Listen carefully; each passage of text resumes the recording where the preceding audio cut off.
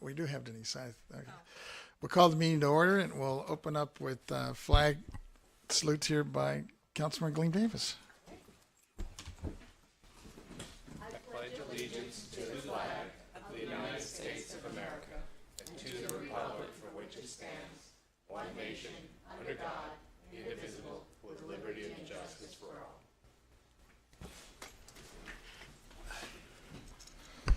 Okay, let me call the roll. All righty. Councilmember Davis,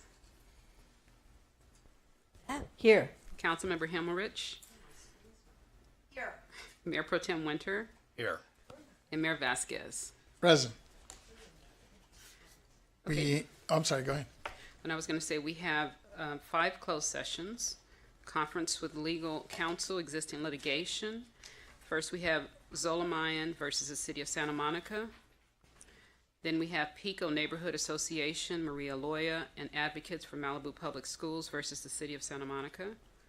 And then we have an anticipated litigation. It's one case, 1236 25th Street. And then we have Mark Smith et al. Versus the City of Santa Monica. And finally, we have one case, the Shore Hotel claims for damages. And you have no request to speak. I'm going to turn to our legal team. And how much do you think we'll be back by 6:30? I know it's pretty lengthy here today. We'll say 6:45. And we have Councilmember Terry O'Day coming. So we'll go ahead and close, or we'll take a recess into closed session. Be back at 6:45.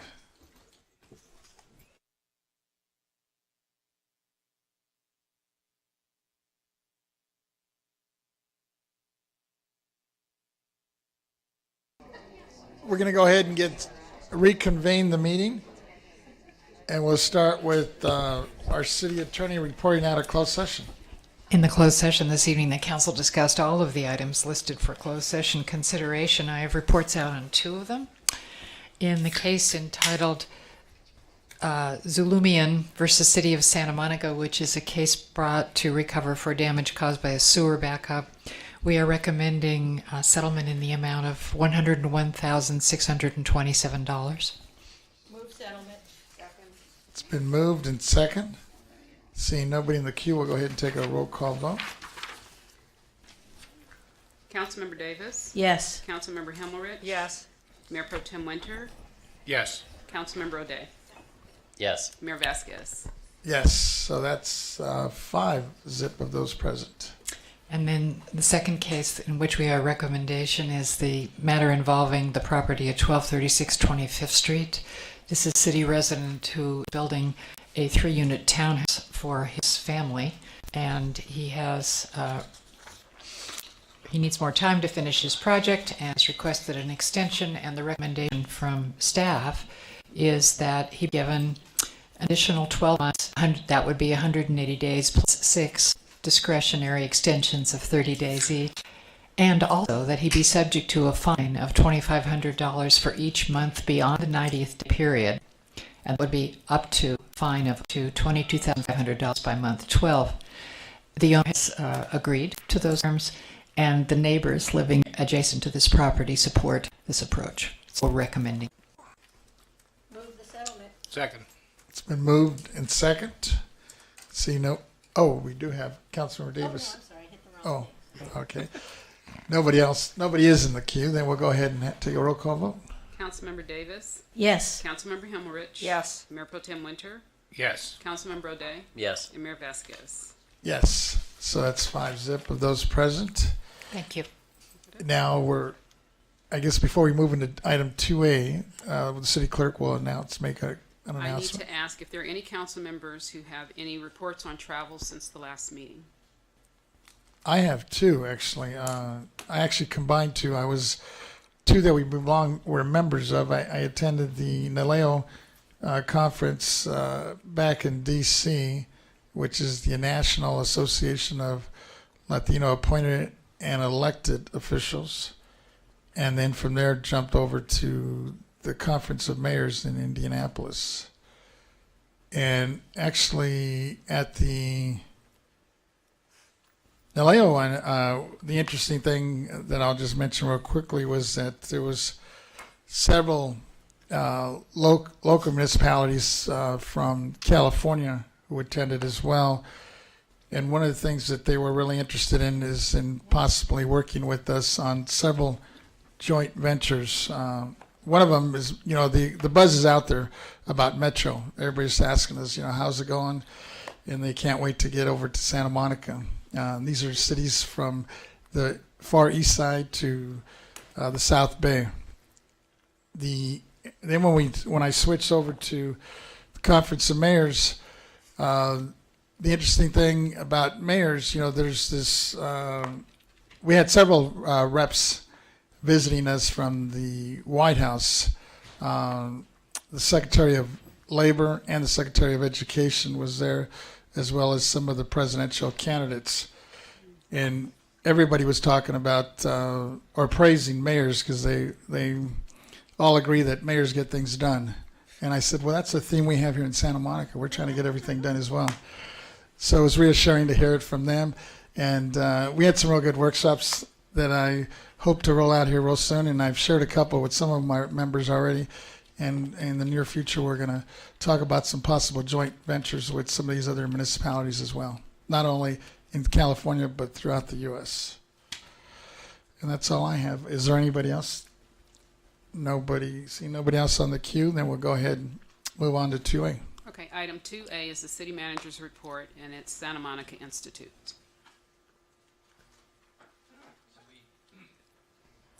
Mayor and members of the City Council, we have Carla Morberg, who heads up Santa Monica Institute, which is, as you will learn, a unique asset for improving performance in our city. Carla? Good evening, Mayor and Council members. My name is Carla Morberg, and I am the Organizational Development and Training Administrator in Human Resources for our great city of Santa Monica. The Santa Monica Institute was developed in-house by city staff, and really what it is it's a platform for professional development so that our city staff can be the best at what they do and so that we can better serve the community.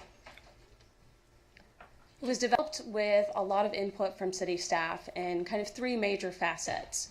The first was a citywide survey, which was provided to all staff, either electronically or in hard copy for staff members who don't use a computer on a day-to-day basis. We also had some focus groups focused on customer service. And what we got out of that, we were able to utilize in terms of staff really wanted more engagement. They wanted to get to know each other, especially as many work in various parts throughout our great city of 8.3 square miles, so they may not have an opportunity to interact with each other. So they wanted a chance to learn from each other. In addition, the leadership team weighed in and provided some guidance in terms of what would develop to be the Santa Monica Institute.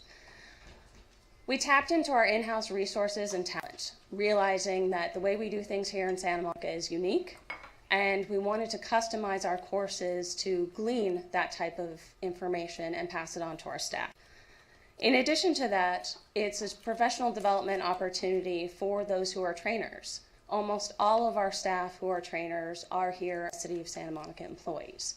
So we provided them a professional development opportunity of going through a Train the Trainer program. This also ensured consistency among our courses and ensures that we have high quality courses available to all city staff. It also, of course, is cost efficient, utilizing our internal resources.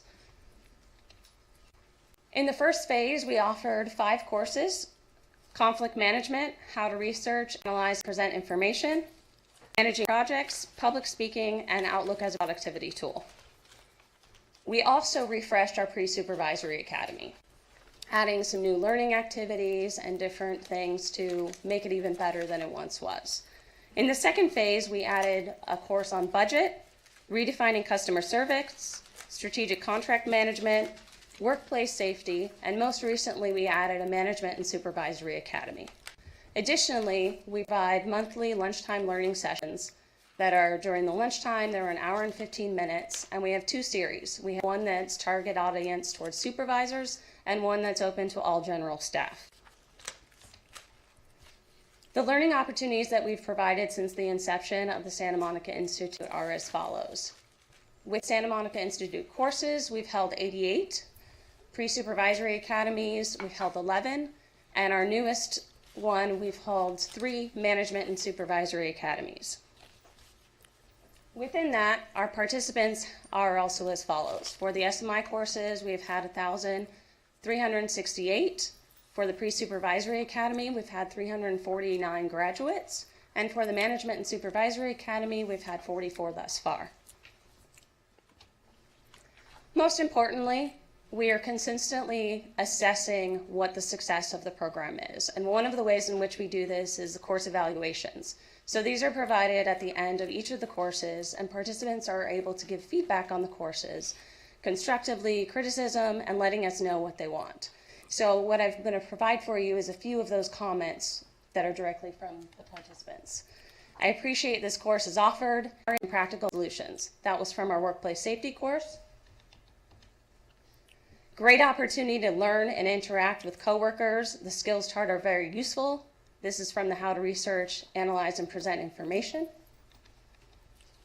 And the last quote I'm going to share, it is very beneficial and eye-opening course. The way Santa Monica develops their employees is beyond reproach. And this was from the Pre-Supervisory Academy. So as we move onward and upward with the Santa Monica Institute, we plan on creating some courses focused on generational learning, expanding upon a tool that we've been using as a communication style assessment to work for those who. Paul Conrad's son, Dave Conrad, would have liked to be here today. I'm sure Paul Conrad's family is very happy about the way this is all working out. We're very lucky to have Paul Conrad's iconic, unique, and important sculpture in our wonderful Civic Center. Paul Conrad would have been 92 years old yesterday. I'm sure Paul Conrad's family is very happy about the way this is all working out. We're very lucky to have Paul Conrad's iconic, unique, and important sculpture in our wonderful Civic Center. Paul Conrad would have been 92 years old yesterday. As you know, he passed away a few years ago. He was a 3-time Pulitzer Prize-winning political cartoonist for the LA Times. I'd also like to thank the late peace philanthropist, Joan Kroc, for the initial $250,000 gift that helped construct Chain Reaction. I want to thank the council here. I want to thank our city manager, Rick Cole. I'd also like to thank our former city manager, Rod Gould. I'd like to particularly thank Mayor Vasquez. He was on the city council when this was first being built at the time. I'd like to thank the Landmarks Commission and so many, many people that were part of the appropriately named Chain Gang. Hundreds, literally thousands of people that helped to support them via petition and contributions, large and small, to help raise over $100,000 for this restoration. We're very glad that a quality art conservator, Rosa Lowinger, is going to be getting this contract. I have the full confidence that this is going to be a beautiful job. And also the Peace Garden, which is scheduled to be on the agenda of the Landmarks Commission next month, will be a wonderful addition. Thank you all. Thank you.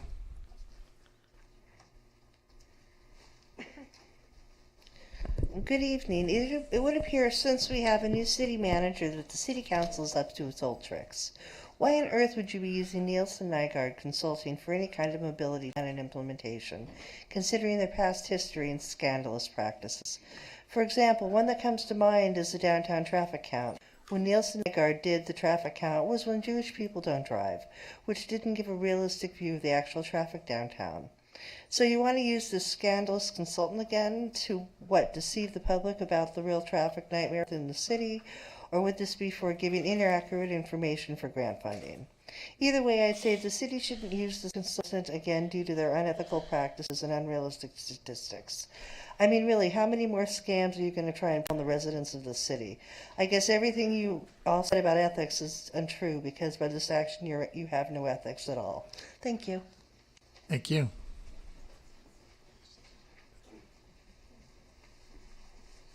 You have some guests with you, Sean? You want to introduce? I do have guests with me. This is Abigail and Natalia. They heard that I was going to come up and say something positive about the well-being item and wanted to join me.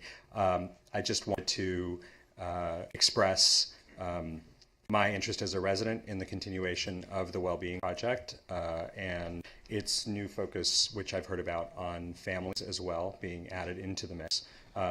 It's an innovative program that's put Santa Monica really way ahead of the curve in terms of international discussion about healthy cities. So I was very pleased to see the item. I also would report as a social services commissioner that the Wellbeing Project Index remains of great interest to us. And so we look forward to see progress unfold. Thank you. Thank you. That closes the public hearing. And I'll move the consent calendar. Councilmember Hemorrhage is moving the consent calendar. Second. And it's been seconded by our Mayor Pro Temp, Winter. That's the second time, I think. Nobody else in the queue will go ahead and get a roll call vote. Councilmember O'Day, Yes. Mayor Pro Tem Winter, Yes. Councilmember Himmelrich. Yes. Councilmember Davis. Yes. And Mayor Vasquez. Yes, so that's 5-0 of those present. Next, we will move on to item 7A, and it's introduction for first reading of an ordinance to amend the zoning ordinance, making minor clarifications regarding applicability of active commercial design and active commercial use requirements in mixed use and commercial districts. Requirements for enclosed garages in the R1 zone, requirement for front setbacks in the OP3 zone, and requirements for maximum first-story street wall height in the OF zone. And you have 3 requests to speak. And it looks like staff's queuing up, so we'll let the staff take over.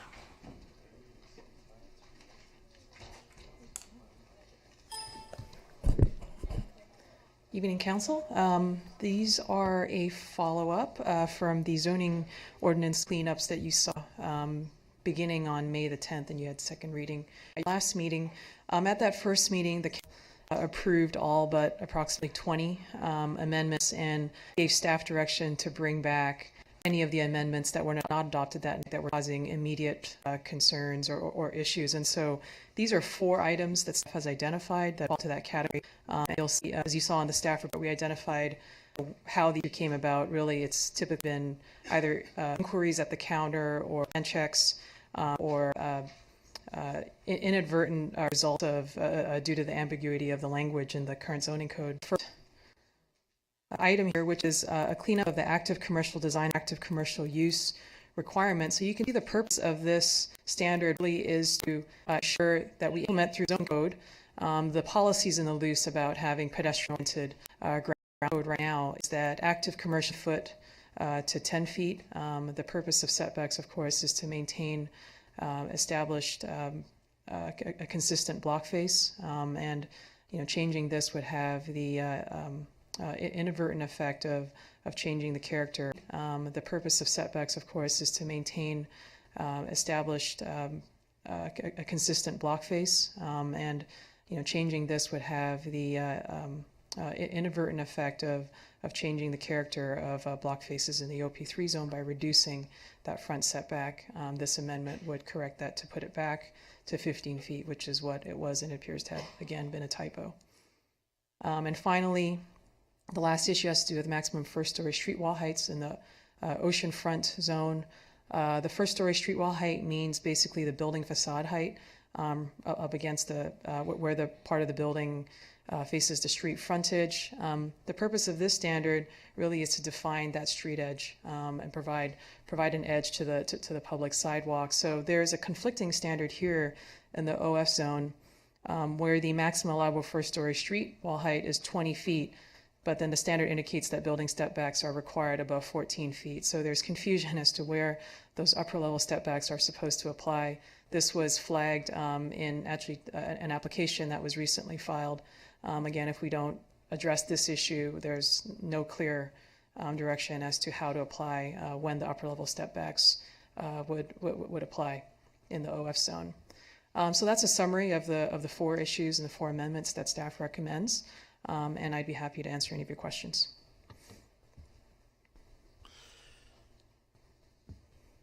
Seeing nobody in the queue, we can get, I guess, open up the, we do have, let's see, 3 members of the public that wish to speak, so we'll go ahead and open up the public hearing. Starting with Alan Fringer, Denise Barton, and Michael Tony.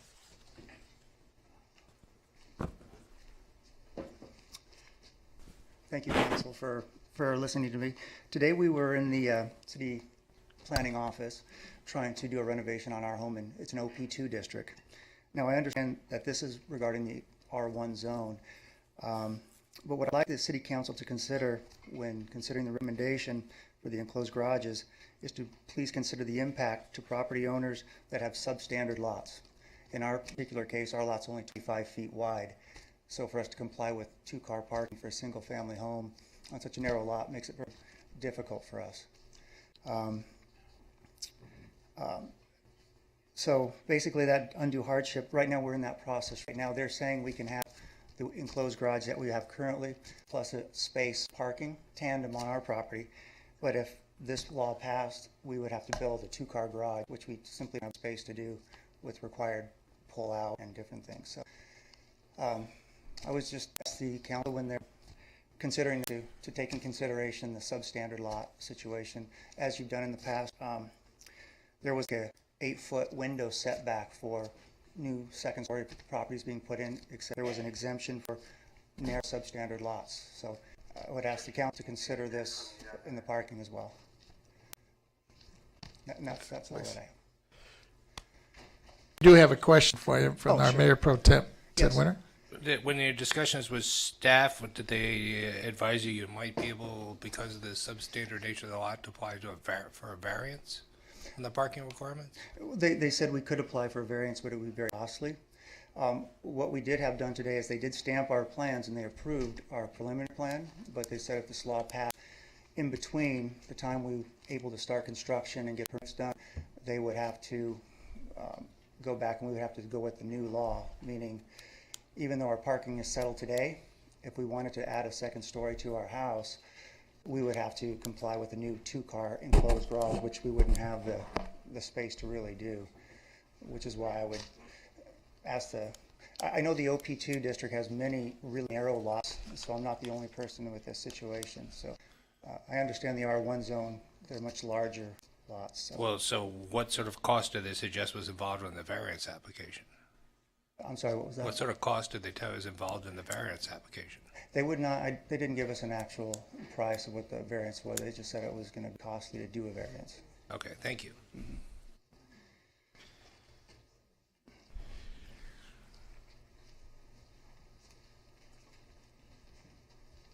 Denise.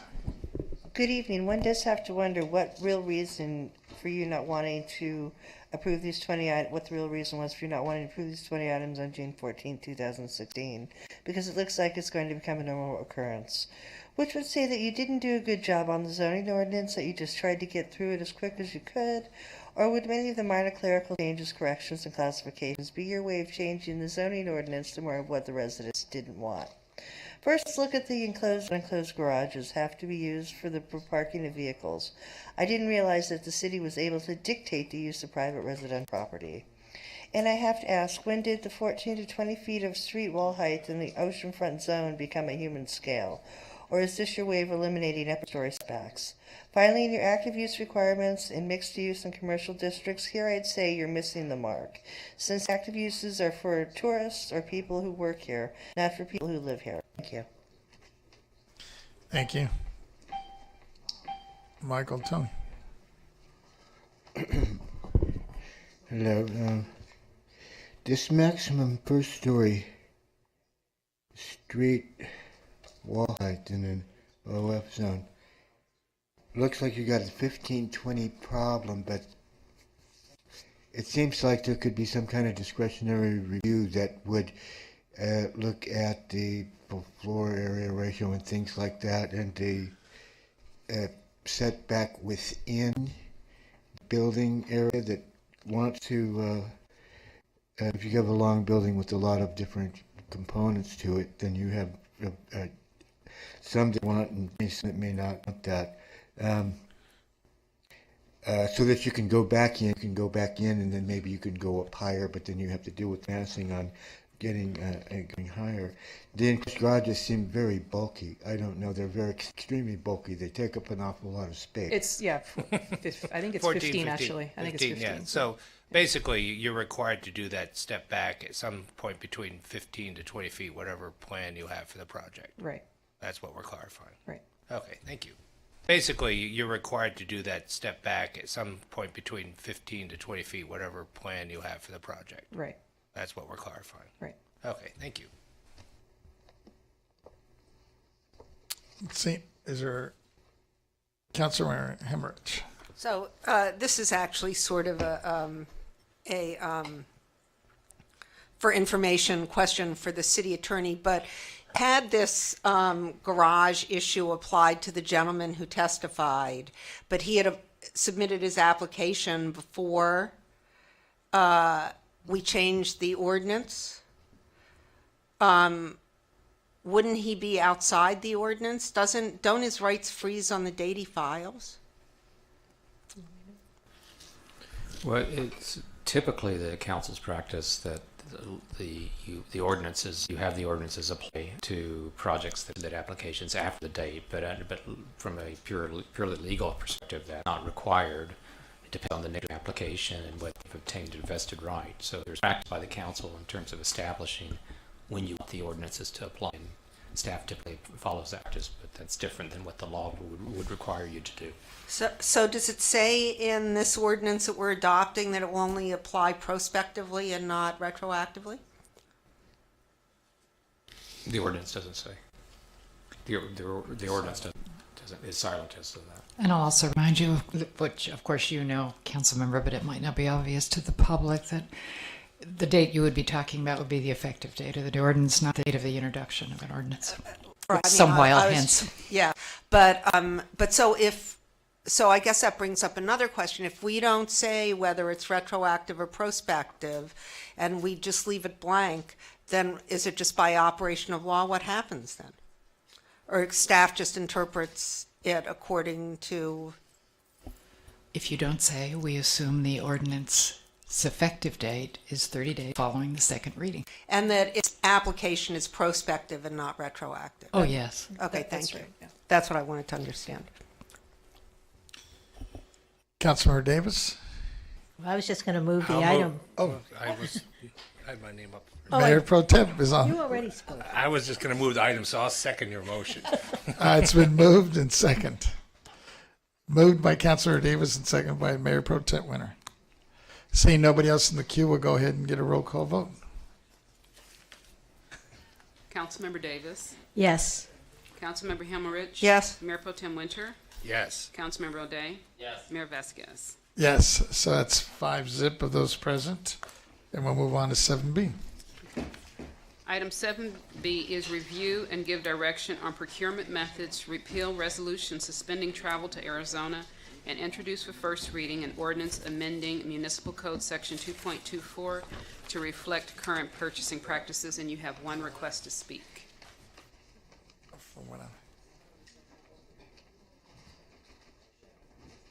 We have our city manager, I guess, wants to start first, looks like.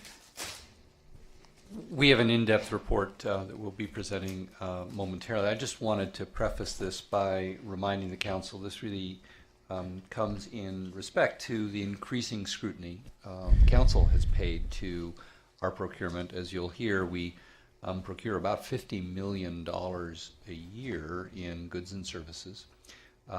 We do an excellent job, but we can always do better, and that's what tonight is about.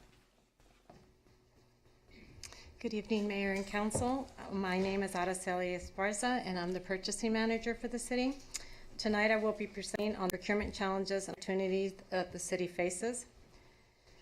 Staff prepared this report amid the concerns that we have been seeing a growing number of 1 and 2 bid responses to solicitations over the past few years, and how the city determine whether it's getting and receiving best value.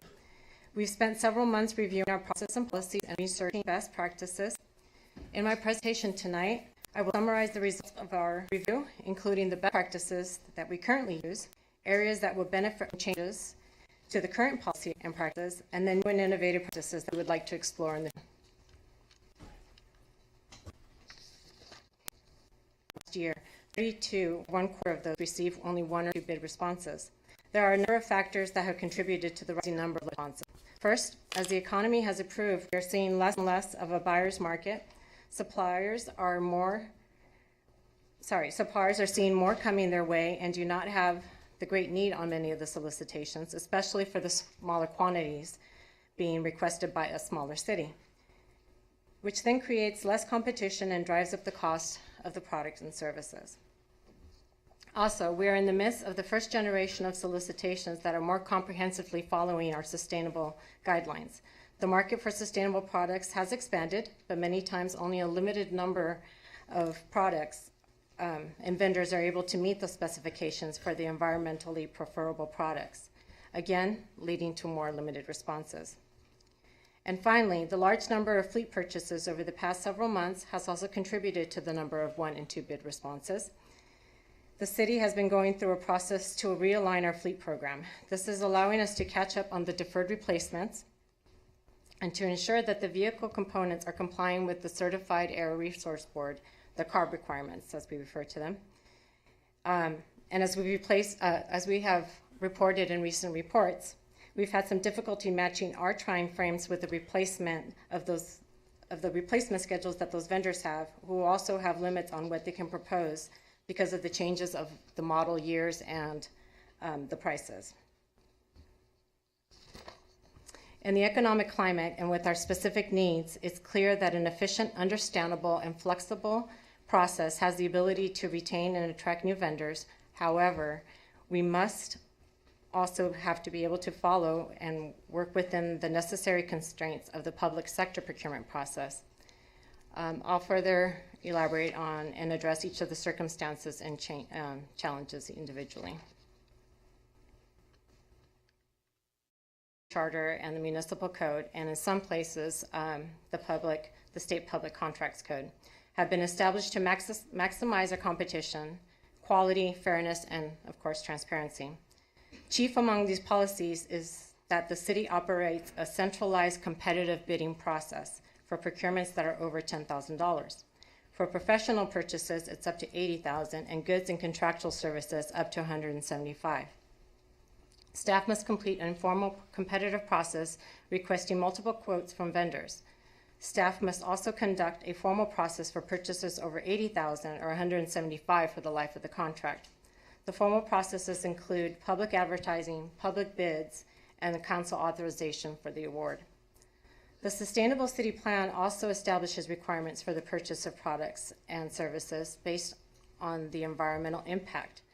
That plan guides the purchasing of the CNG vehicles are energy efficient products, recycled content, also lead design, and construction. These policies were meant to ensure that the recommendation of the new contract represents the best value to the city and that the city can achieve. Value in this case includes quality, effectiveness, adherence to the city's goals, and price. Within a year, the procurement team has conducted more than 470 competitive processes totaling over $50 million. And to be effective within our own strict guidelines, we employ a number of best practices.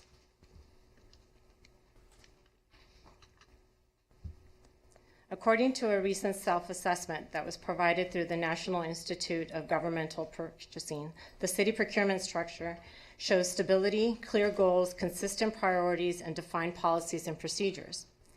Each time we have a new solicitation, the city notifies over 15,000 vendors, or we can narrow it down to the vendors that have selected the commodity or service. They're notified electronically through its online vendor portal and bidding system, Planet Bids, and in some cases through newspaper advertising. And in addition to the vendors registered on Planet Bids, procurement then works with staff to notify, identify, and invite the new vendors to join our online bidding system. Staff regularly reviews all informal quotes and formal bids to identify the repetitive purchases that are conducted across multiple departments. We will then combine the like goods and services and make them into citywide bids. Last year, we combined over 150 bids into 17 citywide bids and was able to save about 200 in total expenditures on an annual basis. We also take advantage of purchasing tools such as the piggybacking and cooperative bidding. Piggybacking is more of a competitive bid process piggybacking is when the competitive bid process and procedures have already been formulated by another government agency, another city, another district.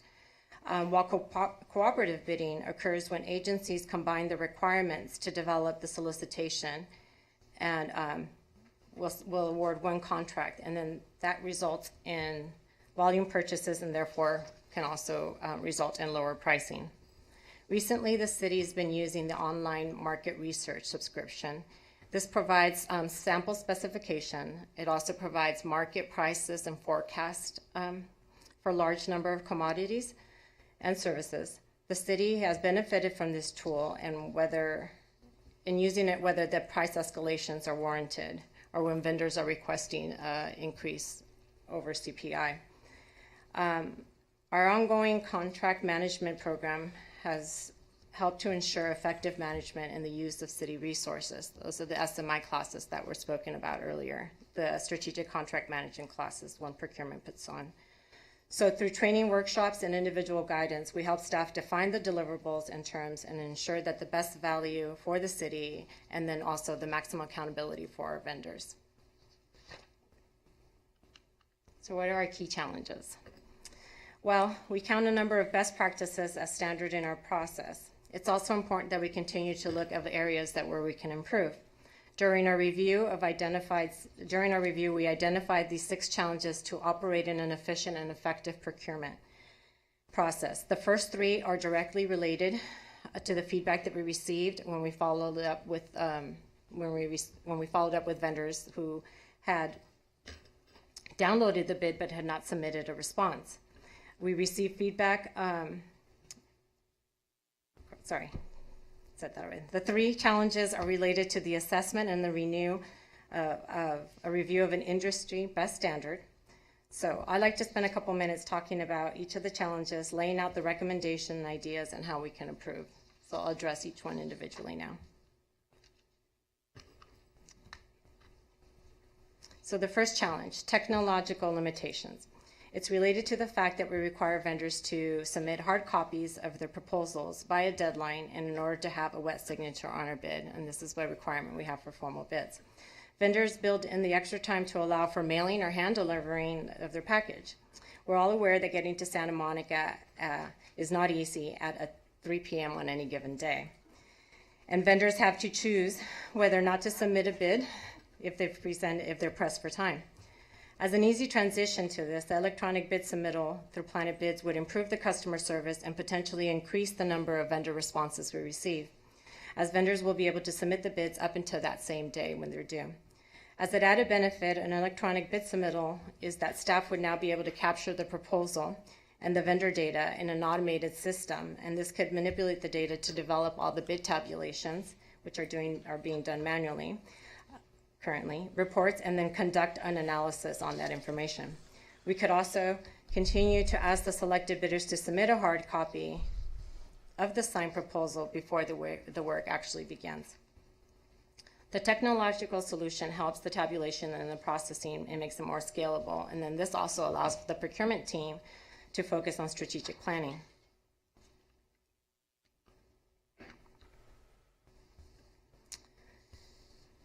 A number of vendors pointed to the large amount of documentation and disclosure requirements as reasons to why they did not submit a proposal after downloading the bid. The city has a number of requirements that are mandated within the city charter of the municipal code. Compared to nearby cities, Santa Monica has the most requirements.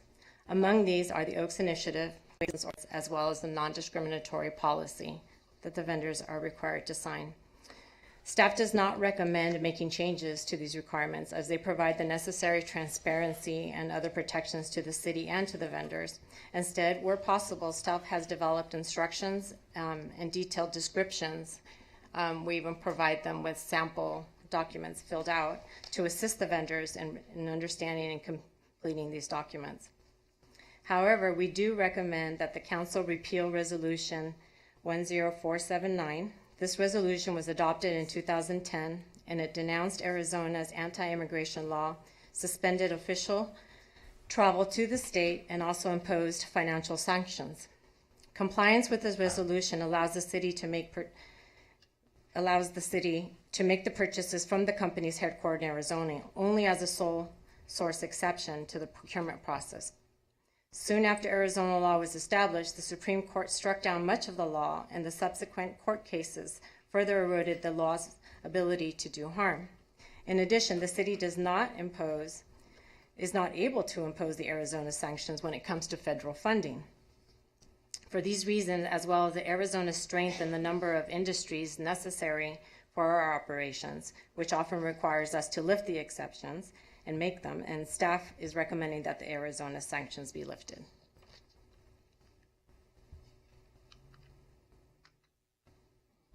The most frequent reason given by the vendors was asked why they did not submit a bid was that the request was too specialized.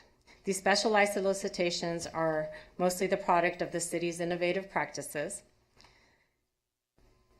which require us to use goods that are not mass-produced. This can result in the low response solicitation and less competitive pricing as well.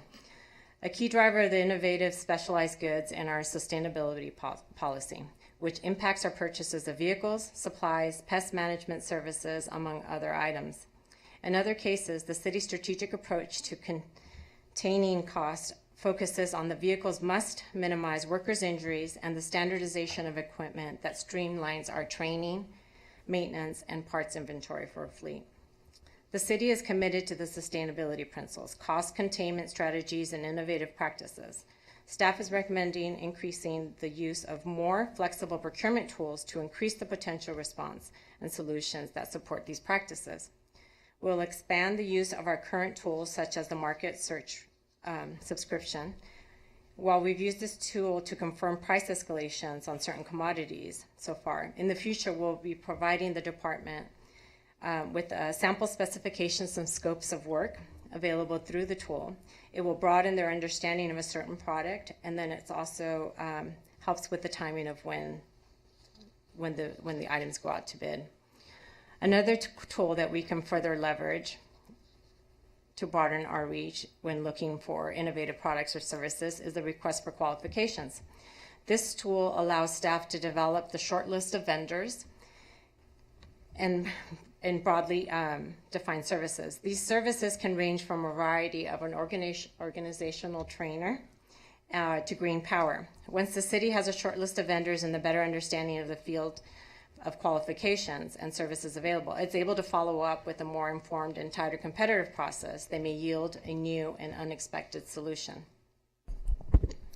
Finding procurement will work with departments to identify where broad problem statements could be appropriate as a procurement tool. As a broad problem statement lets vendors know what the city's end goal is, and invites them to submit solutions with no further specifications. Staff will also consider opportunities to allow unsolicited proposals from the private sector, as long as there's other companies that are able to bid on the same project, and to consider partnerships with entrepreneurial vendors.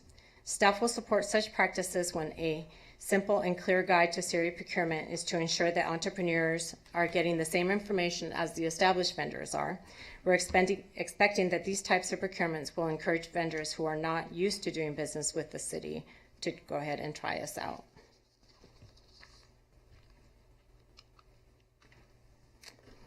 On average, a formal procurement can take from 3 to 6 months, depending on the complexity of the product or service. We look carefully at our process to see where we can shorten this time frame.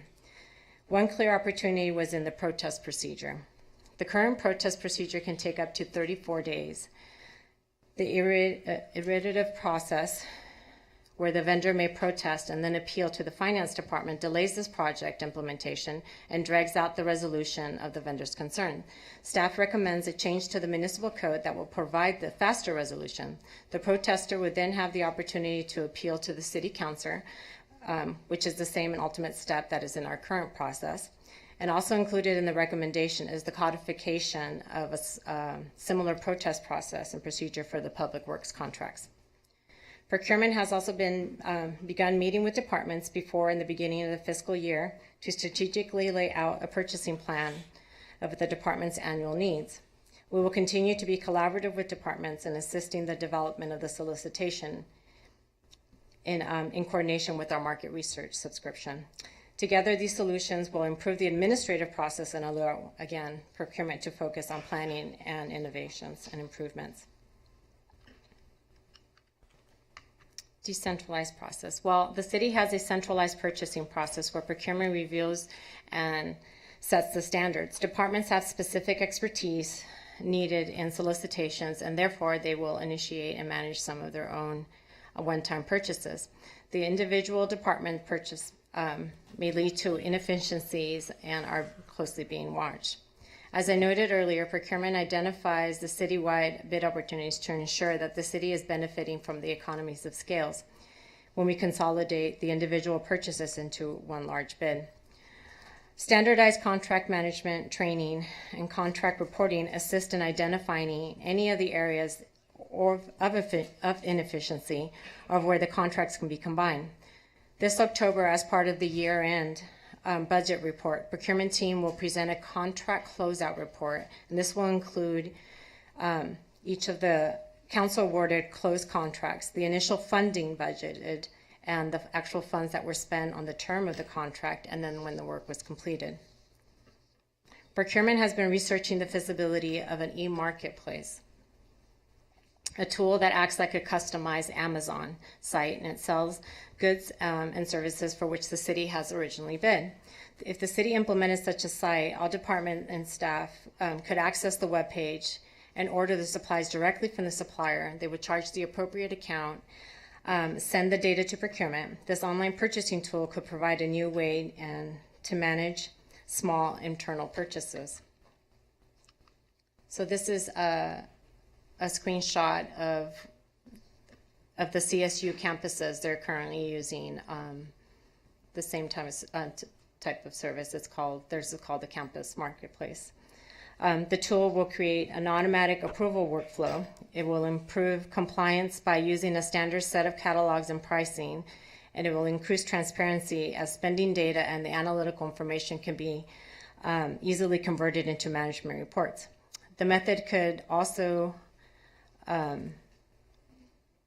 be the most purchases of the city using the Citizen Purchasing Card, so our P card, and reducing the cost of time for printing checks, improving our cash management, and increasing the amount of rebates that are earned on the purchasing card transactions. The final challenge that we identified was the low participation that leads to the lower of the city's purchasing power. It's closely related to the challenges the vendors identified earlier in the presentation. Responding to this challenge, therefore, would assist in broadening the field of vendors. Staff will continue proactive outreach to our vendors through its online vendor portal and through our local organizations and other regional chambers.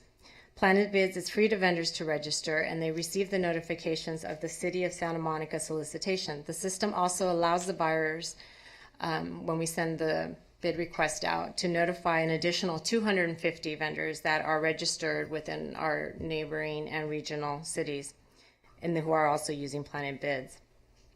It would also be helpful so we can see what other cities and agencies are bidding and ensuring that the city will schedule our job walks and our deadlines to maximize the participation rather than competing with other cities. This is also good information when we're identifying potential cooperative bidding partners.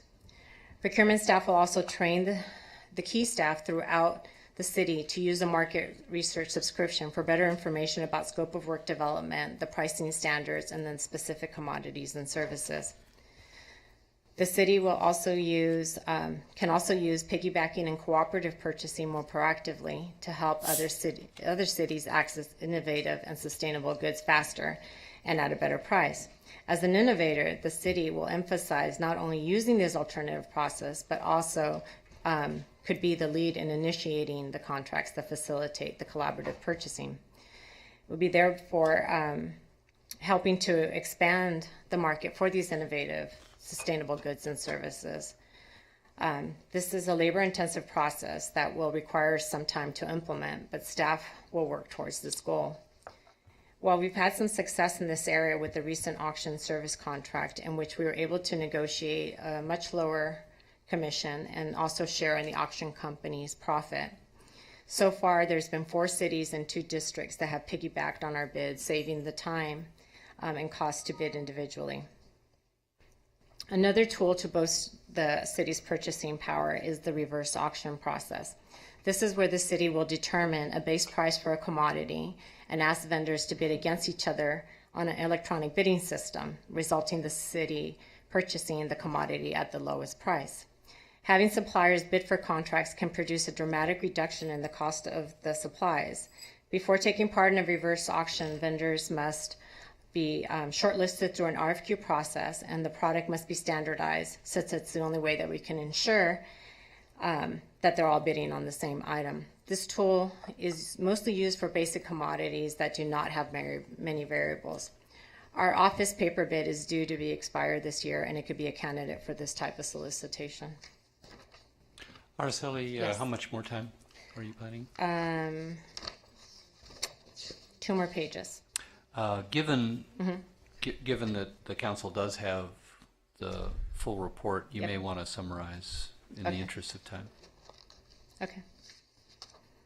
So for inclusive and preferences, so council specifically asked staff to review these policies related to minority, women, and veteran-owned vendor participation. So the state Proposition 209 prohibits many of these preferences. So what we've done is looked into the different ways that we can still reach out to these type of vendors.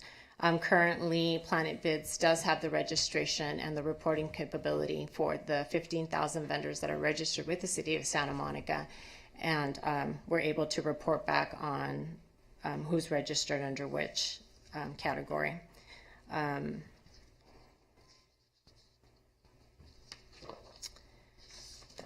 So the next stages, the next steps. So to summarize, tonight we're seeking your direction on whether to proceed with the innovative practice that we've laid out, including the marketplace site, expanding the use of RFQs and broad problem statements and reverse auctions.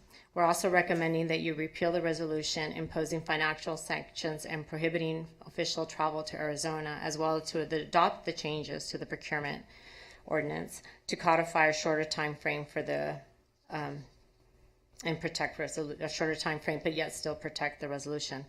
This concludes my presentation. I'm happy to take any questions that you may have. Councilmember Hemmerich is in the queue. So I really want to thank you for that report as the person who's been most interested in the bidding practices.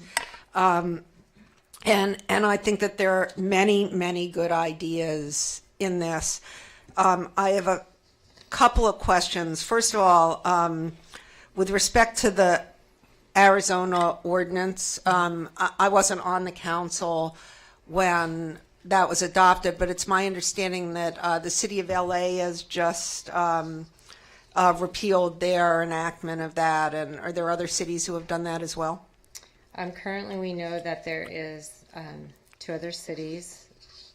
It's New York and I can't remember the last one. Sorry. I think it was LA. I mean, LA? maybe there's something else. Yeah. Yeah. I'm pretty sure they did it last week. LA did. So, San Francisco. Sorry. Oh, San Francisco. So the other thing I thought was particularly interesting in this was the idea that we could collaborate with people who can create the actual items we want. And I just talked to the city manager about that with respect to the little traffic vehicles. Yes. And I think it does give us a chance to participate in innovation. But how are we going to have our departments buy into this? The departments buy into having a partnership with a particular vendor? Well, so let's say the police need the little traffic trucks. Right. So they come and they tell you we need the little traffic trucks again, and you put out an RF. In that case, it was an RF. For that one, we did right? a formal bid. Okay, so you did the formal bid and a few people, but really there was only one bidder for it. Correct. But this would have, in my view, been an ideal place to find something more innovative. We know who makes the other one. I kept saying we should just buy a bunch of Leafs and take the doors off of them. But, you know, I mean, I understand that that's not but I think, how do you get the police department to want to do it that way? The police department was involved in that solicitation.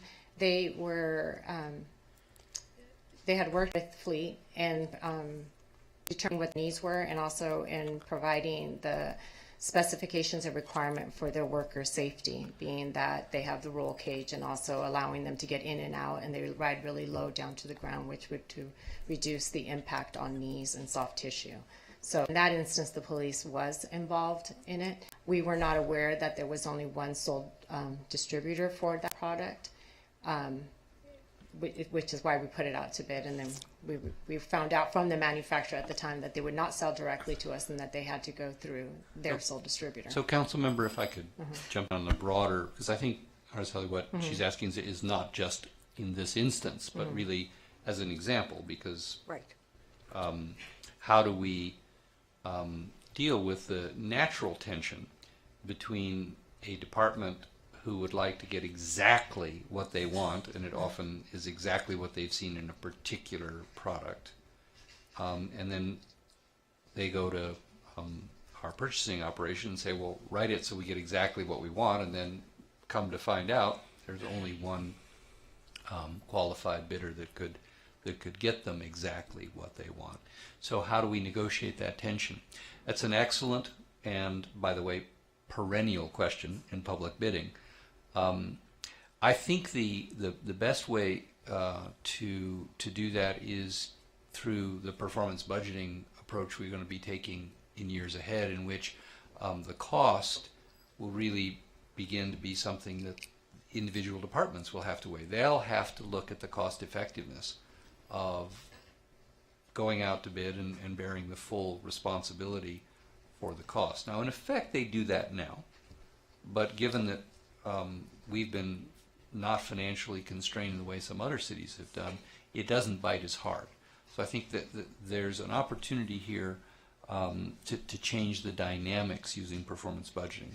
The second tool that I think we have in this is we should, and I think this is a lesson learned here, we do our homework a little bit beforehand to ascertain if the specifications are narrowly drawn, what the climate is. And I think we actually got back to the council and said that we could have canceled all these bids. We could have probably gotten a very small discount had we simply negotiated. So there's a different route, a sole source route. It's in the code.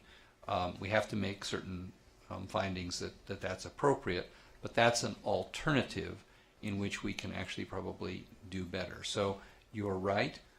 In this case, the department should have skin in the game, and you're right that we should look for alternative approaches. I think that's consistent with the recommendations we're making to you tonight.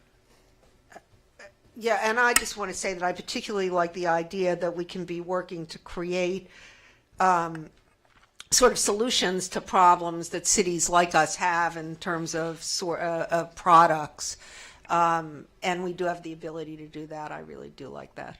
The one thing I don't support is micromanaging, right? Having 10 more people second guessing and going over. I mean, the police department in the end need to be happy with the equipment they use, whether it's the carts that they use to give tickets or whether it's the guns that they use to defend themselves. Yes. And it's similar, you know, you're running a water treatment plant. In the end, you want folks to be satisfied that we haven't given them a cheap version of something that doesn't work.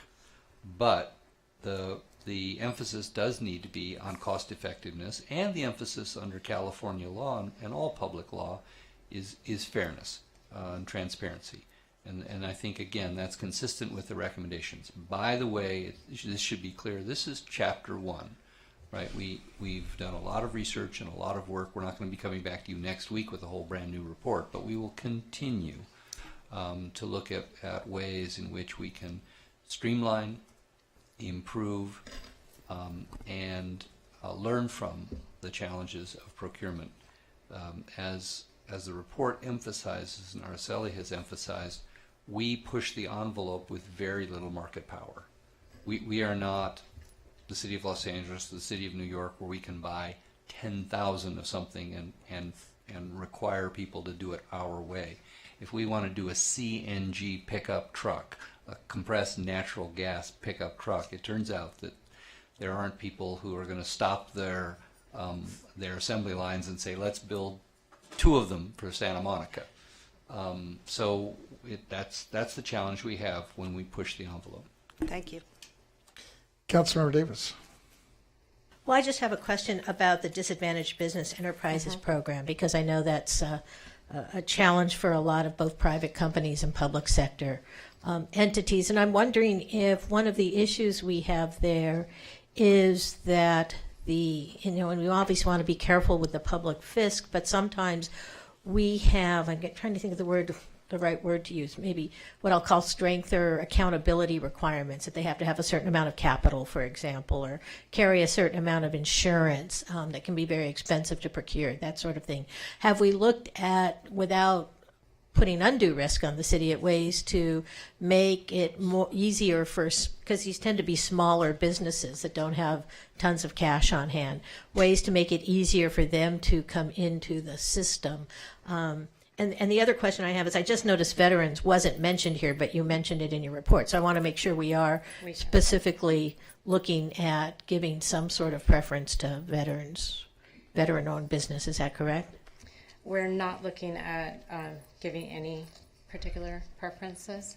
Well, do they fall within the federal DBE guidelines? I think they do. When it's federal funding, we're required to. Right. For our regular purchases, we are not required, other than the local vendor preference. When we did the research through our planning bids to see what vendors we had, it basically categorizes the different designations that those vendors could be listed under, and you could be a minority and woman and veteran. So when we pulled the report, there was 9,000 of those vendors that had one of those certifications, or they might have several. So those aren't really, a fair comparison.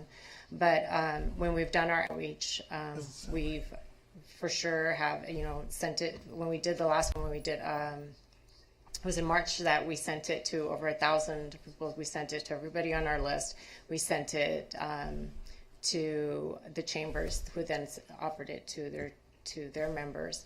We're looking at doing more with the LA County and going out to. Right, but my question isn't about where we're sending things out to. When we get the bids back in, so for federal contracts, for example, we have certain requirements to give preferences to DBEs, which include veteran-owned businesses. Is that correct? That is correct. But what you're saying is, if we're not using federal money, if we're just using city money that doesn't have any isn't attached to any federal requirements, then we don't give a preference to veterans. I understand under state law we can't discriminate. Well, state law I think prohibits discrimination on the basis of race and ethnicity. I don't think does it prohibit on the basis of veterans? I don't think it does. And that's my question. I think if I could help for a second, Araceli, or try to. I think what Araceli is saying is that we don't have, for purchases not made with federal money, we don't have any statutory preferences except for locally owned businesses, and the Finance Department is not recommending adopting any. Okay, all right. All right, but when we do in the federal context, veterans are included there. Okay, great, thank you. Before we go to the public, I just had one quick question, kind of following up on the discussion.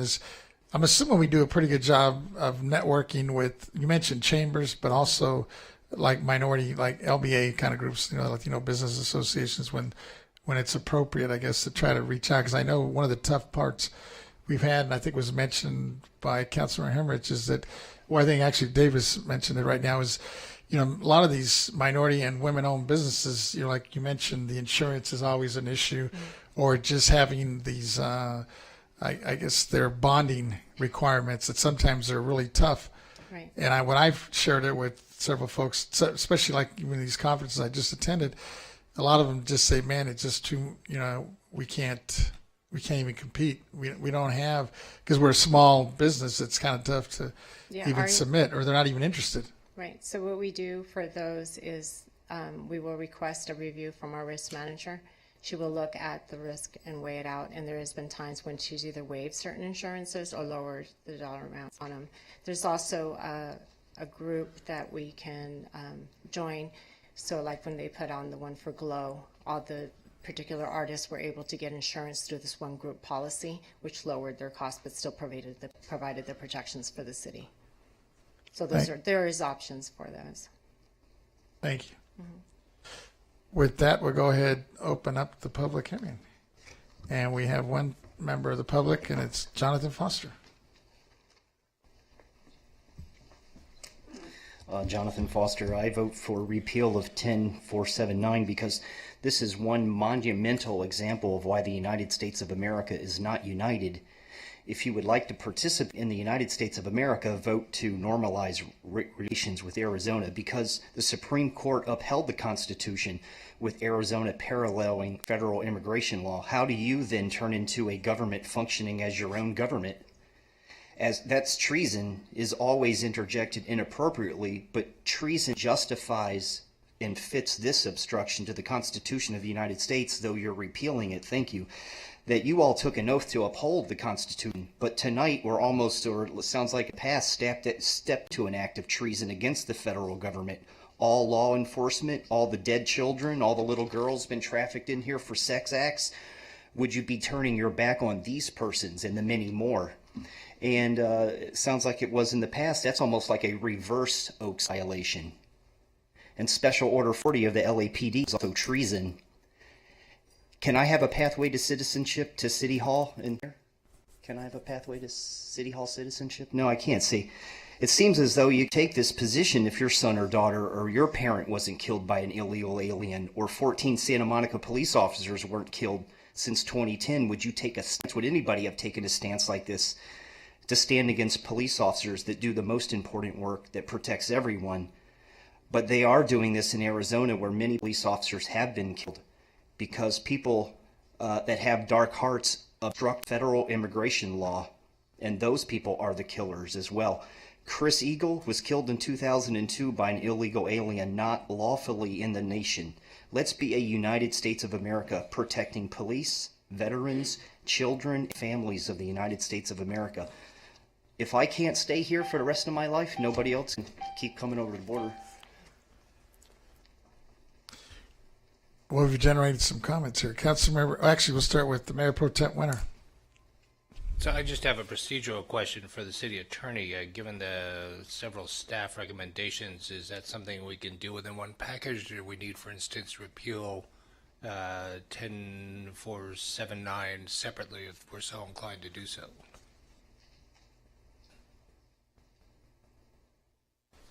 How about if you do the ordinance separately, which is number 3 on your list, I think? I think it's 2, no? We might be looking at a different thing. I'm looking at the agenda. I don't know how it was listed in the report, Mayor. That's why I said that. But it seems to me that your first action is receive the attached report. You can do that and repeal. You could probably you don't have to receive the report. You've heard the report. Maybe do separate votes on the repeal of the resolution in the introduction of the ordinance. Is that okay? All right, that's all I need to know. Thank you.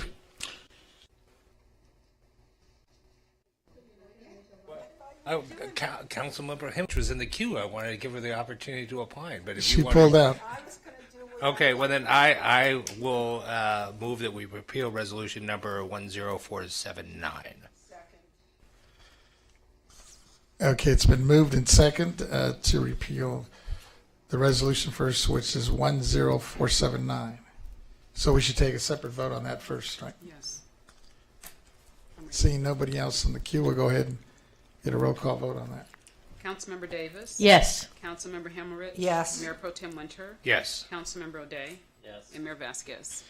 Yes, so that's unanimous of those present. Then we need to move on with the staff, or actually the rest of the ordinance. Right? So while I'm still got my mic on, I'll move that we introduce for first reading the ordinance amending the municipal code chapter 2.24 as attached to their staff report.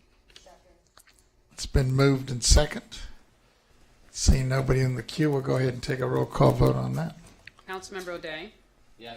Mayor Pro Tem Winter? Yes. Councilmember Himmerich? Yes. Councilmember Davis? Yes. Mayor Vasquez. Yes, so that's also unanimous of those present. We'll move on to 7. Let's see, what do we have here now? So you still have to give direction. Yeah. Oh, I'm sorry, there is. Yes, So there was some direction. I'll right? suggest broadly, with anybody else chiming in, that we give staff direction to pilot and implement the new methods that they showed to us today, both in the oral presentation and the staff report, because I think they're all great momentum forward. Councilmember Davis. Well, I agree that I think a lot of the suggestions are good, and some of them will apply for some requests for services, and some will apply for others.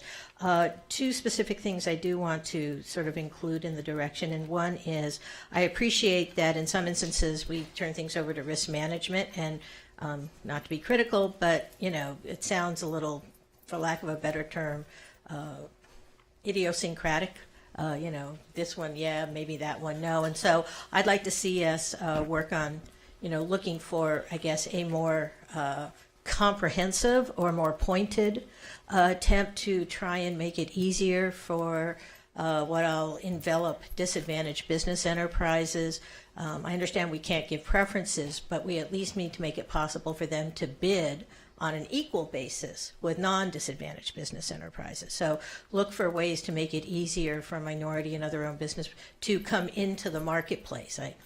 So I want to make it clear, I'm not asking to give preferences because I understand the requirements of state law, but I think what happens is because they tend to be smaller businesses, they may not be able to meet some of the high bars that we may set in our bidding requirements. So I want to look at a way to try and bring them into the marketplace, and I certainly want to specifically include, since I don't think state law has a prohibition on veterans, is looking for ways to bring more veterans. We have a tremendous number of very highly skilled veterans coming back from difficult circumstances, and I think encouraging businesses in which they're involved is a small way perhaps to repay them for the sacrifices they've made. Good point. Councilmember Hemorrhage. I do agree with everything that's been said so far, and I wonder if, I understand sort of weekly as we review our consent items, primarily we see evidence of the process working, but I wonder if we could get, and I know you're going to keep doing it, some sort of interim report, maybe just an information item in about 6 months, saying how it's going, so that if there's anything else we can do to help, we can help. Is that feasible? Great, thank you. I'm seeing nods. I think so. Anything else? This could be a voice vote, Mayor. Yes. All those in favor, ayes? Aye. Opposed? Abstentions? So it's unanimous voice. Well, we'll go ahead and move on to 8A, I believe it is now.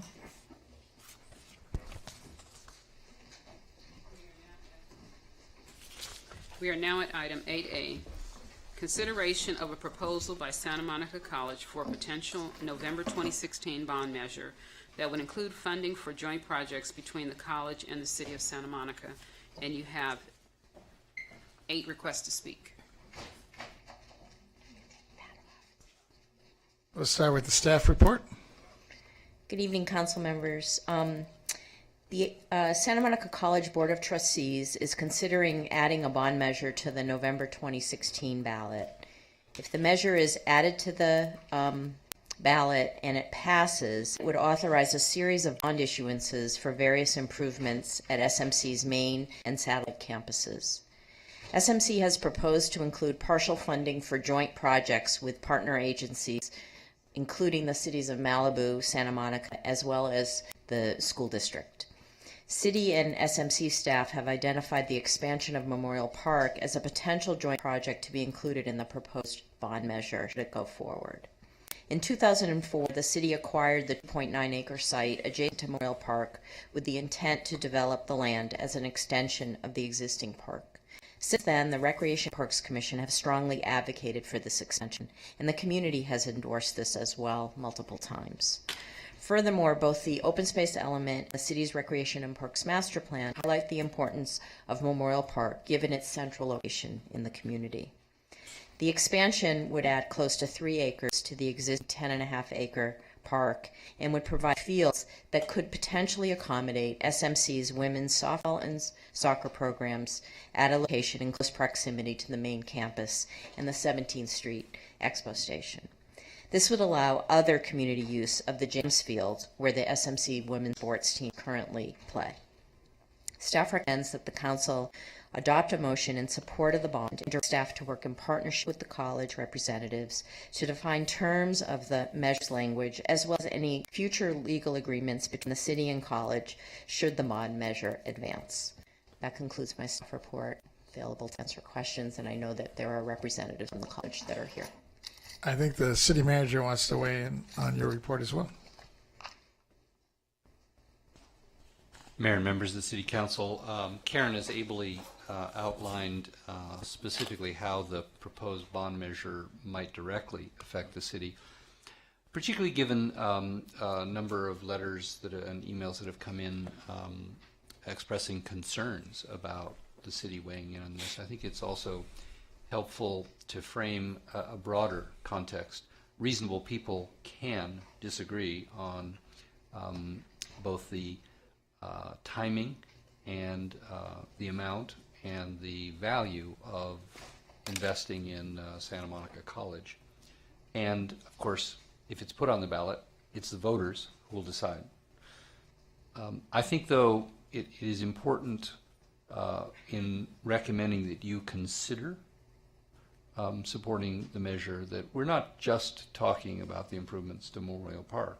We're talking about the significance of having the state's very best community college in and serving this community.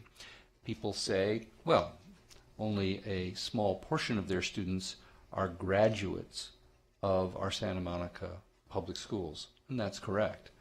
But in a city that has identified lifelong learning and has identified Learn and Thrive as one of your 5 top strategic goals, having the quality of Santa Monica College, which I know I'm preaching to a group of people who know this, but I want to frame this from the standpoint of why the staff is recommending that you consider this, is of incalculable value to the city and its future, and it is really a cornerstone of our prosperity, our identity, and our quality of life.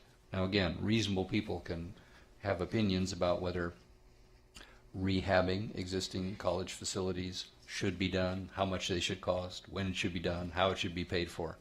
But the value of an extraordinary educational institution in this community is incalculable. Councilmember Davis. Well, Mr. Mayor, I was wondering if Ms. Ginsburg mentioned the NIC, there are representatives of the college. I'm wondering if I could ask some questions that could be answered by the people representing the college.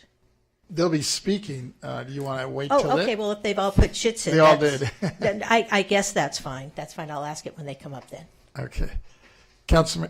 Mayor Pro Tem Winter. I completely concur wholeheartedly with everything the city manager said. I guess I just sort of have this little procedural question about whether or not the college board has not yet officially decided to put this ballot measure before the voters in November. So we'll just have to ask, are we putting the cart before the horse to say that we support it before it's actually official? That's wondering what your thoughts are on that. It's a reasonable question, and we considered that question, and that's why our recommendation is you consider supporting this. We did not recommend that you support it. We thought that we should pose the question, and the reason we should pose it before is the College Board, like you, is interested in what the community thinks, and as important stakeholders in the community representing a broad constituency in the community, and as folks who are being asked, what do you think about us including Memorial Park in our proposed bond issue, there's an opportunity for the council to weigh in. You could weigh in and say, if you put it on the ballot, we hope that you'll include funds for Memorial Park. You could say, we hope you'll put it on the ballot and we will support it. You might say, we hope you'll put it on the ballot, but you'll spend more money on this and less money on that. But we didn't want to say just what's been proposed is something that the council ought to weigh in on and unanimously approve.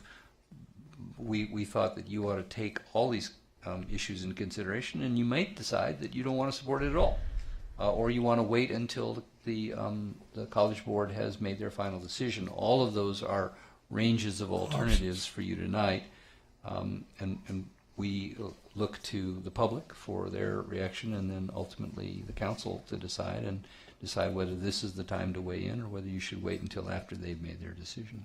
All right, thank you. Seeing nobody else in the queue, we'll go ahead and open up the public hearing, starting with Denise Barton, Linda Sullivan, Denny Zane, and the president, Dr. Catherine Jeffrey. Good evening. More money grubbing by the College Board in our City Council for their special interest or financial mismanagement by them. Let's look at some of the facts that support that point of view. Beginning with the lost redevelopment funds, the redevelopment funds the city was receiving was supposed to be used to build and maintain affordable housing. But our city was using those funds to pay the monthly subsidies or rental assistance. And then once the redevelopment funds were gone, the cost was shifted over to the residents. Precious way, I think. All right, starting with Councilmember O'Day. Hi, thanks for coming out tonight. I think you said 3 out of 4 of your family members attended school. So who's the slacker? My daughter Maggie didn't boy, take we're any, gonna have but to she talk took with her. a summer basketball camp at the gym. Oh, she hasn't fair taken any enough. classes Thank yet. you. She's only 29 though. She might come back. Anything else? Any other questions? Councilmember Davis, I'm sorry. Yeah, thank you, Dr. Jaffe.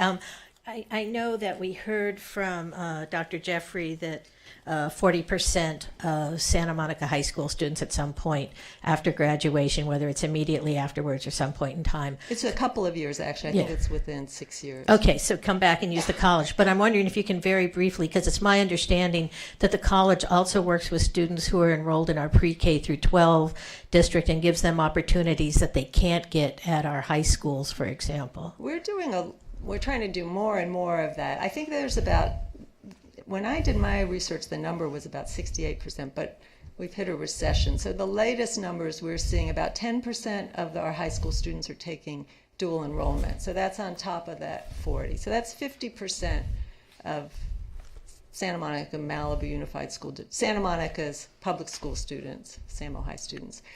We're also doing partnerships with dual enrollment in the schools, but we're also working on curriculum development now so that we have 12th grade courses, and I see President Lieberman is here. We had a joint meeting, but I know SAMO High now is beginning to offer 12th grade courses that will articulate directly into college level placement at Santa Monica College. And so there are a lot of partnerships like that happening. We also, of course, train many of the people, especially special ed. We have programs through our ed department, early childhood education, that include working with special needs children and early childhood educators. Is that answering your question? Is that what you were trying to get at? Well, yeah, I was mostly concerned because we were talking about how the college was serving Santa Monica High students after they graduate. And it's my understanding there are lots of places where students who are currently enrolled in the pre-K through 12 district are actually taking advantage both of summer programs and, as you said, the dual enrollment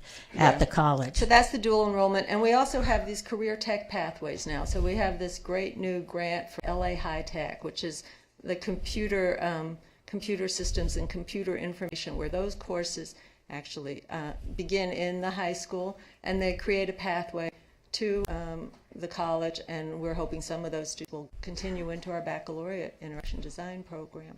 Great, thank you. Thank you. Any other There's questions? one more question. Councilmember Hemmerich. Yeah, good evening. So I hope you're the right person to ask this. So we got a little bit of correspondence about this. Right. And one of the questions was whether you're planning a senior exemption in this bond. I saw that and I meant to look at it. I believe that state law, and Don, you can probably answer this, does not allow for senior exemptions in bonds. It allows in parcel taxes. Did I get that right? But the issue for most of our seniors who live here, these bonds are based on the value, assessed value. So for seniors who've lived here a long time, like my neighbor across the street who bought his house for $25,000, that's the value it would be assessed on. And I believe there are other caveats that the state has for housing problems, but it's not legal to have a senior exemption on a bond. So now maybe I'm out of line, but are any exemptions legal in state bonds? I don't think so. If they were, we would. And the amount of that a property owner is assessed who has a rental property can be passed on to the tenants. That's how I understand this works. Yes, that's how it's always been done. And we're expecting it to be about $18 per $100,000 assessed value. And again, it's not what you think your price is worth if you sell it. It's what you paid for it. I do understand that, but in a recently, I guess what I'm thinking about with renters is properties that have changed hands recently. Right. Will be assessed at a commercial or rental properties will have a high assessed value, which can be passed on to the renters, whether it's a rent control building or not. Do you want to speak to that, Don? I mean, I know I think there's probably not much to say, well, because I think if the fixed, general average dollar amount is like $1.89 or something a month. We have the averages. And then I get that depends on the number of units. I understand. And then the final question that I'm sorry, I want to add. I understand that the city is working on relief funds for those renters who actually have, are really in jeopardy of being able to stay in their homes. And I would certainly suggest that in those cases, this would be one consideration you could consider. But I also want to say renters is the college, so there's definitely a benefit to everyone. But I was happy to see that fund was being developed, and I would think in those real hardship cases that would be a possibility. And then the other criticism I've heard of this bond is that that you haven't drawn down on the other remaining bonds that you have had in the past. Every penny in there is spent. So when you say it's spent, it hasn't been dispersed. It hasn't been dispersed, but it is in the pipeline, and all of those projects are in progress. So that's, this bond too, it'll go in November. These things roll out, but that is the funding that we have previously passed has all been obligated. Thank you. Don Gerard, I think he has some of those answers for you too. Yes, I'm also here to answer questions if needed. And I'm Don Gerard. I'm Senior Director of Government Relations at the college. And I want to thank all of you and our city manager. When you go out on a line like this, you're identifying a need that the city has, and it does set up an institutional imperative. It actually does call attention to a need to expand the park, that it's timely, and that should you actually not go that direction, it's still going to come back to you to try to address how you're going to expand the park and so forth, and how you're going to finance it. So it's a significant action on the part of Rick in fundraising and in development. That creating an institutional imperative is always a consideration before you talk about what isn't as opposed to what is.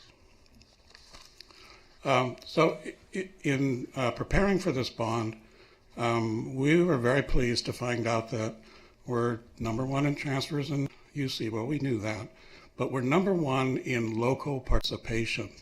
So there's 72 community college districts, and we are the top. And what that means is that among community college districts, more of our residents attend classes than do residents of other districts attend their colleges. And that comes because we have a big college, we have a breadth and depth, and a set of services that the community wants. I think I'll just stop there, and if there are questions.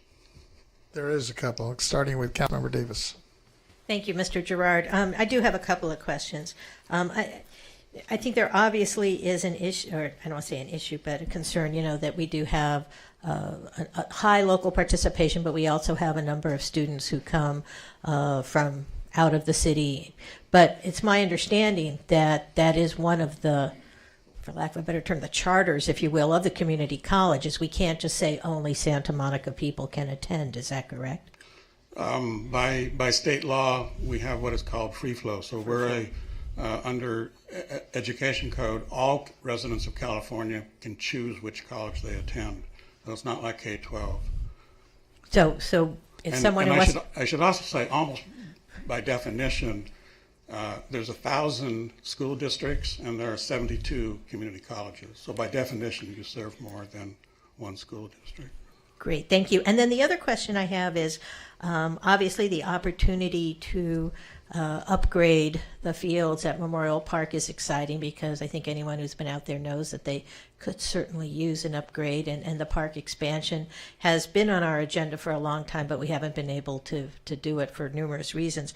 But we did have a hearing several months ago where a number of parents from the school district came out and said that although their students used Memorial Park, there were some transportation issues. In other words, how does a student at the high school get to Memorial Park? I mean, they get out of school at 3 and they got to be there for a 3:15 practice. And I'm just wondering, without putting any meat on the bones of it, is just to ask if the college would be willing to work with the city and perhaps the school district in creating some sort of shuttle or transportation program that could move students around to the various locations, Airport Park, Memorial Park, Jams, which is of course close to the college, that sort of thing, so that some of those issues could be addressed. Sure. Okay, great. Thank you. Councilor Hemmerich. Hi, it's nice to see you. How are you? So we've had a few conversations about issues relating to the college over time.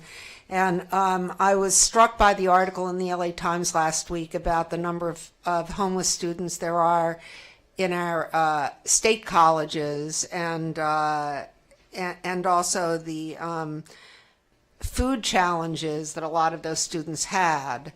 Now, you and I have talked about CalFresh at the college. How's that going? So on the Louise, why don't you do that one? We have had vendors who applied for CalFresh. We have tried to do that. We have put that in our thing. And this county has a 5-year wait list. So we are working with Supervisor Kuehl's office. Chief Hudley Hayes is trying to work with that. We're trying to figure out where's the hang up. But at the moment, although our vendor has applied, they were denied the ability to accept CalFresh. That was the president speaking from the school board, or the college board. Yes. Yeah. So, and I've been working on it for almost a year. That's good. Then with respect to this homelessness issue, yeah. So to that question, may I read a somewhat lengthy reply? Sure. Why don't you ask the question? So my question is, do you have a sense of how many homeless students there are at Santa Monica College who are enrolled in Santa Monica College, and how many of them are facing issues of hunger, Yes. not knowing where their next meal is coming from? So we do not have exact figures on either homeless or food insecure students. Based on our financial aid data, which was tabulated this January, 125 students under the age of 24. Students above 24 years of age are not required to respond to that particular question. Indicated that they are independent and homeless. Experience and anecdotal evidence tells us that the data cited in the LA Times story are in the general ballpark for SMC students as well. Students who couch surf or live in cars often decline to report their homeless status. Therefore, we estimate that upwards of 3,000 at any one time do not have a permanent place of residence. Our Associated Students, which is our student government, funded a pilot program this spring semester to distribute 50 $5 food vouchers a day to students who self-identify as food insecure. These vouchers can be used at on-campus food vendors. These vouchers are all claimed within an hour each morning, so that we can extrapolate from that the 1 in 5 number listed in the LA Times article likely applies to SMC students as well. And in addition, the AS is working with the Westside Food Bank to provide food to students. So, and I guess this is all, look, I mean, all of these are money issues, right? And buildings are important, but people are more important. So I keep promising you this, I will keep following up on these issues. I think that it's important that we track all of these metrics and not just how good repair the buildings are. In all of our institutions, including the city. And I'm not singling you out. I want you to know I do this at every meeting. The city manager will tell you. So thank you for that. Before you leave, I know we've had this conversation, but I'll state it here publicly as well.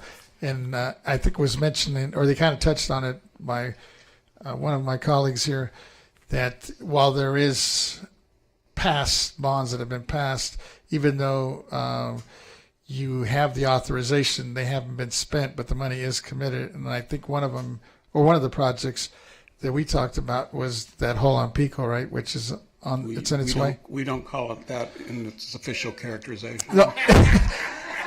I raise it because the emails I get, that's how people identify it. But in our private conversation, that's how we identify it also. So if you're asking on the status of that project, it was bid once, designed once. It was far too expensive to justify that kind of expense. We learned from that. We have subsequently redesigned it. It's gone through state architecture. It went through a award of contracts. Contractors are on site. You'll start to actually see something that you can see from the street probably in about 30 days, but were you to look inside right now, you'd see people working.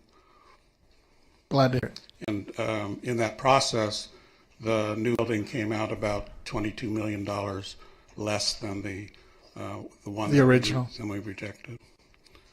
So. Thank you. Seeing nobody else in the queue, I think you're free to go. As you walk up, Zena, let me just call out the last name, and it's Elaine Gigi, I believe it is. I'm sorry? Oh, she's not going to speak. All right. So you are the last speaker on time. Okay, thank you. Just to clarify some of the numbers we've been hearing, according to the college's website, the fall 2014 enrollment included 4% students who listed San Juan as the last high school that attended, 50% California high schools other than Santa Monica, 30% out of state, and 17% foreign high schools.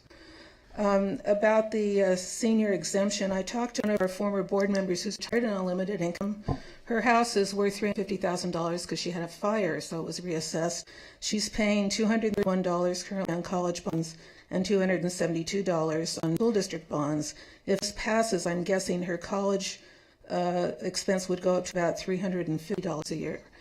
But when you look at what the college talks about, they talk about $9 per month. So it's a little bit different. The Friends Board understands that the council might favor having the college fund the Extension Memorial Park, but a majority of our board members urge the council not to support that. We wholeheartedly support public education parks, but we're concerned about the proposed bond measure because it will obligate Santa Monica and Malibu property owners for another $345 million in college bonds that will probably cost about $7 million to pay off. These same property owners are already obligated for $613 million in college bonds, which will cost about $1.2 billion to pay off.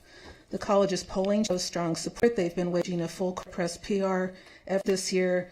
The ballot language, again, will probably talk about $9 per month and not a $2 billion total for all of their bonds. In 2008, the college raised nearly $500,000 to pass its last bond measure, financed by the College Foundation, the KCRW Foundation, Associated Press, and a series of architectural and construction firms and a law firm that have all profited from working on college construction projects. You can say the voters can decide, but we can possibly compete with that type of campaign. Thank you. Zena, before you walk off, I know in attending some of your meetings in the past, the French Sunset Park it's been a real hot issue over the years.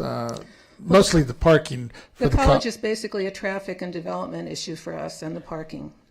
And my question though is moving forward, is the board taking a position on this because they think it's an expansion, or because the renovation? Because I'm hearing now we're just talking about renovation and rehabbing existing buildings. There's some new buildings also. We just think that $2 billion is way out of proportion, especially when so few local students are attending. And the problem for our board is that when the school district does a parcel tax or facilities bond measure, we always support that.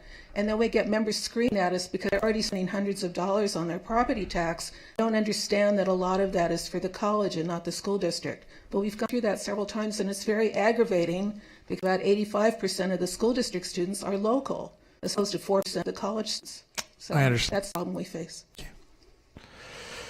That concludes the public hearing for all those that turn in their chits on time. We do have one late chit. Move to here for 1 minute. All those in favor?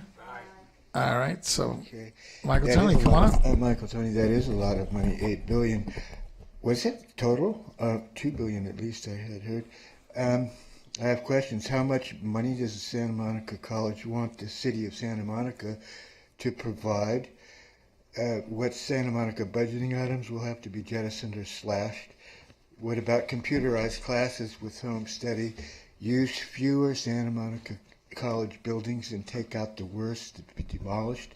You can have final and other exams in those refurbished, more aesthetic structures. So it looks like there's quite a few, and the bonding is part of it ongoing. It seems like there's cumulative bonding going on here. It seems that actually out of this world prizes. Thank you.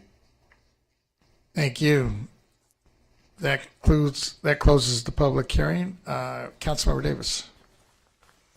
Well, thank you. I want to start off by echoing, of course, what City Manager Cole said, that we are incredibly lucky to have the college in our midst, not just because having an institution of higher education in the city provides opportunity not just for students who are in the high school or who've just graduated from high school, but I think as most people on this dais understand, that the college really provides a lifelong learning opportunity. I think almost every one of us knows someone who's attended Emeritus College.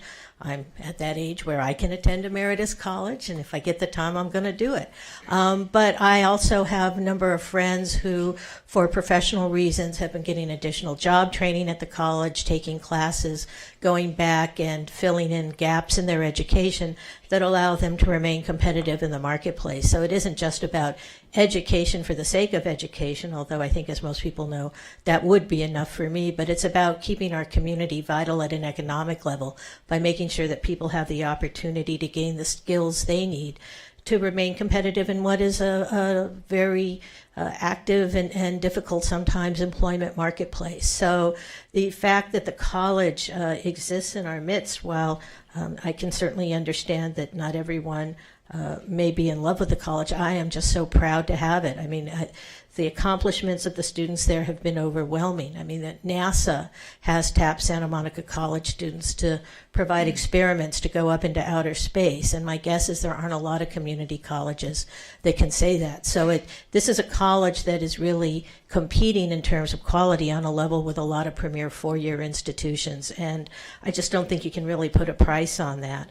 I also do want to address the issue that I think the college has been in the forefront of innovative programming. They do have a tremendous amount of online programming, and they also are one of the community colleges that do have a 4-year baccalaureate program in technology. I can't remember the exact name of it, but these are all innovations that I think make the college worthy of our support. So understanding that there may be a little bit of putting the cart before the horse because the College Board hasn't voted on it, I'd like to move that we support Santa Monica College's proposal for a potential bond measure on the November 2016 ballot that would include partial funding for the expansion of Memorial Park, and direct staff to work in partnership with the college representatives to define terms of the bond and associated future legal agreements between the city and the college. Second. It's been moved in second. Speak to that. And actually, Mayor Pro Tem Winter's going to speak to it first. Yeah, I concur with everything the city manager and Councilmember Davis said. I think that people also have to realize that in addition to the college being, an exemplary member of our community in so many ways, and our partnerships in many areas benefiting all of us, I see Mr. Landris in the audience. He and I had a conversation earlier today about sort of this local and county efforts to address homelessness, and of course a lot of the priorities in addressing homelessness right now are housing first, but as he pointed out to me, one of the age groups that most at risk of becoming homeless are some of the baby boomers. As the economy has shifted and the jobs they used to have are no longer there for them, they need the opportunity to retrain themselves for the new economy, and that's the sort of thing that the college brings to the table, the local facilities for people to take the sort of classes that allow them to reintegrate themselves successfully into the workplace. So I don't think we should always be thinking about whether or not students from our schools go directly into college, but in the way in which the college, all of us participate in its educational opportunities. So I think it's we're certainly deserving of our support. I'll just weigh in, seeing nobody else in the queue right now, is I guess in terms of fully disclosure here, actually I'm an alum of Santa Monica College. I did have the benefit of attending there, and actually it was because of the Santa Monica College that I was actually able to transfer on a full tuition scholarship actually to USC because of the skill levels that I obtained at Santa Monica College. Having said that, though, I also understand the frustration because I live in Sunset Park as well, and we keep moving the preferential parking, and it's right up against me now. I guess one of the benefits I have is that we have a parking only on one side of the street on my block. Otherwise, it probably happened already on my block. So I also understand the frustration with our residents, especially in Sunset Park. And that was my question to the leadership when we did have a meeting some time back. And that was a question I asked Zena Joseph as well, is this is not an expansion of what exists there now. It's a rehab of existing and modernization of existing buildings. For example, the LAS building that currently is there is the building I attended I think it was like 40 years ago. So it definitely needs some repairs. So I am going to support this, and at the end of the day, it's the voters that'll make the ultimate decision on this. And I was also glad to hear from Don Gerard that we are doing something about that hole on Pico as well. Seeing nobody else in the queue, I guess. Well, we're just going to support. It's not an official endorsement at this point. Is that a voice vote? Is that, yeah?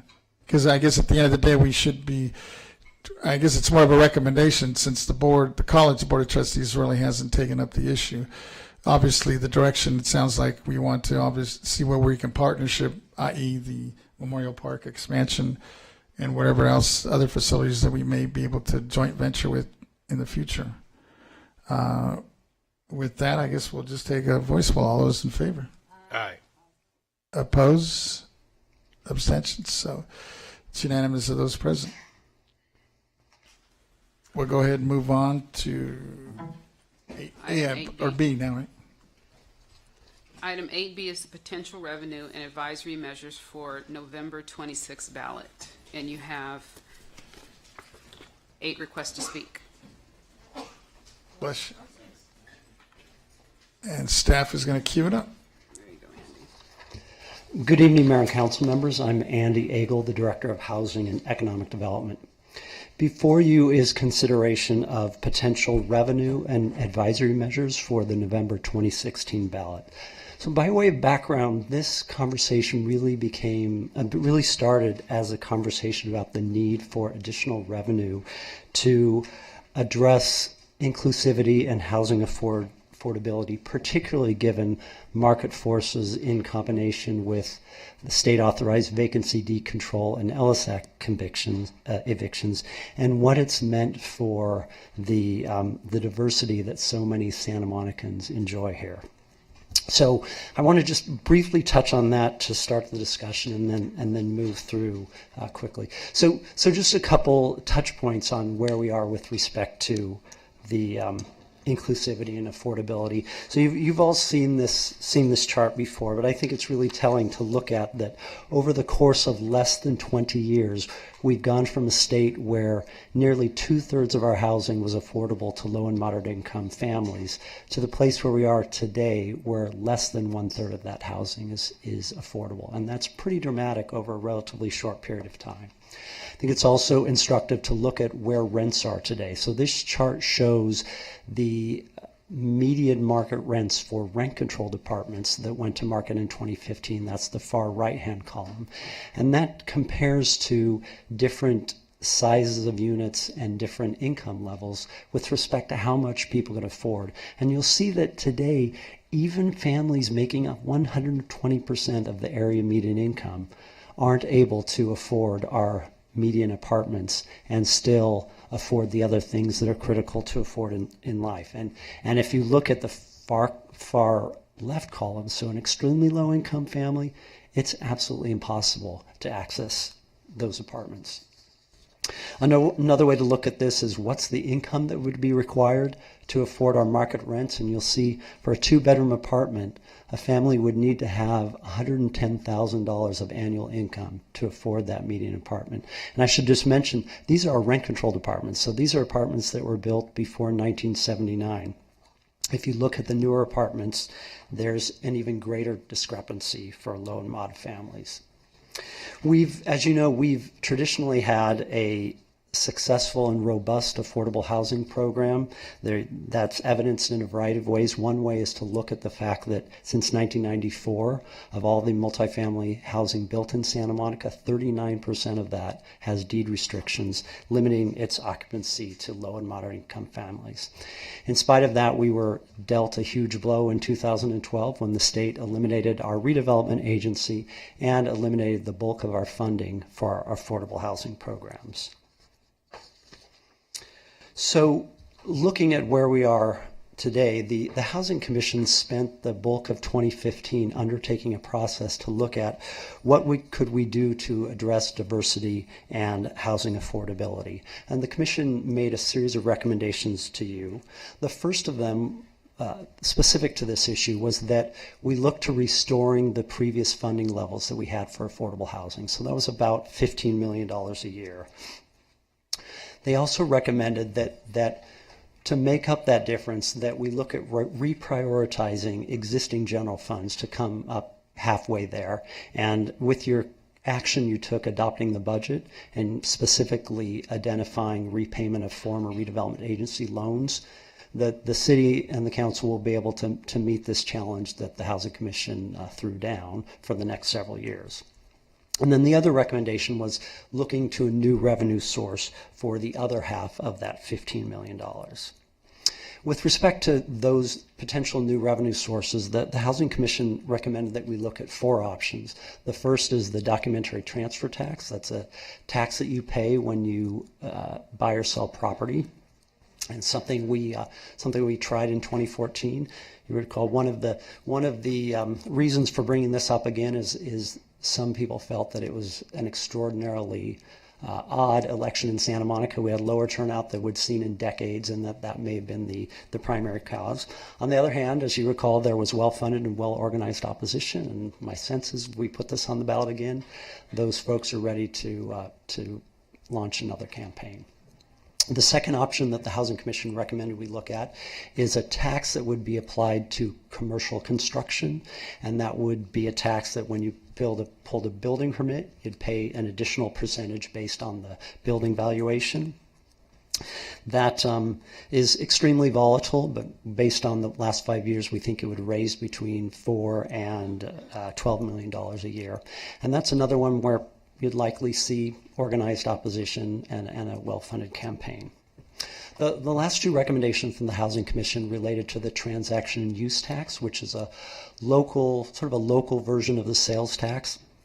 The Commission recommended that we look at both a quarter-cent transaction use tax increase and a half-cent. And with the half-cent, the idea there is that there's an opportunity to combine not only the needs for housing, but other community needs, such as the needs of our local public schools.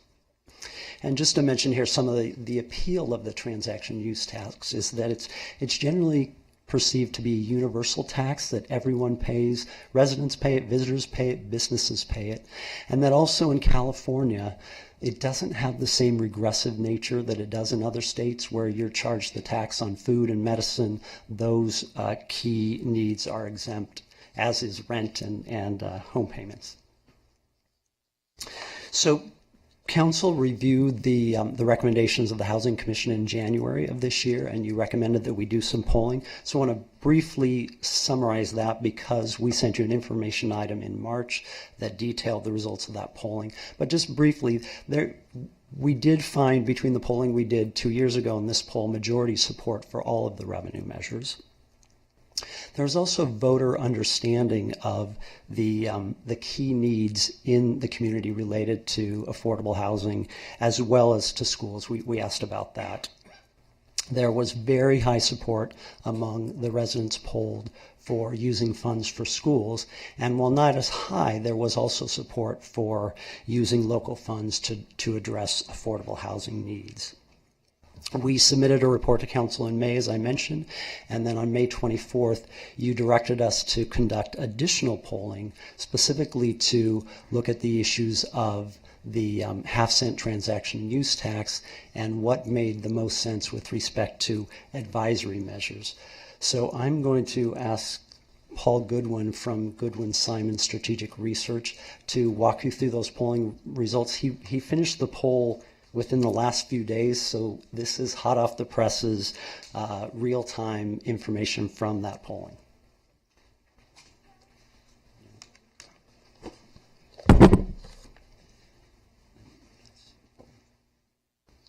Thank you, Andy. Thank you, members of the council and city staff. I'm Paul Goodwin, Goodwin Simon Strategic Research. I will make this very quick and give you a sense of the results of the survey that we completed, as you can see, June 15th through 22nd, so it's pretty recently done, and we did about 900 telephone interviews. So we looked at three options at the direction of the council: a transactions and use tax for parks and housing with the money split between those two uses, a half-cent for schools and housing, and then a half-cent for housing only. So the way we structured it is we split the sample into roughly thirds, and everybody was asked a sequence of three questions. A third of them were asked about the parks and housing, a third were asked about the schools and housing, and a third was asked only about the housing only option. So we began with asking about the companion measure. And if those of you who may not recall, when you passed a comparable measure in the past and in other districts that have done this, the companion measure says, in effect, if a transaction and use tax is approved, shall the money be spent on X, Y, and Z? So we began with that. Then we asked the tax measure itself about the transaction and use tax, and then we simulated what would happen if you could actually explain to voters how these measures are related and how they interact. So let's take a look at the results. The bottom line is that the schools and housing combination is the most viable of the options that we looked at. And there are three reasons for this, and I'm going to show you some quick slides and then explaining this and then take your questions. First, there's just flat out more support for the housing and school combination tax. Secondly, we see in a number of questions that schools were a higher priority for voters than parks, and I don't say that in any way demeaning the need for funding for parks and the importance of parks to the community, but when we asked voters about their priorities, it was pretty clear. And a third thing I'll just talk about briefly in the last slide is that when you look at certain key voter groups, the school housing combination brings a coalition together that would be favorable for passage. So the columns here show the results of the three options that we looked at.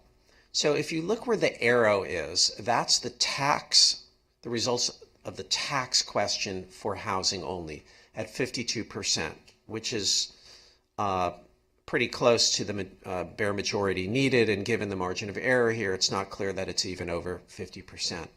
The middle, that is to say the orangey bar, that's the results of the schools and housing combination. So you can see that across all three of the questions, relevant questions we asked, it tests a little bit higher than the parks and housing option and the housing only option.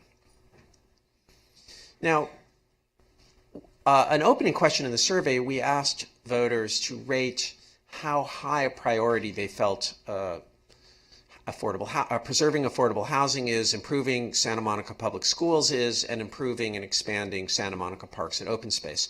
So what you see here are the proportion who said a very high priority for each of these. So you can see 56% said housing and schools were a very high priority.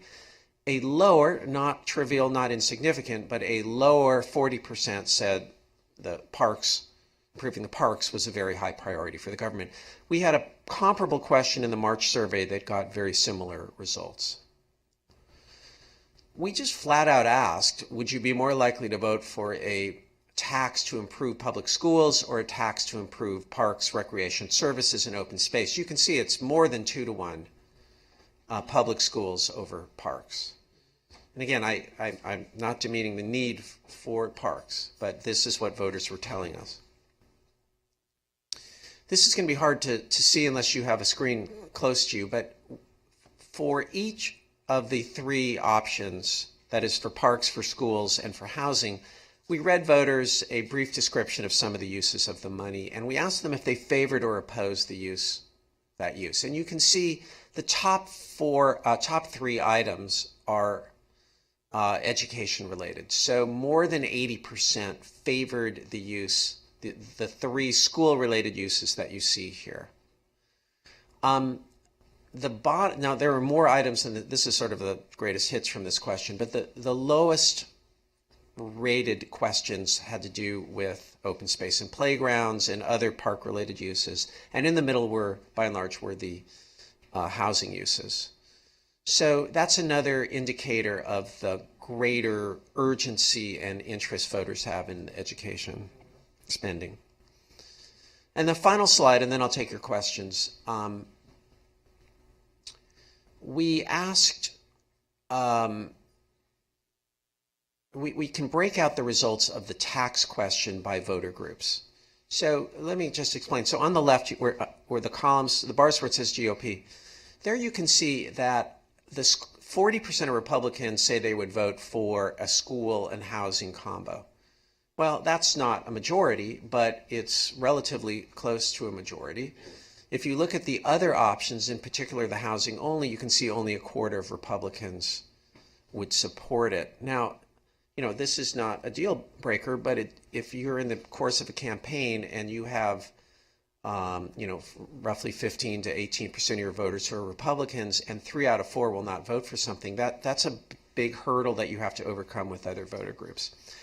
Let me just point out one other of these. If you look at the set of bars for homeowners,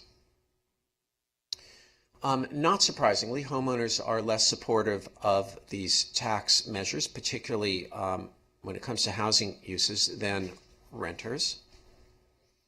But among homeowners, you can see that 49% would vote yes on a school and housing tax, and only 43% on housing only.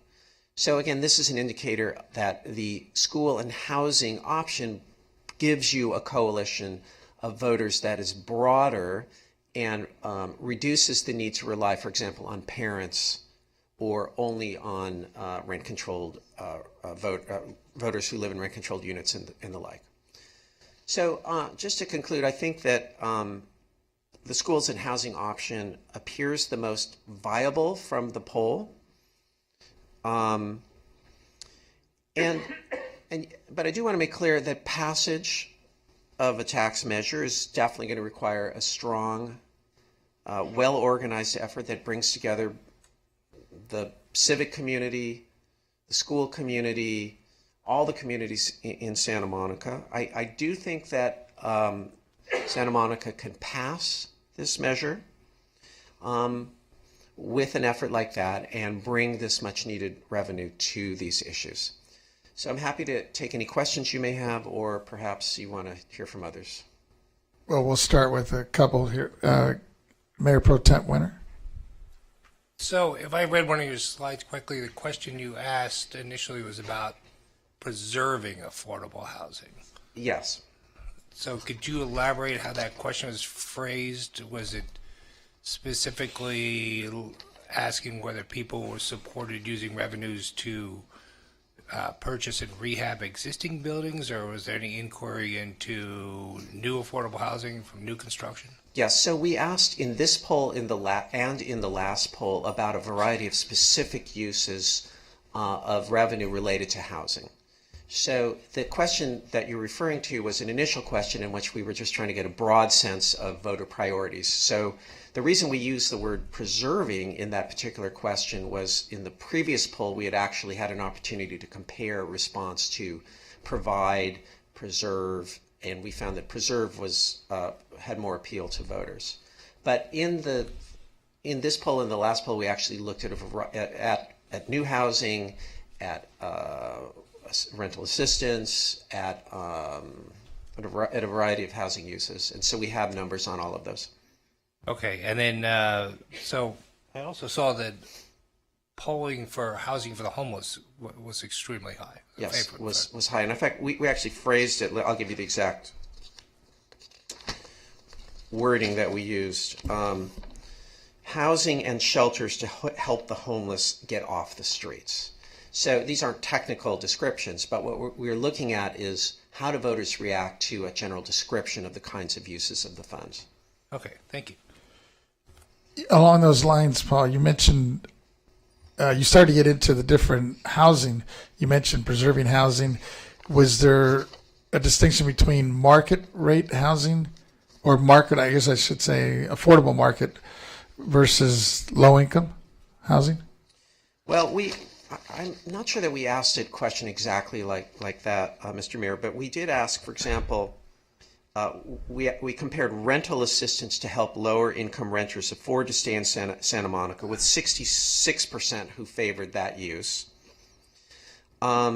Versus acquiring existing affordable apartments to ensure that current tenants are not displaced and provide long-term affordable places to live. There we were at 71%. These are pretty subtle differences. What we're looking for was there an item where the intensity really stood out? Did we get into, and following that same line, did you get a feel for people supporting affordable ownership, like of units?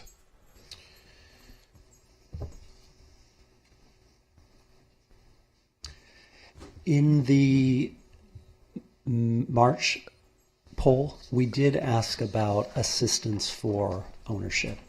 And it was all of the housing questions within a range, so nothing was a total loser, nothing was getting 90%. My recollection is within that range. It was pretty closer close to the top. Okay. Yeah. Councilmember Hemmerich, I think, has another question. I have a question. It may require Andy to answer this because we've talked about it before, but I remember when we did the survey, I think the last time around, you were surprised at how much more responsive people were to housing for lower incomes. In other words, the lower the income, the more people were willing to do it.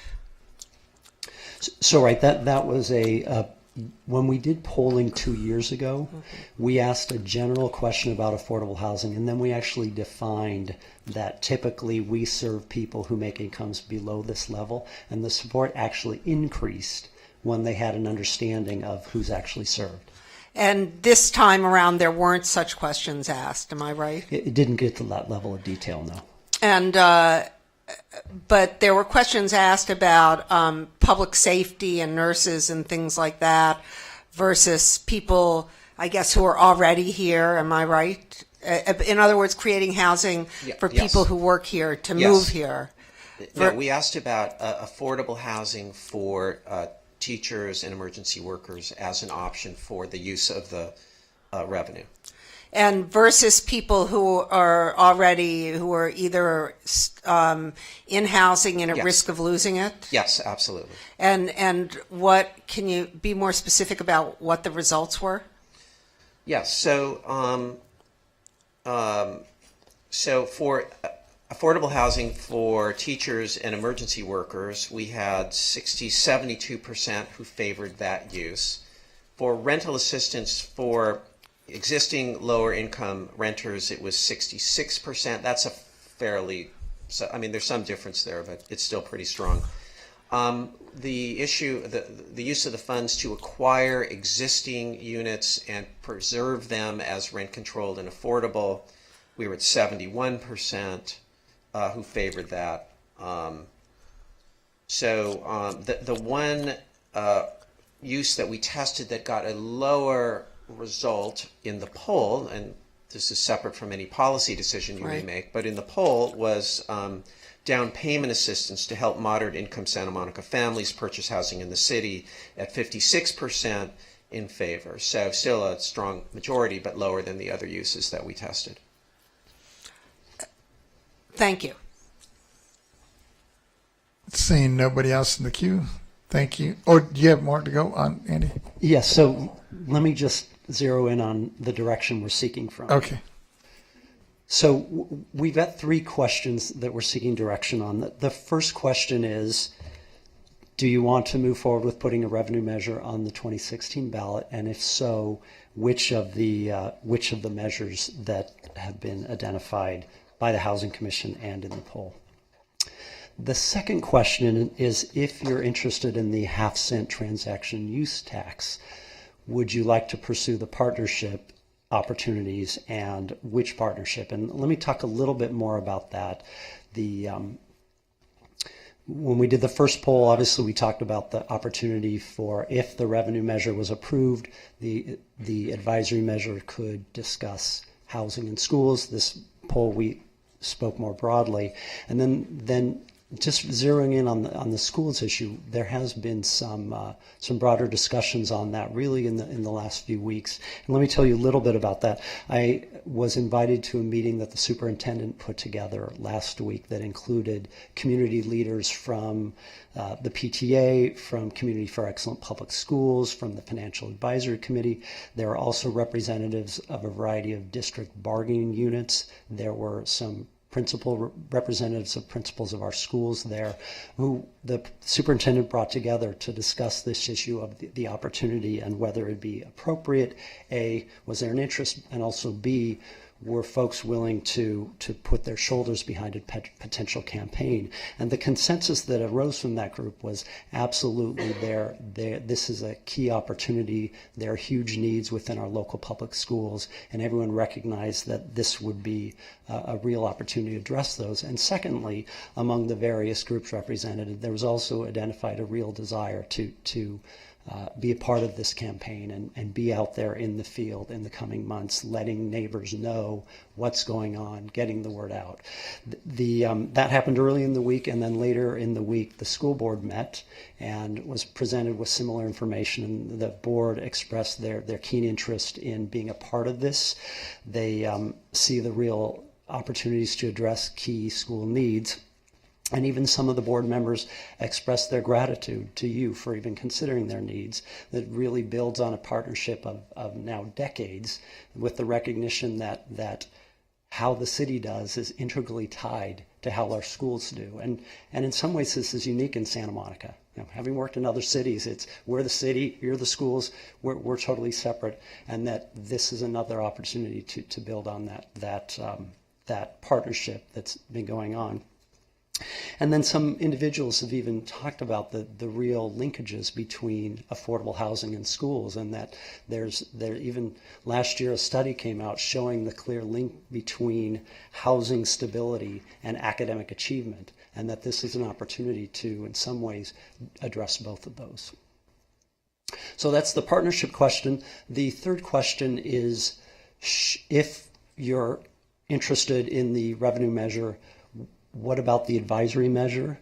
And with respect to the advisory measure, what should go into that advisory measure? So if you move forward, our plan is we'll come back to you on July 12th with proposed ballot language, but would like some direction on that. And two pieces of that. If you're interested in moving forward with the partnership, would seek advice from the school leaders as to the school piece, but we really need direction from you on the housing piece. And in your staff report, it talks about 6 potential housing related needs that we might discuss in an advisory measure. And let me just put a frame on this. There's a limit on how long a ballot measure can be, so we can't discuss absolutely everything we're going to do. We also want to be careful that we're not committing to something that maybe in 10 years or 20 years isn't something that makes sense. So we're going to want to couch it in terms of examples or such at those along those lines. But let me just mention the 6 things that we pulled and you may want to consider. Of course, you already discussed acquisition and rehab and the opportunity to protect existing tenants while providing long-term affordable housing.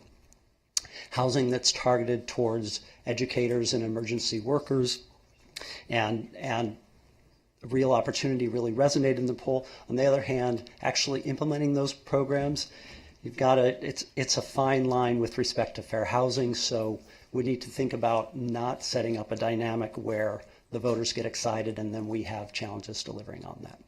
It sounds like our legal team has a question here. Sure. A question I want to chime in support of a distinction I believe Andy was making. He was careful to tell you that no matter how you decide you wanted to frame this, you wouldn't be committing to anything.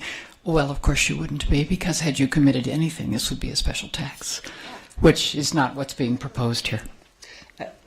Absolutely. And when on making that point, I think it's more about keeping faith with the voters, that not that there's a legal requirement, but if we say we're going to do something and we don't do it, voters say, hey, did you? Right, but the companion measure is a request to have the voters' views about what should be done if we had the money to do various things. It's not a promise to anyone. It's a request for guidance about what voters' preferences would be.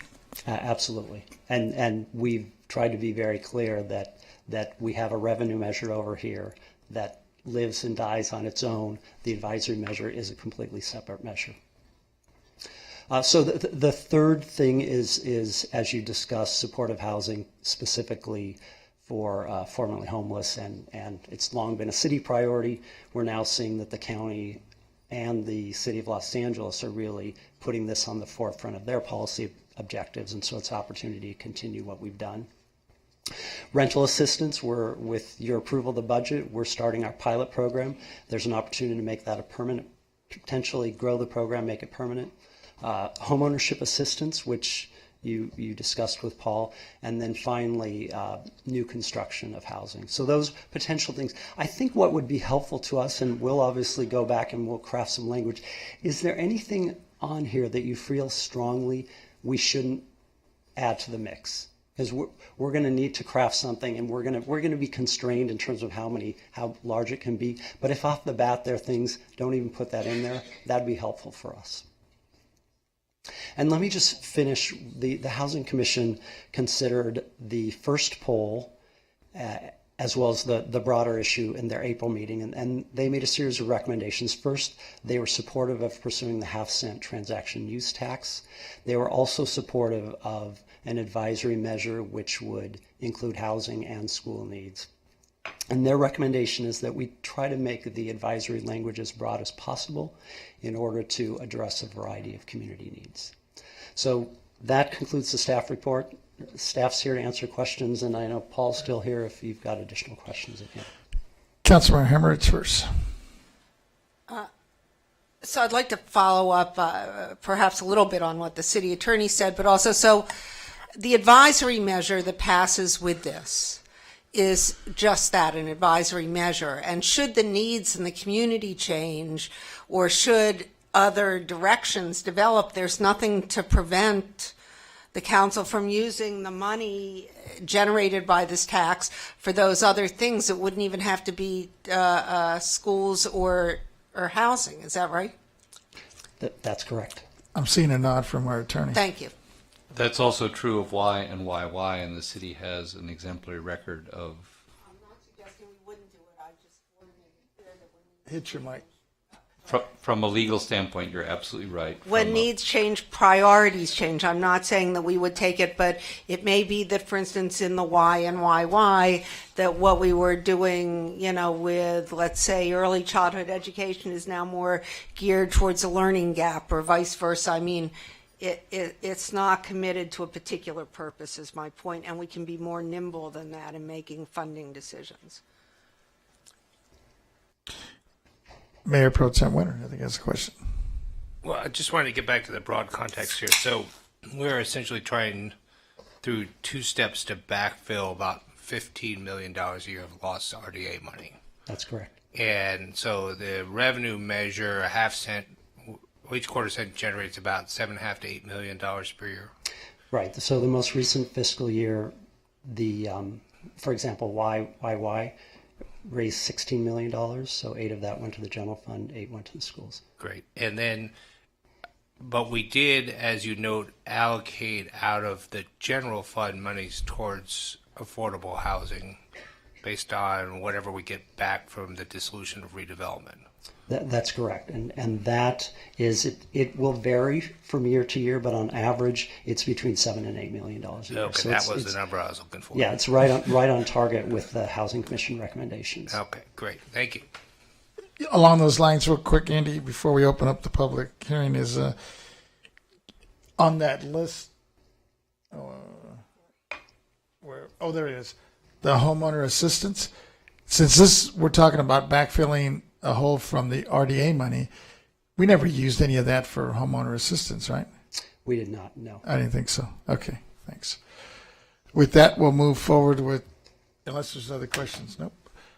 We'll go ahead and open the public hearing, starting with Richard Hilton, Denise Barton, and Denny Zane. Good evening, Richard Hilton, Chair, Housing Commission, speaking for myself. Local financing is unique as opposed to other types of affordable housing. We have more discretion, and we can get a greater yield of affordable residences, and we can get deeper affordability. Incentive-based affordable housing contributes to, for example, new construction and exemptions on height and density. Tonight, we're discussing 3 tax proposals for ballot considerations. The Housing Commission supported the TUT, transaction and use tax, and the higher tax of 1/2 cent, and that's because we wanted to do community partnership. The TUT increase imposes a very modest burden. It's about 12 cents. If it's a 1/2 cent, it's about 12 cents per $100 in purchases. It's the least likely of the taxes to generate organized opposition. The companion measure describes the revenue allocation, and we favored the schools, and I think the reason is because the schools have families with children, and even if they don't qualify for affordable housing, they can perhaps relate to those that need it. So our city council is being asked what should not be included in the ballot language, and we discussed this at our last meeting. Identifying specific employees in a ballot measure, workforce may conflict with fair housing, and also assisting homeowners could impose revenue challenges. It's not a whole lot of money, and we have to use that money discreetly. And so we on the Housing Commission are prepared to network with the community and the partner. There's a question for you, Councilmember Hemmerich. So I do have a question. I know that when you studied this on the Housing Commission over the last year, you discussed what income levels should be targeted. Can you tell me what those are?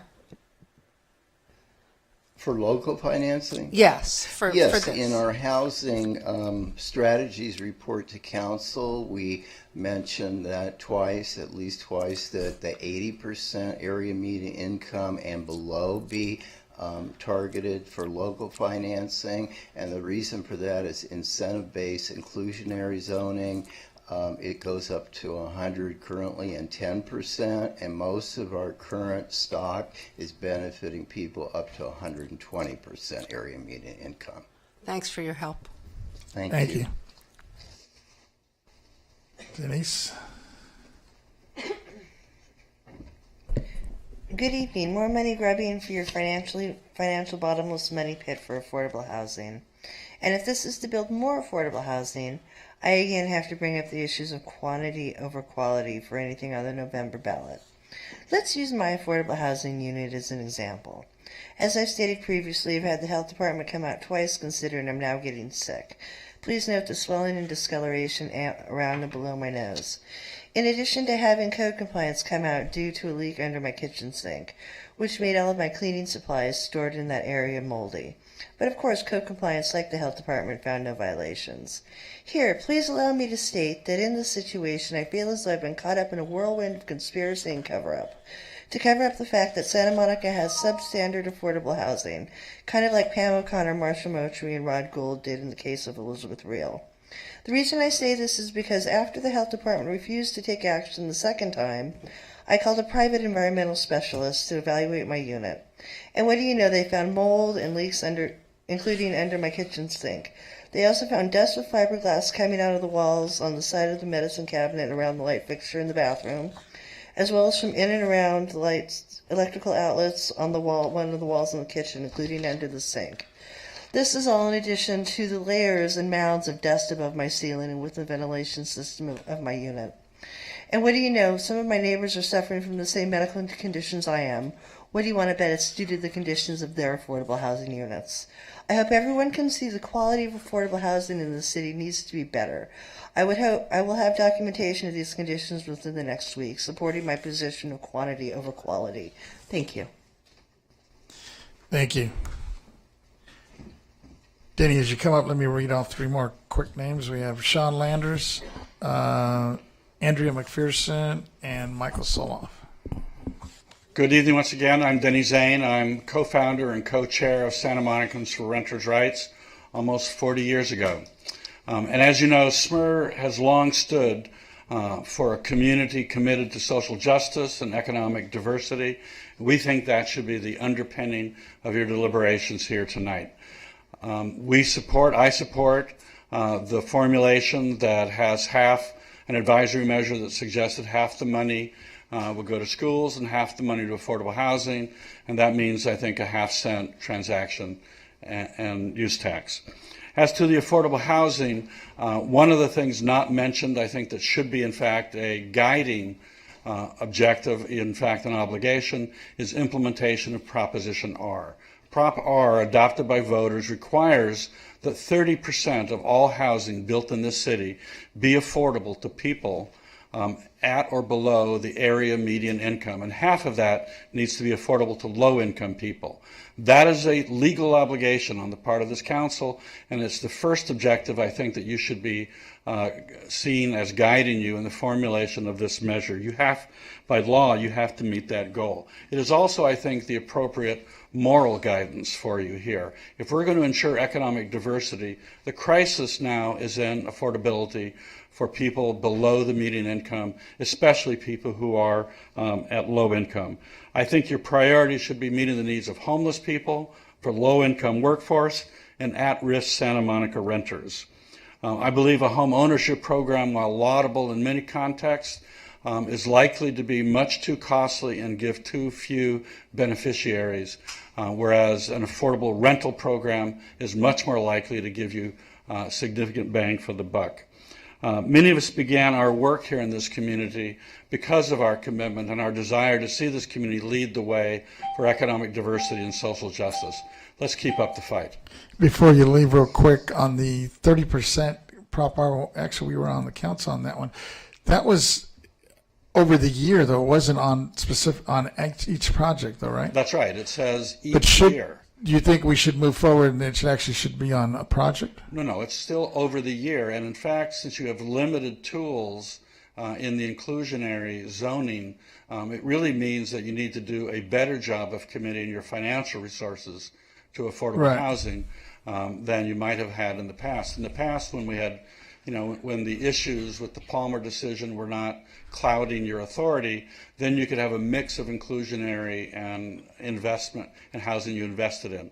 Now I think you're going to need to have a stronger commitment from housing that you've invested in.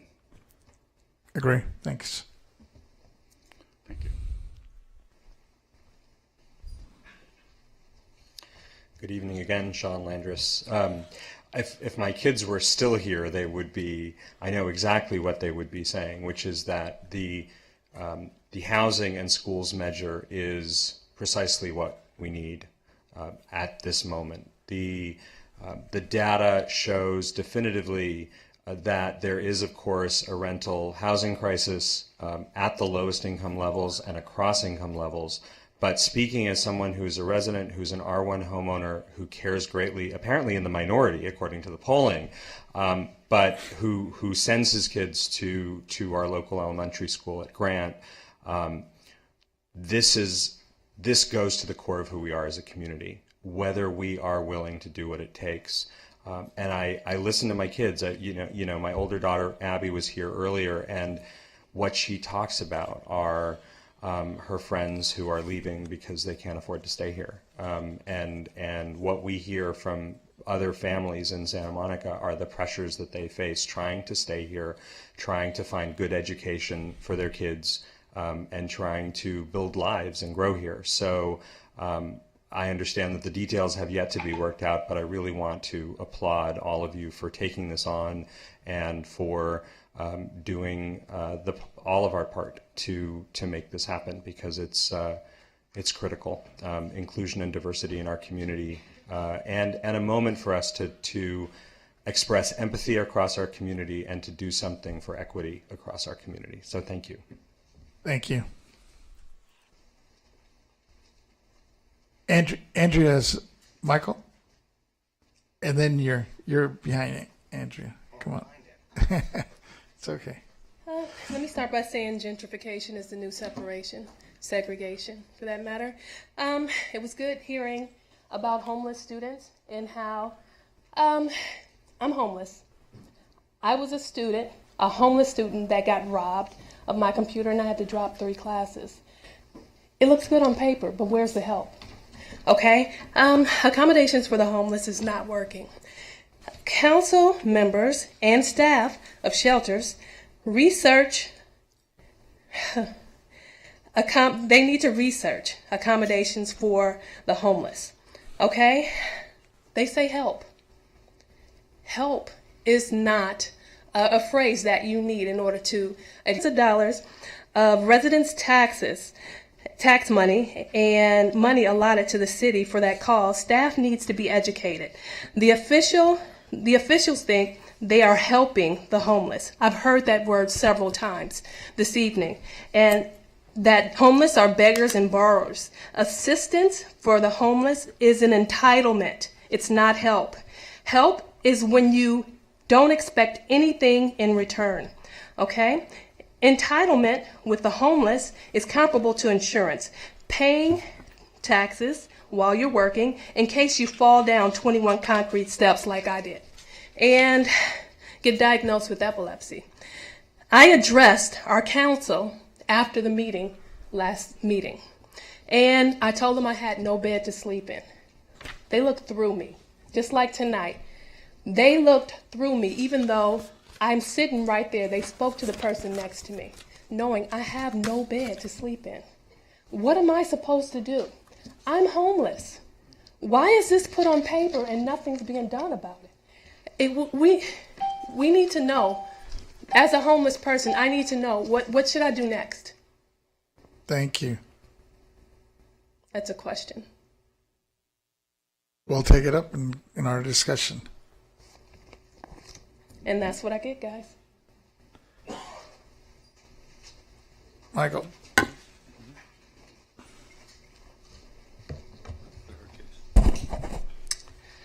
The Housing Commission report demonstrates that we face an existential crisis to our identity as an economically diverse city. To address this crisis, two key priorities should be included in the advisory measure. First, we should fund a rent subsidy program for low-income Santa Monica residents who are severely rent burdened.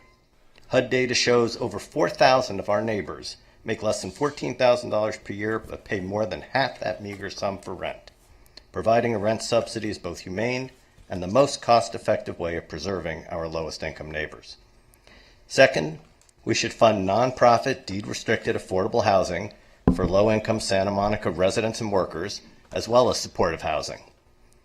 Long-term, that will be the only place lower-income residents can live in our city. I support the continued use of funds for acquisition and rehabilitation of existing buildings, as about a third of our past funds have been used. But building 100% affordable housing projects through tax credits is much more cost-effective, so the measure should permit that too, as well as land banking. Nonprofit projects for poor folk do not cause our traffic concerns. Finally, all funds should be used for those earning 80% or less of area median income, as the Housing Commission recommended, or at most 100% of AMI in accordance with the voter-approved Prop R. This is because, one, the need is most acute for this low-income group. A significant portion of the rent-controlled housing stock remains affordable today to those in the 100% to 200% of AMI range. Second, passage of the sales tax when added to the recently approved funding from existing sources will simply restore the $15 million per year previously spent from RDA funds on folks at 100% of AMI or less. More would be needed to address other groups. Three, we do need to study what can be done longer term to help preserve our middle class. The Housing Commission tends to do so, but programs should weight that study. Thank you. The last two speakers is Ron Goldman and Lori Lieberman.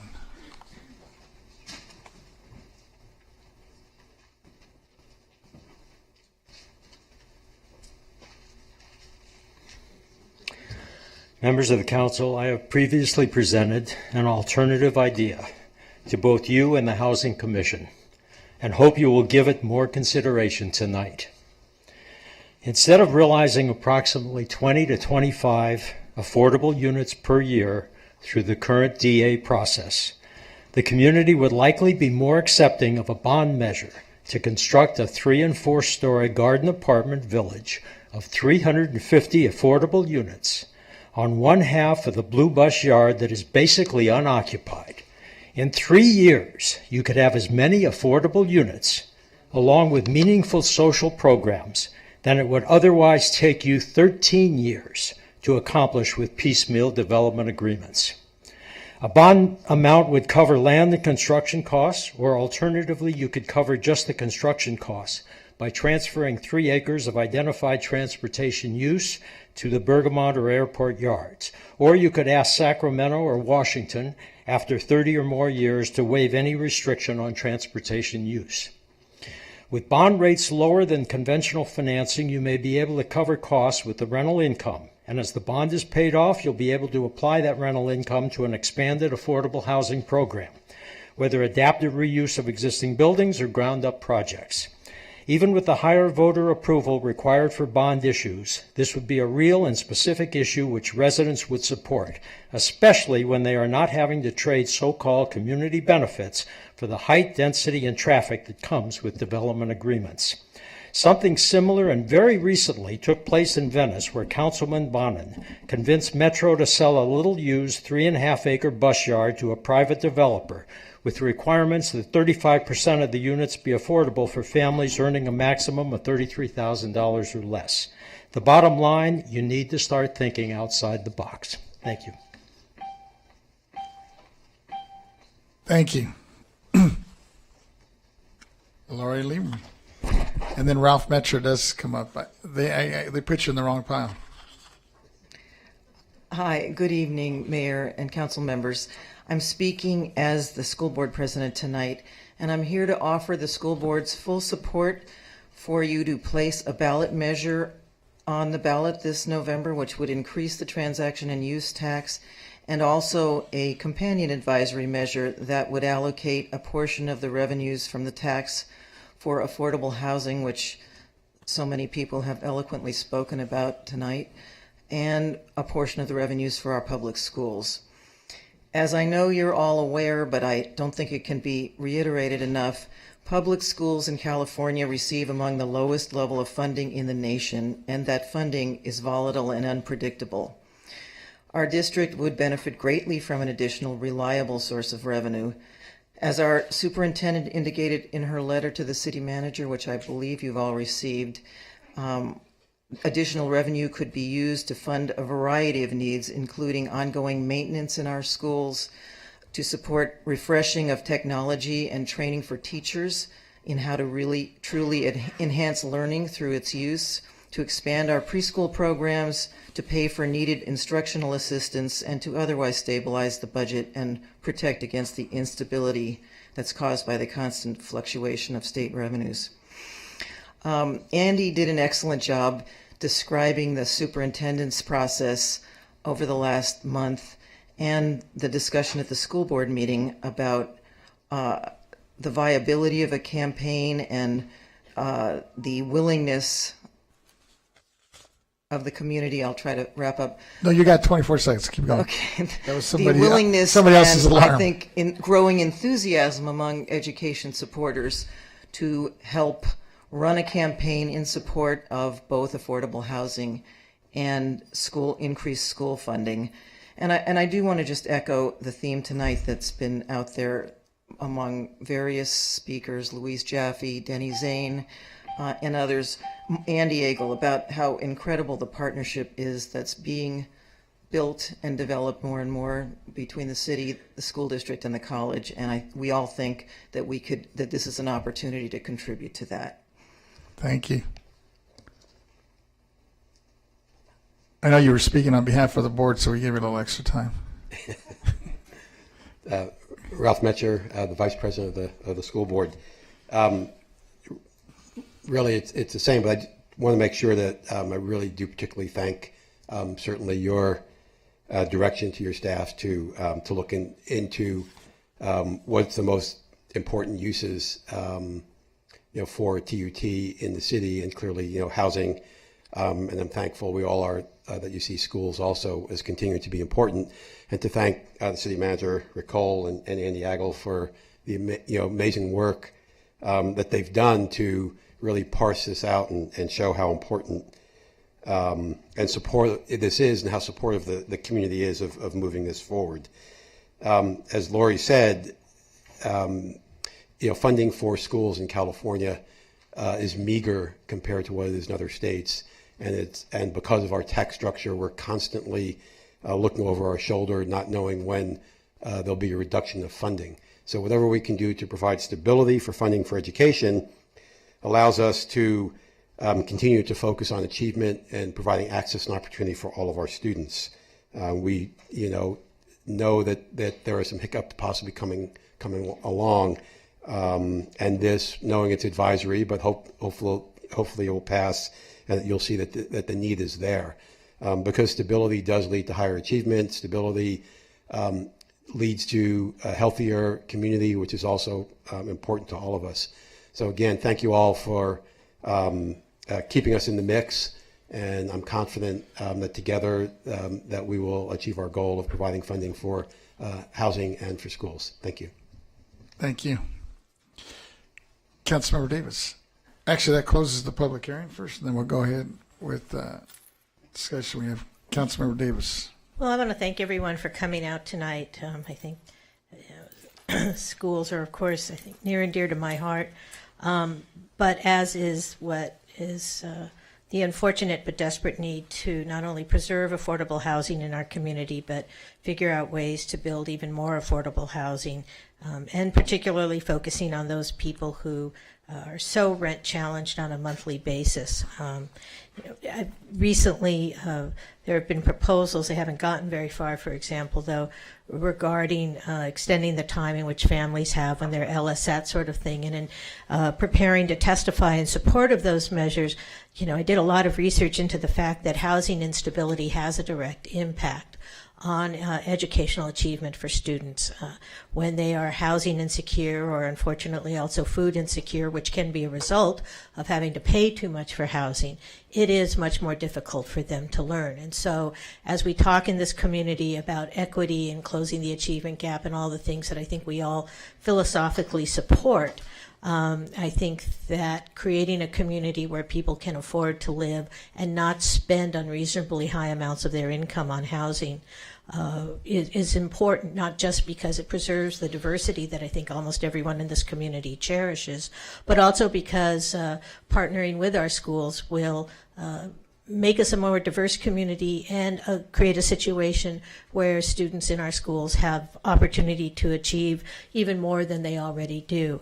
So with that, I would like to make a motion that we direct staff to prepare a 0.5% sales tax, TUT, transaction and use tax, for the November ballot, that they work with the Santa Monica Malibu Unified School District, create a partnership that would presumably devote 50% of the revenue from such a tax, or develop an advisory measure, and ask the community whether or not they would like to devote 50% of the revenues from that tax to affordable housing and 50% to the Santa Monica Malibu Unified School District. And that the affordable housing goals that get encompassed, and Mr. Agel's absolutely right, you only have 75 words on the ballot measure, but also the measure can incorporate more language, that we focus on acquisition and rehabilitation, housing for people who currently work within Santa Monica, including educators and emergency workers, first responders, being sensitive to the fact that we do have fair housing issues that we probably need to consider, but I think our legal staff can address that. That it include the opportunity to provide rental assistance to people who are currently housed but are stressed in their housing situations, but also that we look for opportunities to develop housing that would be appropriate for people who are currently homeless. And I would hope that the measure would be broadly enough drafted to allow the construction of new affordable housing. I know that's been some controversy within our community, and I know measures H and HH suffered a little bit because there were painted, I think inappropriately so, but painted as development measures. But I think at this point in time, with the housing crisis that we know we all face, as Councilmember Himmelrich, I think, pointed out with one of her questions, it's important to maintain the flexibility to use the money where it's most needed, and I hope that we would be able to do that. So that is my motion. Second.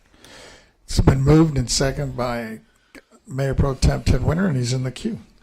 Well, Councilmember Davis covered most everything. I just wanted to point out on this issue of new construction. It's certainly, if we are committed to supportive housing for the homeless and other individuals, and particularly housing for those in the sort of a 0 to 30% of AMI income level, I think that the acquisition and rehabilitation of buildings does not work particularly well for that model where you need to have the on-site support services. You might buy a 12-unit building and have 2 people in that building who needed those support services, and it doesn't make sense to provide them on that sort of micro level. That you're better off having a new construction where you can provide those services to all the tenants as they need them. So that's one compelling reason to have some latitude for funding for new construction. Councilmember Hemmerich?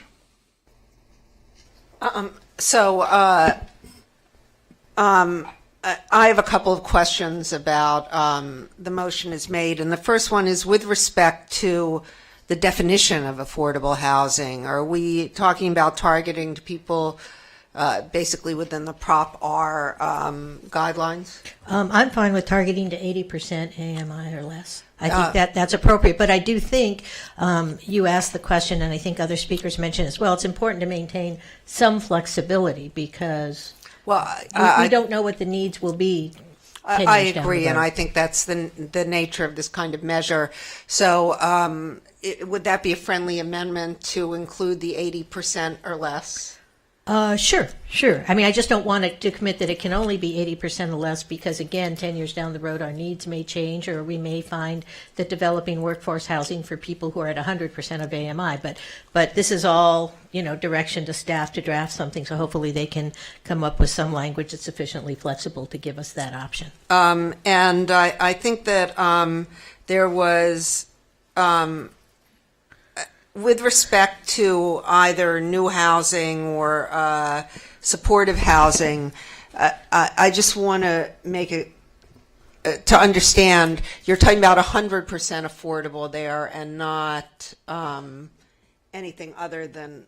In other words, we're talking about building new housing that contains 100% affordable units, other than, and I think I just saw this in some other affordable housing measure today, other than managers' units.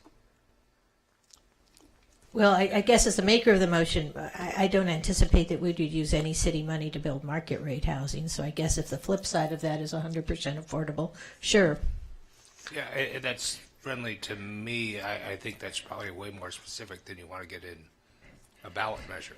Yeah. Well, I just want to, because of the impact that I think who the money is targeted to had when when they did the survey, it's important that we make it clear that this is affordable housing, not at 180%, not at, that this is, as we envision it now, affordable housing that's meant for people who make less than $60,000 a year right now.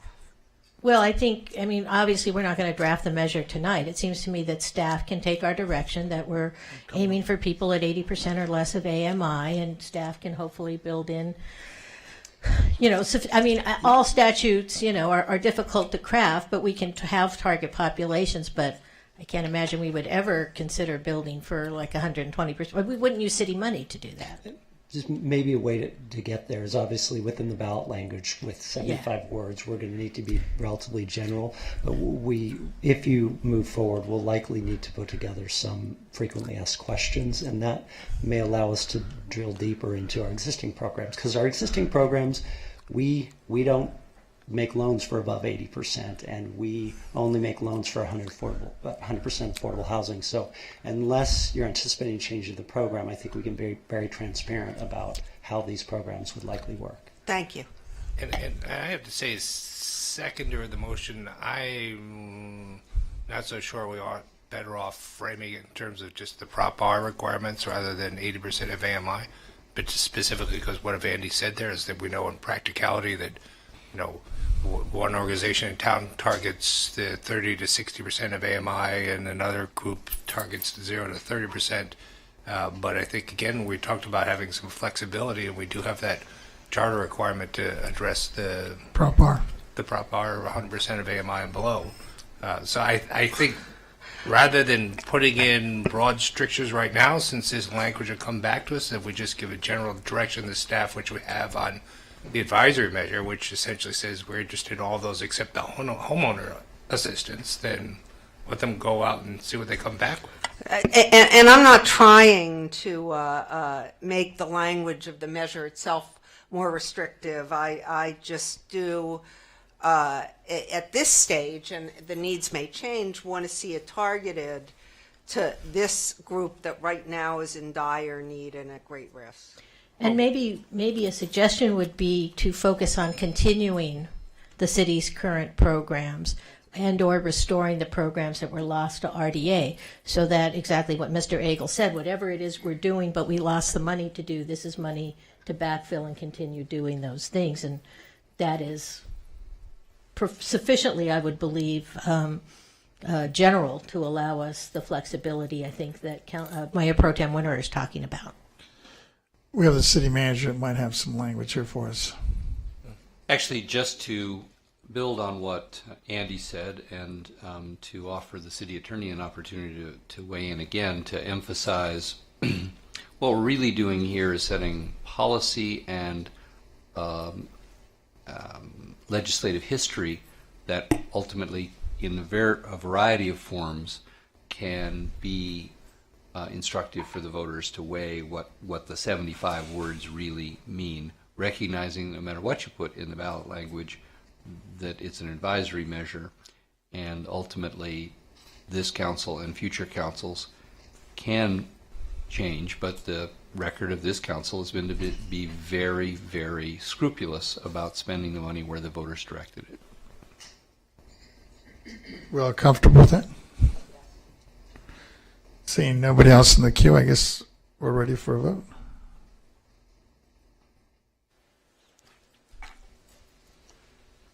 I have a question for the city attorney. Does this require a voice vote or a roll call vote?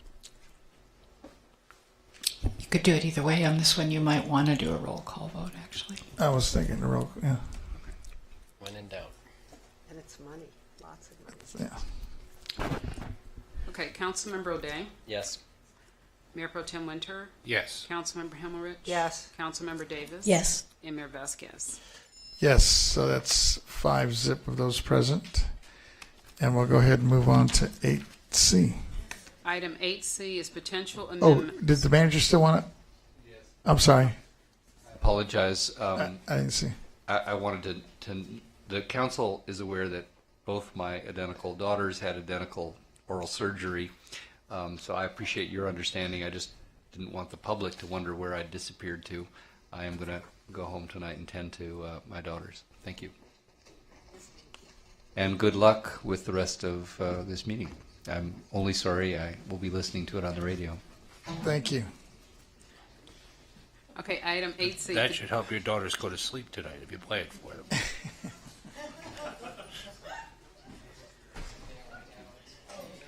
Are we ready? Okay. I'm sorry, go ahead, 8C. Okay, 8C, potential amendments to City Charter Article 22, the Oaks Initiative for November 2016 election, and you have 6 requests to speak. And I guess our city attorney is going to weigh in. I'll start the staff report here. I will. So this evening you're resuming on your efforts to get charter amendments before the voters to clarify and strengthen the Oaks Initiative for the purposes of, among others, enhancing enforcement and also extending its prohibitions. I think it would be easiest if I picked up from last week, but before I do that, let me do some housekeeping. I handed out to you, and the clerk has copies of, a revised attachment A. We discovered this afternoon, to my and my assistant's embarrassment, that the attachment you had wasn't the final version, and so one of the changes that is discussed in the staff report does not appear on your attachment A. It does appear here, and I will also be stating orally what that change is. So where you were last time. Last time you reviewed kind of at a conceptual level changes that you could make to the Oaks Initiative, or propose that the voters make to the Oaks Initiative. They encompass suggestions from the law firm Houston Hannigan. You had also had suggestions from the public, and staff had made some recommendations. So let me start with where you ended up. I think there were 4 changes you talked about as to which there seemed to be no disagreement between council members or amongst members of the public. You want to put before the voters a definition of who is a public official.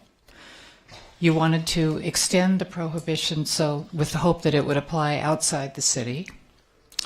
You wanted to make clear that the civil remedies are not exclusive by adding language that says one or more of these remedies. And you wanted to clarify the enforcement obligations of the city attorney's office. All of those changes are in the proposed attachment A. Additionally, you wanted to do two other things, and then there's a third important thing that you, I think, want to talk about more. You wanted to extend the prohibition to the entity receiving the public benefit. This was a suggestion of Houston Hennigan's, which we support strongly. At the moment, as you know, the Oaks Initiative is only a prohibition on the conduct of public officials, but you have several times discussed the possibility of also making it a prohibition on the behavior of those seeking public benefits, for instance, city contractors. In Houston Hennigan's proposed draft, they had accomplished that purpose by putting it in the remedies provision. I really recommend that it be two places. It's fine to have it in the remedies provision, but it should also be in the prohibition, which would be the charging section if there were criminal enforcement. So we've put it in two places. We've included Houston Hennigan's language in the remedies section, and in section 2203, we also included the language which was omitted in the copy you first got because you didn't get the latest version. But the language we're proposing adding to 2203A would say, and no person or entity who has received a public benefit may confer a personal or campaign advantage upon a public official who exercised discretion to confer that public benefit. So this way you're catching both the public official who accepts the personal advantage and the, for instance, city contractor who confers it. Then the final one of the 6 points that you seem to support and discussed how to do at your last meeting was the exemption for certain nonprofit directors. I have to tell you that though we had taken Mr. Landry's up on his kind suggestion that we consult an expert on the subject, and we did so, and he gave a very good suggestion about who to consult, but what I learned from her today is that it's really not all that easy to do what you want to do. Nonetheless, we did get a couple of suggestions that you could consider.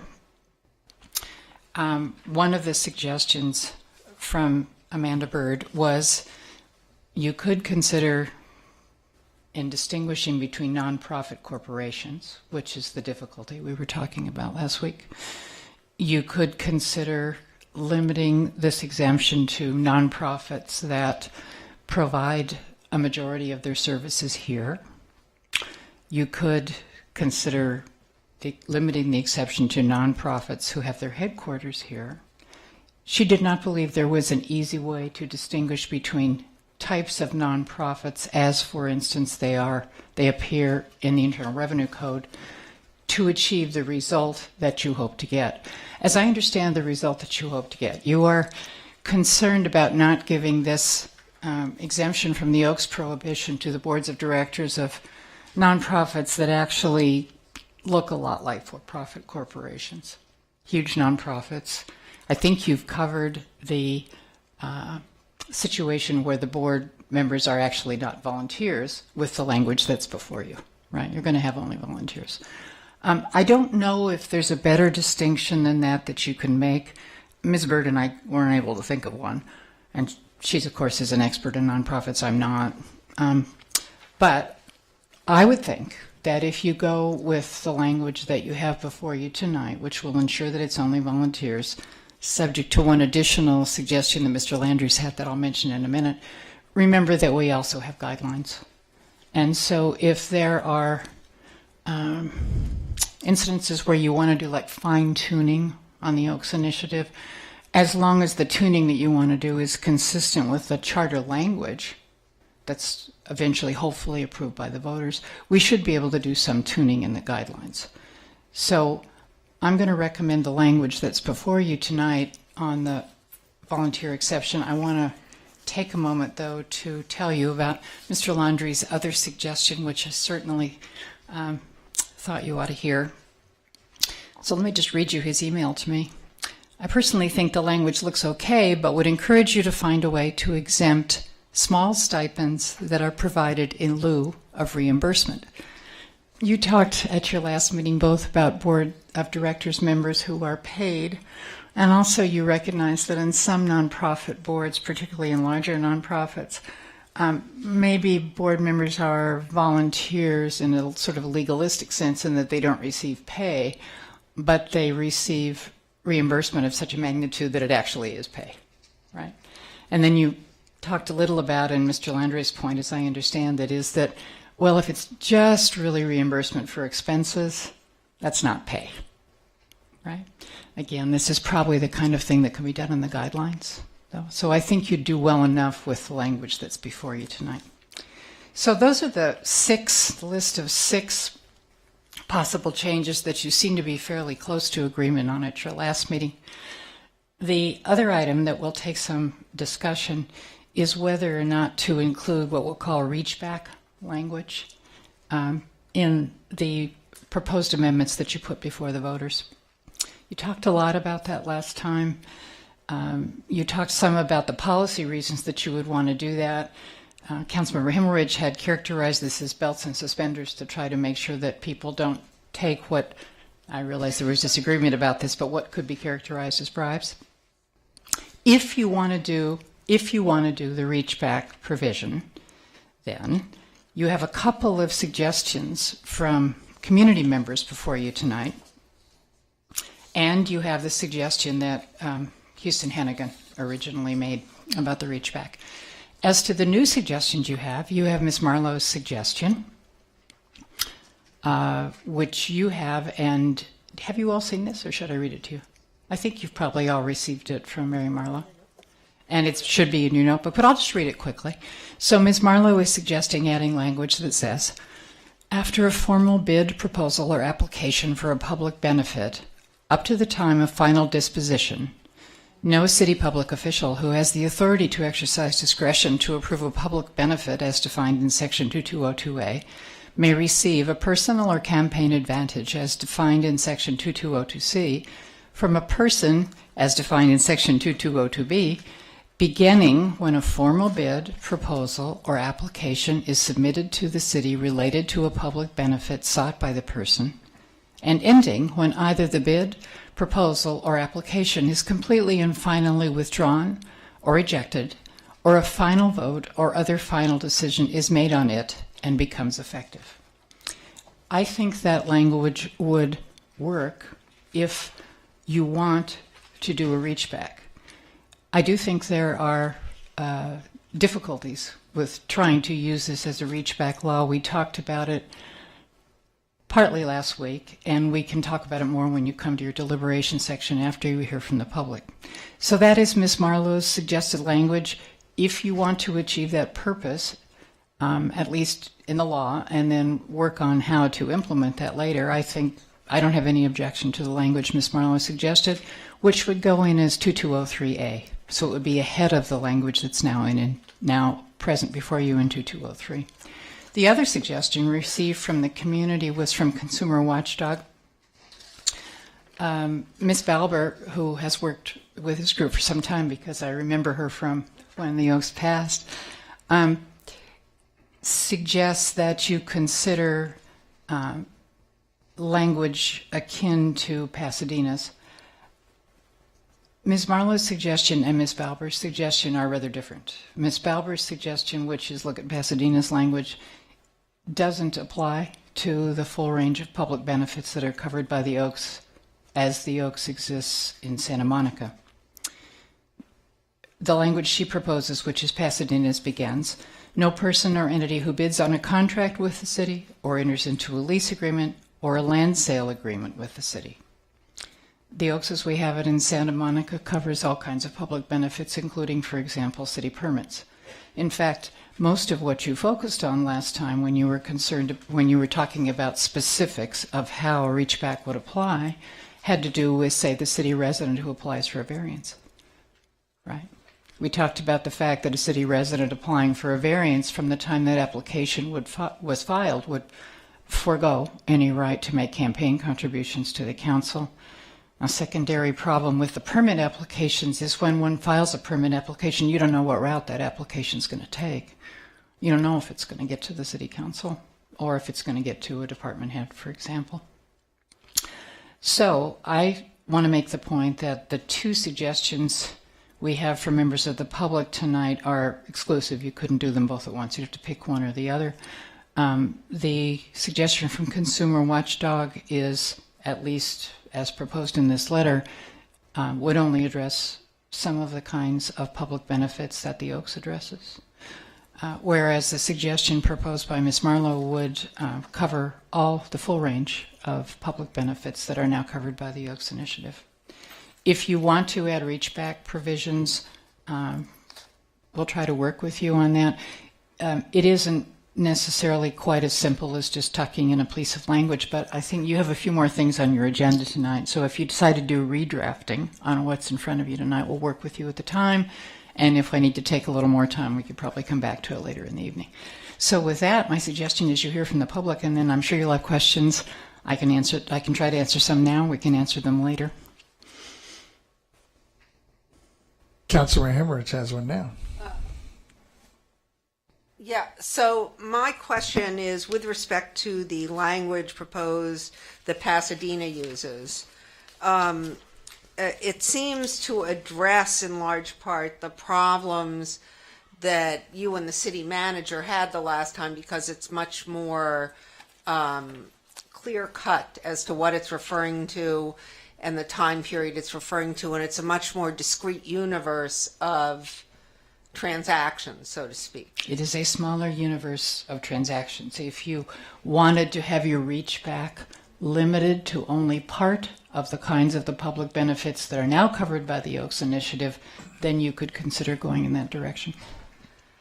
So, but then I'm sort of confused, because I understand that when we were first talking about that in discussing the original constitutional infirmities of this, you were concerned about the fact that there was a temporal distinction between contributions before and contributions after a benefit is conferred. My concerns about the reach back were not constitutional. No, I'm talking about in the original iteration. All right, the kickback statute. Yeah, right. And then after we came up with then once the reach back was put in, you were concerned about the definitiveness of the reach back. Is that when to have it start?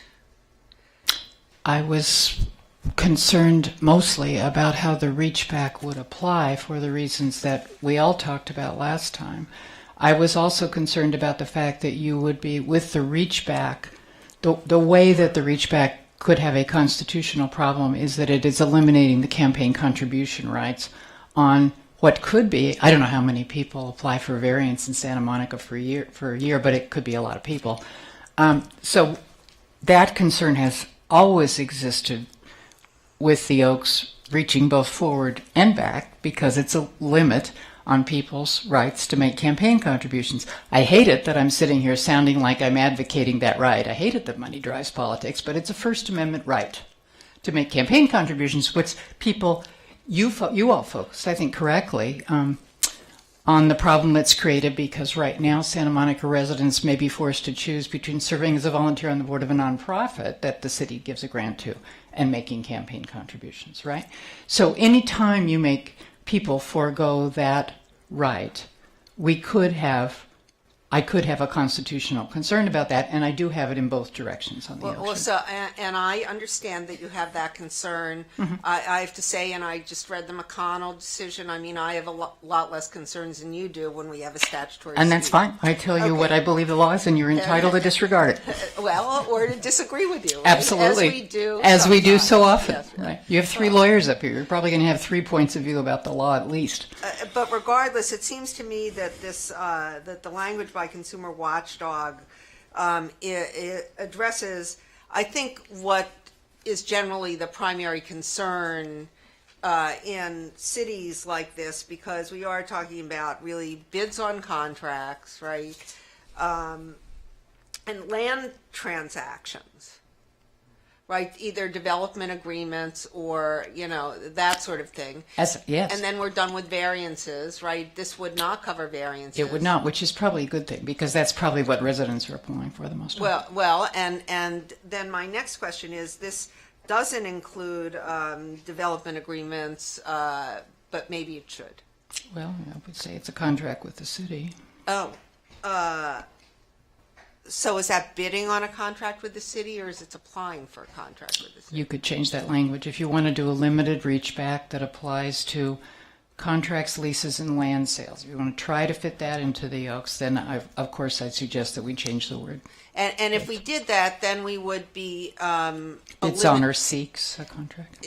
Yeah, but then we would be, that whole idea of listing every single contract that's pending in the entire city, which would be every land variance, every, Well, that's what everybody was saying last week, is who was worried about it was saying is a problem with the reach back. But this would be less of a problem It because would be it's a less more of a problem discrete- because it's more discreet. I agree with you. Okay, thank you. Sure. Mayor Pro Tem Winner.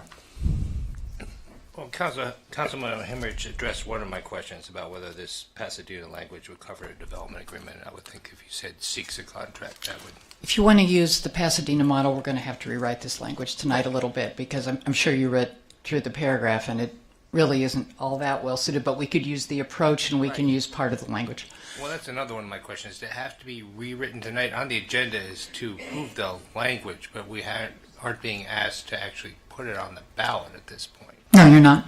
So we could ask you to come back with revised language. Yeah, we could, but the time at which we decide Right. to put it on the ballot. But what I'm hoping for tonight. I know you like to get this done.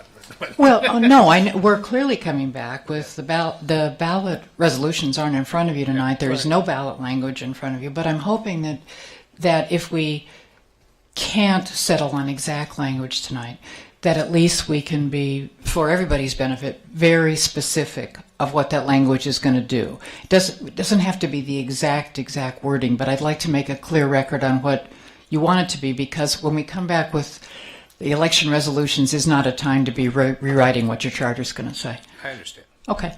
And then I just had a question about the other change in the volunteer language. The exception not applying to political committees or controlled political committees. I guess I understand the point of that. Right? We certainly wouldn't want them to be able to not be covered by the Oaks Law, but I guess I couldn't imagine a situation in which the city actually conferred a public benefit on a political committee. Well, this language is in because either you or Mr. Houston wanted it. I didn't write this language, but didn't you have, let's see, why don't I go back and check while you're hearing from the public, but my recollection is that, let's see, I know the last part. The last part of the sentence is there because you were worried about nesting, what I think of as nesting corporations, Yes. right? Yes. Okay, so you're good with that, right? You're And I don't really have a problem with accepting political committees. It's just when I read it, I thought, when do we ever give money to political committees? Unless someone thinks. But we might give money. We wouldn't, but we might give money to a business that's someone who's on the board of a political committee.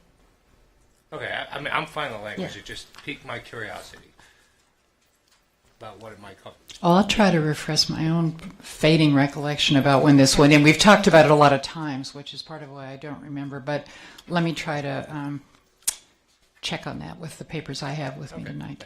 Thank you. Councilmember Davis. Yeah, so I have a question about the Pasadena language that Consumer Watchdog suggested. So, because I want to make sure I understand it. As I understand it, so if somebody, let's say we had a long discussion about it earlier today, but someone was going to sell us little vehicles that our traffic enforcement officers go around. Right. And we put out a request for proposal, and 25 people bid. Mm-hmm. None of those 25 people could contribute, as I understand, or people. That's right. And so does that mean every time we put out a bid, someone would have to then tell the council, I suspect. Yes, as you discussed last time, we'd have to keep a record of, I think that was what Rick was talking about last time, was it not, Elaine? We'd have to keep a record of all bids, even though sometimes they're sealed, but we'd have to keep a record of who was bidding for what. And then let's say, okay, so we have the bids, 25 people put in bids, we select one. Then you have to send us a notice that those other 24 we can now accept contributions from, right? That would be right. Right, but I mean, I'll withhold my comments. Also, just another thing I'll point out, since you're focusing on the Pasadena language, what the prohibition is against here is campaign contributions to the council only.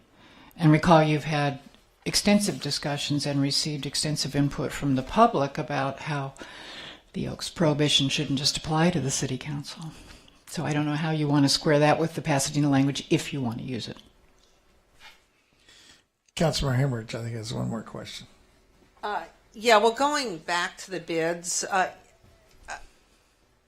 I mean, the period between getting the bids and awarding the bids is not so long, is it? I mean, it's I think it depends. It can vary a lot. and we know it's going to be shorter, right? Because we were told it was going to be much shorter from now on. Well, it really does depend on the complexity of the bid and what we're asking for. Yes. We keep it open. It just depends. Mm-hmm. Well, but I guess where I'm coming from, look, we all know that there are problems. I mean, as I said last week, and I can say it a million times, there are people on the dais who may know that somebody is going to be putting in a bid, but that's too hard to keep track of, right? We need a finite beginning and a finite end to who is seeking to do business with us, and in terms of bidding, and which is why when we talked about creating this list, we talked about a formal proposal. And or some sort of, when we receive a written something from them, a written permit application or a written bid or whatever it is we receive, I'm not expecting that we can capture every single iteration of people knowing that someone's going to be getting, making a bid or seeking a benefit and preventing those contributions. But I think all we can do is the most definite thing we can, that is, call it provable or concrete or something that is verifiable. And the mere knowledge is never verifiable. I mean, that's too abstract. What we need is the formal submission and then the award, and those are the beginning and end of the process. Right, and you're right. If you opt for putting a reach back provision before the voters, we would need a concrete beginning and end. You're right. You would also need to make clear tonight what universe you're talking about, whether it's contracts, leases, and land sales, or also permits, as you just said, Councilmember. The time stretch on permits can be quite long and unpredictable because we don't know if there'll be appeals. Contract bids are more certain than that in terms of the course they will take. Let's go ahead and open the public hearing. We'll start with Michael Toney, Jonathan Foster, and Zoe Montaner. You'll pass? Okay. Then Jonathan Foster, you're up. Subterfuge and pretense. All four of us were in the same room, Rod Gould, Davis, McCune, and me, in the lobby of this building when Rod Gould made his little speech stated he was going to be working with a firm in San Jose. So if Davis and McCune told prosecutors they didn't know this, I'm here to tell you I'd like to talk to the prosecutors. We all knew together on that day. Or are they saying they didn't know it was an Oaks violation, conflict of interest, which means you're supposed to know the law? You want to be big-time people that took my freedom of speech away, right? Like you're somebody? The cronyism with landowners on 3rd Street, with Santa Monica Incorporated, with Leandro, the street performer, is operating as their own government. Or like when the LA District Attorney combined with the State Attorney General won't prosecute their own, Marsha Jones Motree, are now operating as their own government. This crime is called treason, secret political coup. What Ted Winterer is doing, he's taken some piece of legislation that's been fashioned and adopted, and Ted is acting like the other two related examples I gave, acting as their own government. The originator of this wasn't his intent to have Ted Winterer rewrite this person's brain about the legislation they fashioned. How are you able to rework this dude's brain? And this body, the people that legislated this, that's already been accepted here to make it fashionable for you. Like you're your own government. Aren't you the Indian murderer? Or did somebody else murder? Oh, I'm sorry, yes, somebody else killed him, which means you're aiding and abetting the murder of the Indians now that you own the land and want to make money on it. You killed him. You got a dark heart. Dangerous people up there. This other fraud that's never here, that's why he's never here, because he mouthed off, "How are we going to get around this stuff?" He admitted it, that you want to change it. Common criminal activity, elected sociopaths, subterfuge and pretense is what you're doing. Zoe Monteiro. Oh, Michael decided not to speak. Oh, okay. Good evening, council members. As you know, I've started advocating for the Anti-Corruption Act through Represent Us right after the 2014 election. After Tallahassee passed and many cities have joined the movement, the Austin City Council just passed one of the strongest campaign finance disclosure laws in the country. Austin took a strong stance for the right to know who is influencing elections. The rules approved by Austin require nonprofit organizations, which typically don't disclose their donors, to list contributions who give at least $500 for spending toward a candidate or ballot measure. While Congress protects our broken system, cities and states are taking action to fight corruption. Santa Monica could have been the leader, but we let the chance pass 2 years ago. However, as the old Spanish saying goes, nunca es tarde cuando la dicha es buena. We should follow Austin's lead to ensure the right to know who is influencing our elections and other issues. I would like to invite them to be present via teleconference to the public hearing and ask city staff and council to bring technology to make it happen. We should also invite the people from Represent Us. There is no better innovation than transparency. Thank you very much. Good night. Thank you. Our next speakers are Elizabeth Vandenberg, followed by Carmen Valber, and then Mary Marlowe for 4 minutes. I see Mark Crayer is here to donate his 2 minutes, and then the last speaker will be Sean Landris. If you could all line up behind Ms. Vandenberg, that would be very helpful. Good evening, Mayor Vasquez, who's not here, and the rest of the City Council members. Elizabeth Vandenberg, Transparency Project member.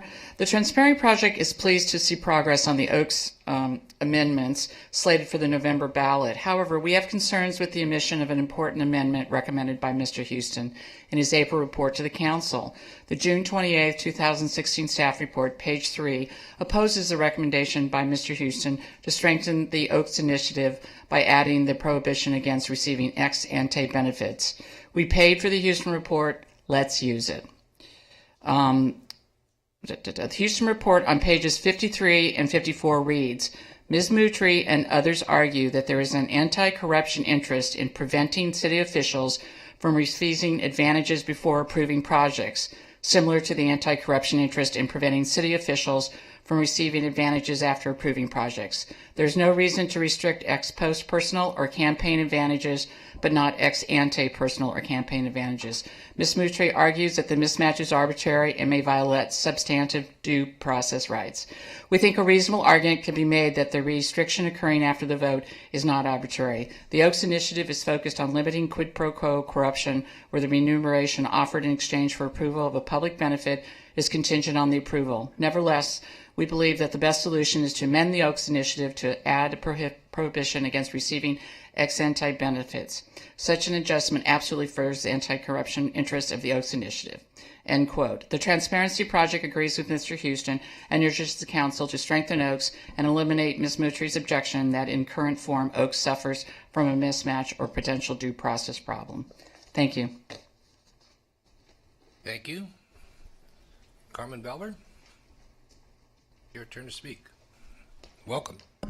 Thank you. It's been a long time. My name's Carmen Bulber. I'm the Executive Director of Consumer Watchdog.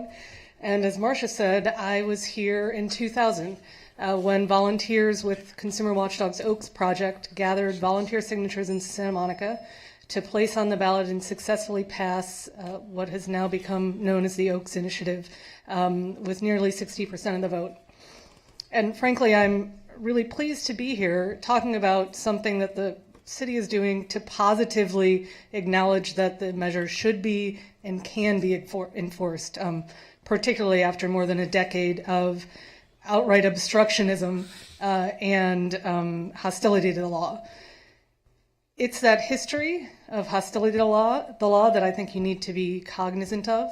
And while I have no problem with all of the provisions that are in the staff recommendation currently, they're all fine, they twiddle around the edges, which is why we've really focused on this addition of extending the period that the Oaks Project Initiative applies to the period while a benefit is being considered, starting on that date of the request for proposal.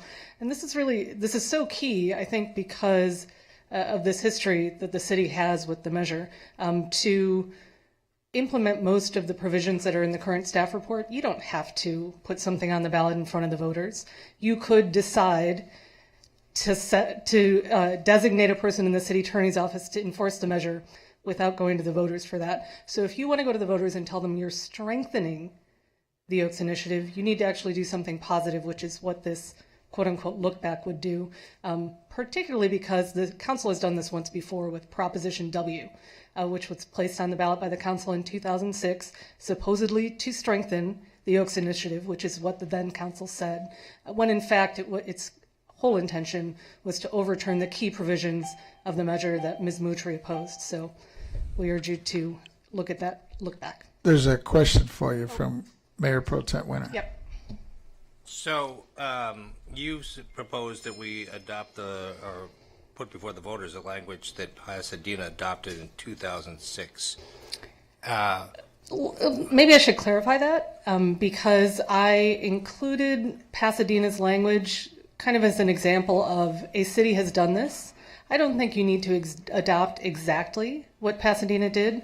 I think what the Transparency Project presented to you is just as manageable, and you can talk today about exactly how to draft it. I think the key is that both as the Houston report said, this has been done on the federal level and upheld in the courts, that you can look at the bidding period, and that it is functioning currently in Pasadena in this form. So if you want to, talk about specifically, are you going to include or exclude variances, that's fine. But I think that there's not that much difference between what the language that the Pasadena folks did and what the Transparency Project has proposed. Well, my question for you is whether or not you're familiar whether Pasadena had found it unduly complex to monitor all these different applications. As far as I know, they haven't. The provisions came out of an eight-month process that Pasadena launched. They actually appointed a task force to develop these provisions.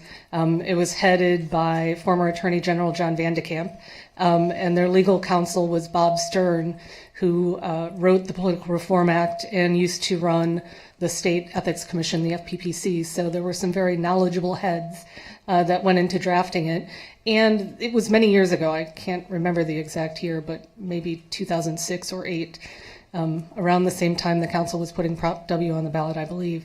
And so, to my knowledge, there has been no issue or no complaints about the tracking of the measure. I know they implemented a specific form that everybody fills out when they're applying for a contract, and that's how the tracking is facilitated. And I'd be happy to help the council identify how that's done, because I know it's, at least last time I looked, it was on their website. All right, thank you. You have another question, Councilmember Davis. Right. As I understand it, Pasadena has a form. My question is, do you know how that information is then disseminated? Because on any given day, we're in June right now. My guess is on taking out the weekends, June 1 through 28, there are bids being received constantly. So is that updated and transmitted to the council on a daily basis? Here are the bids we received today? Or, because in theory, someone could accept a campaign, the bid could come in on Monday, they could accept a campaign contribution on Tuesday, but if the list is only updated on a monthly basis, then you start to get into it. So I'm just wondering, do you have any idea how that information is conveyed to the people who have the limitations on campaign contributions? That's an important question as far as the timing. I think a daily update is probably a little bit too much to ask of a city, Santa Monica or Pasadena's size. I don't know their time frame. I do know that every one of those requests for proposal or approvals ends up on a list of public benefit applications. So every member of the council can refer to it, or the city managers can refer to it. I don't know the update timeline, but it's probably something pretty easy to figure out. Okay, great. Thank you. Thank you. Mary Martin, add something? you're up. You're coming up. It's actually, you're up, Mary. No, I think Sean is. No, then Sean. Sean's last. Okay. All right. And- Sorry, I and- didn't realize. I actually did some research on Pasadena, so I could answer a little bit of that question. I wanted, before I start. Okay. And I'm assuming Mark's, is that Mark back? Yes, Mark. Okay. And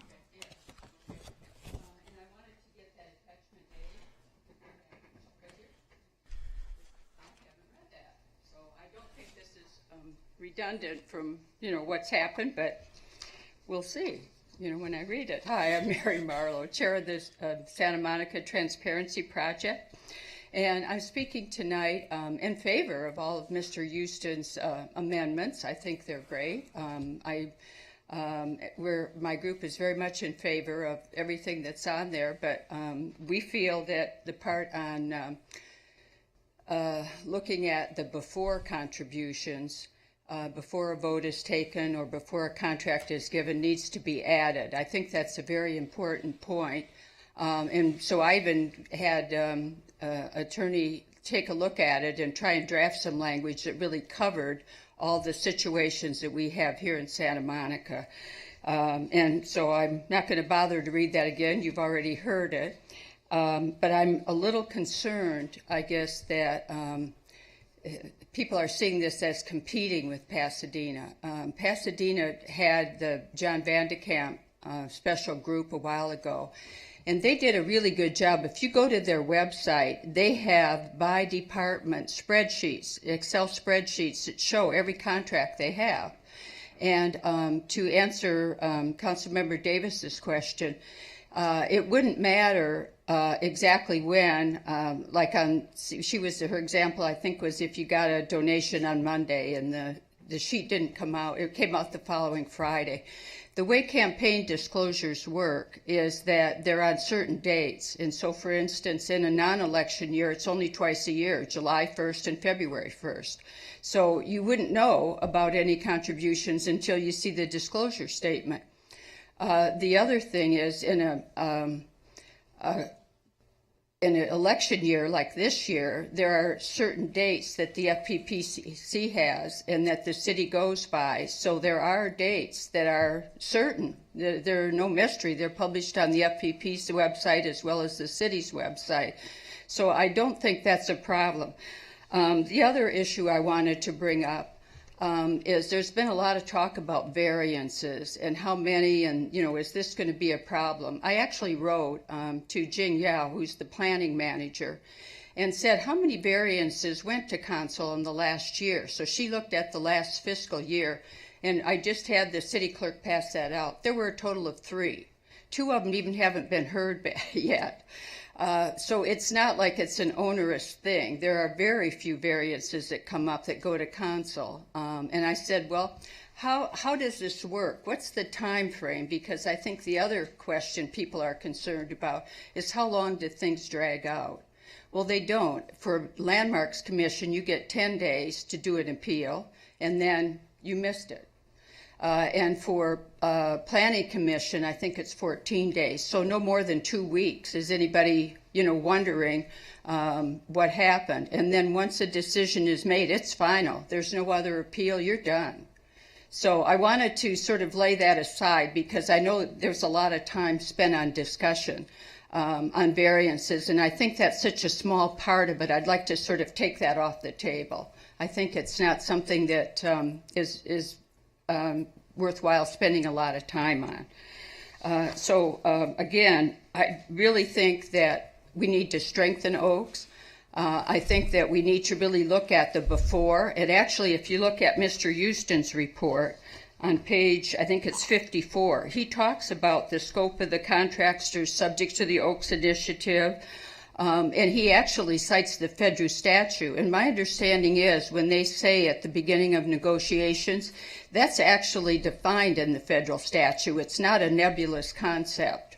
I'm in favor of, making a for sure thing for here, but I don't think it's a problem the way he did it. So thank you. Mary, there's a couple of questions. Sure. Why, Yeah. Starting with our city attorney. Okay. Okay.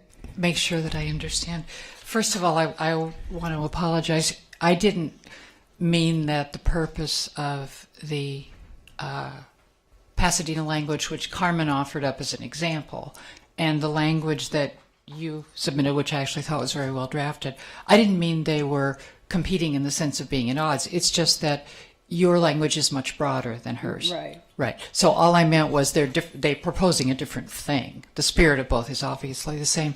And I had a question as the person that might be asked by council to help make this work.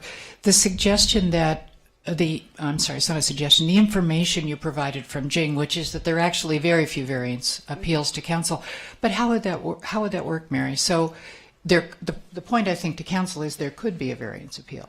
So does that mean that when someone submits an application, suppose the council goes for the reach back, as you've suggested, and as Carmen has suggested, and others as well, does the fact that there aren't very many variance appeals mean that council members can take campaign contributions from variance applicants, in your mind? Not knowing if that's going to be one of the 3 out of, say, I don't know how many variance applications come in a year, say it's 100, right? And only a teeny percentage of whatever number comes in the door is ever going to get here. But Right. what's the proposal about what that means from your project for council's ability to accept campaign contributions?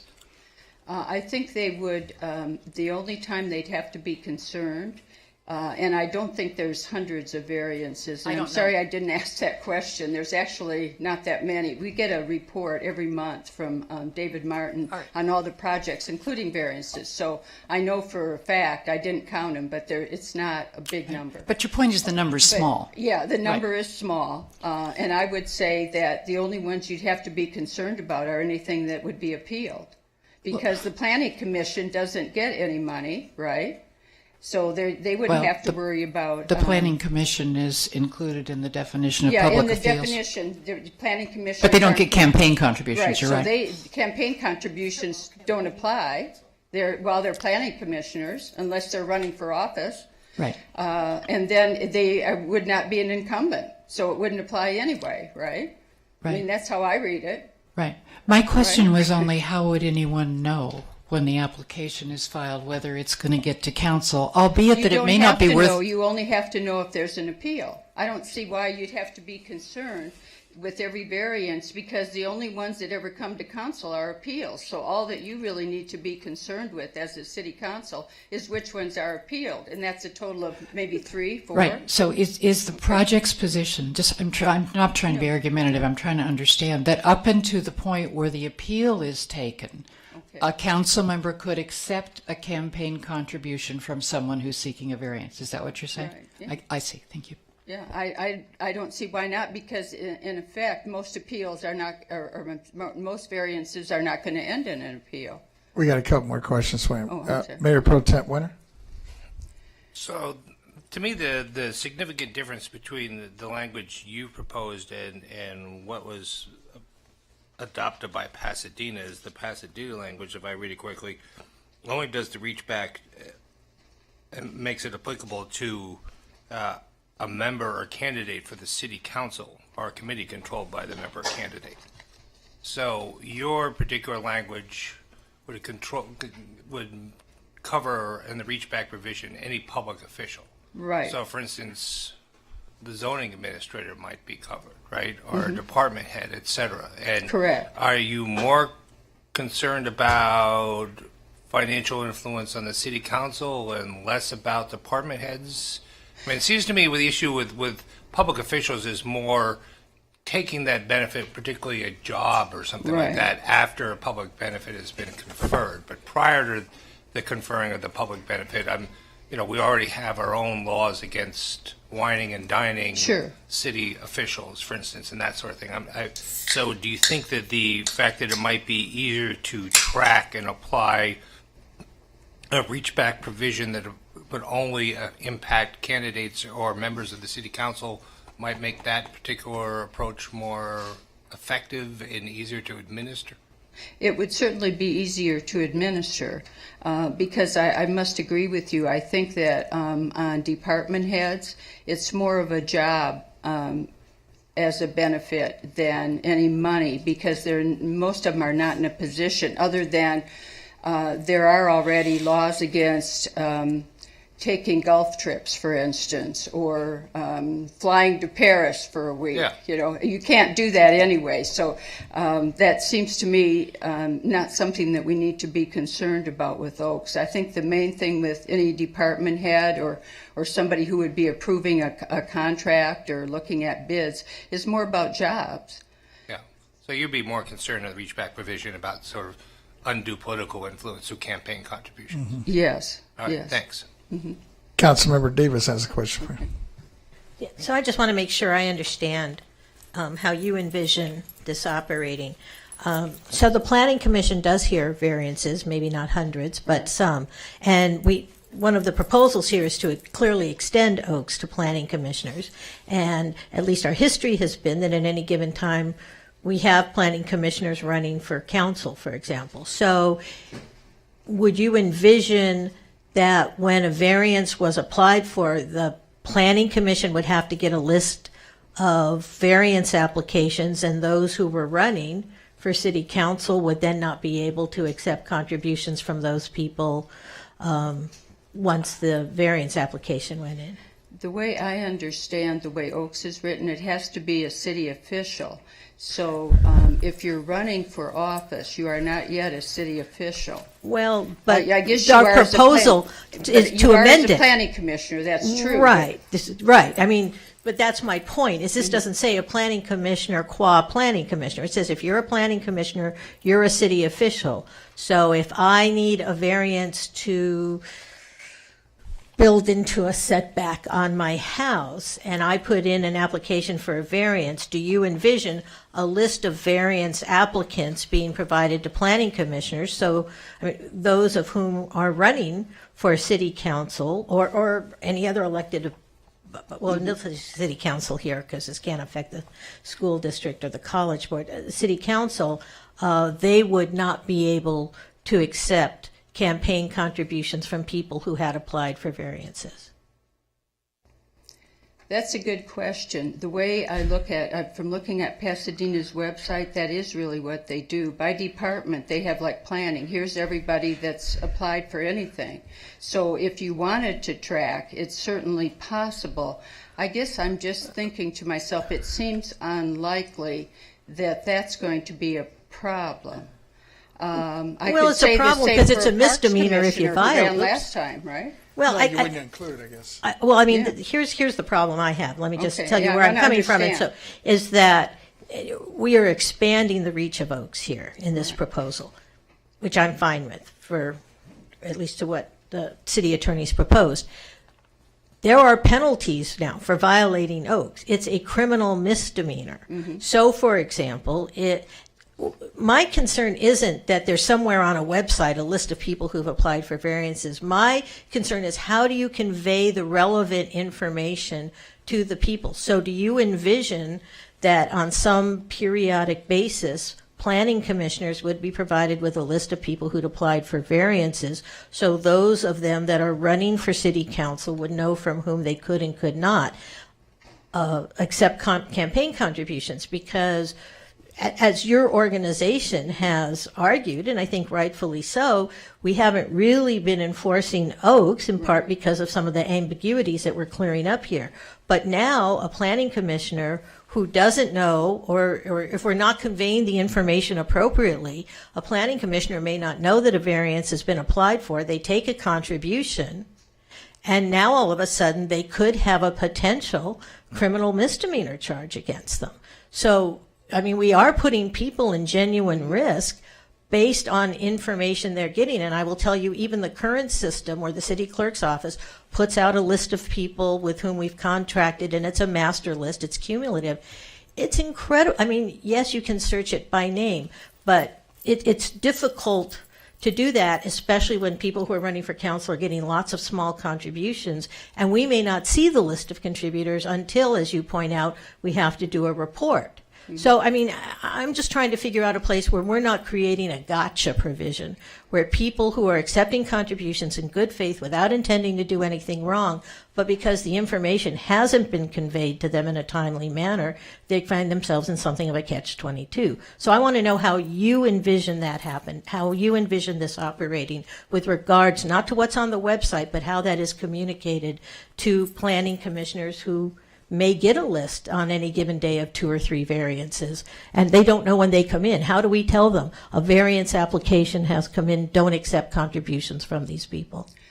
I guess I'm sort of having a problem up front. If they're on the planning commission, wouldn't they know the variances that have come in? No, they don't. Not when the application comes in. That's the whole look back thing. They know when they vote on a variance, but they don't know when an application for a variance comes in. I was on planning commission for years. I never got a list of here are the variances that have been applied for. I got a list of the variances that were coming to us. I see what you're saying. Did you answer the question a moment ago, Mary? Sure. What I understood you to say was that as to the fact situation Councilmember Davis is describing, I think the way you said you were imagining it was the prohibition would apply from the time of the appeal, rather than just any variance, exactly. So Right. it wouldn't be unless it was appealed. So Right. let's say there were 50 variances means you have to and one change was this. appealed. There's really only one you need to be concerned about. Well, but I understand, but that's appeals that come to the city council. We're now expanding this to apply to the planning commission, and the planning commission doesn't hear appeals, they hear the variances. Right. And a variance can be worth more than $25,000. Yeah.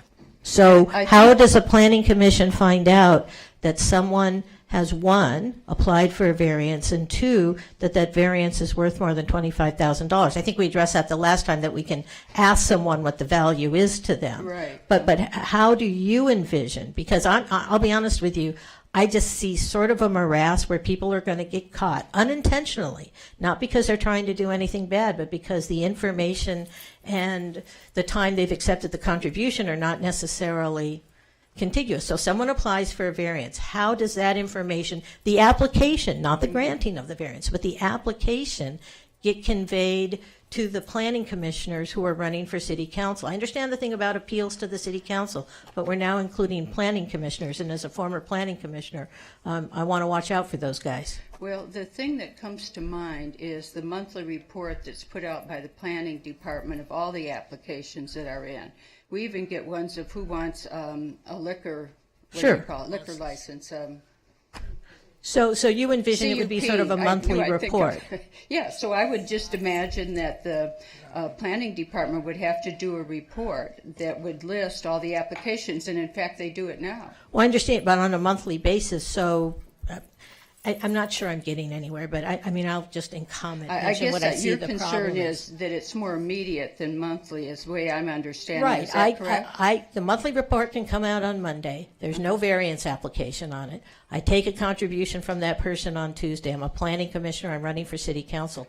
I don't see for a month now, but so now what do? I've taken an illegal contribution.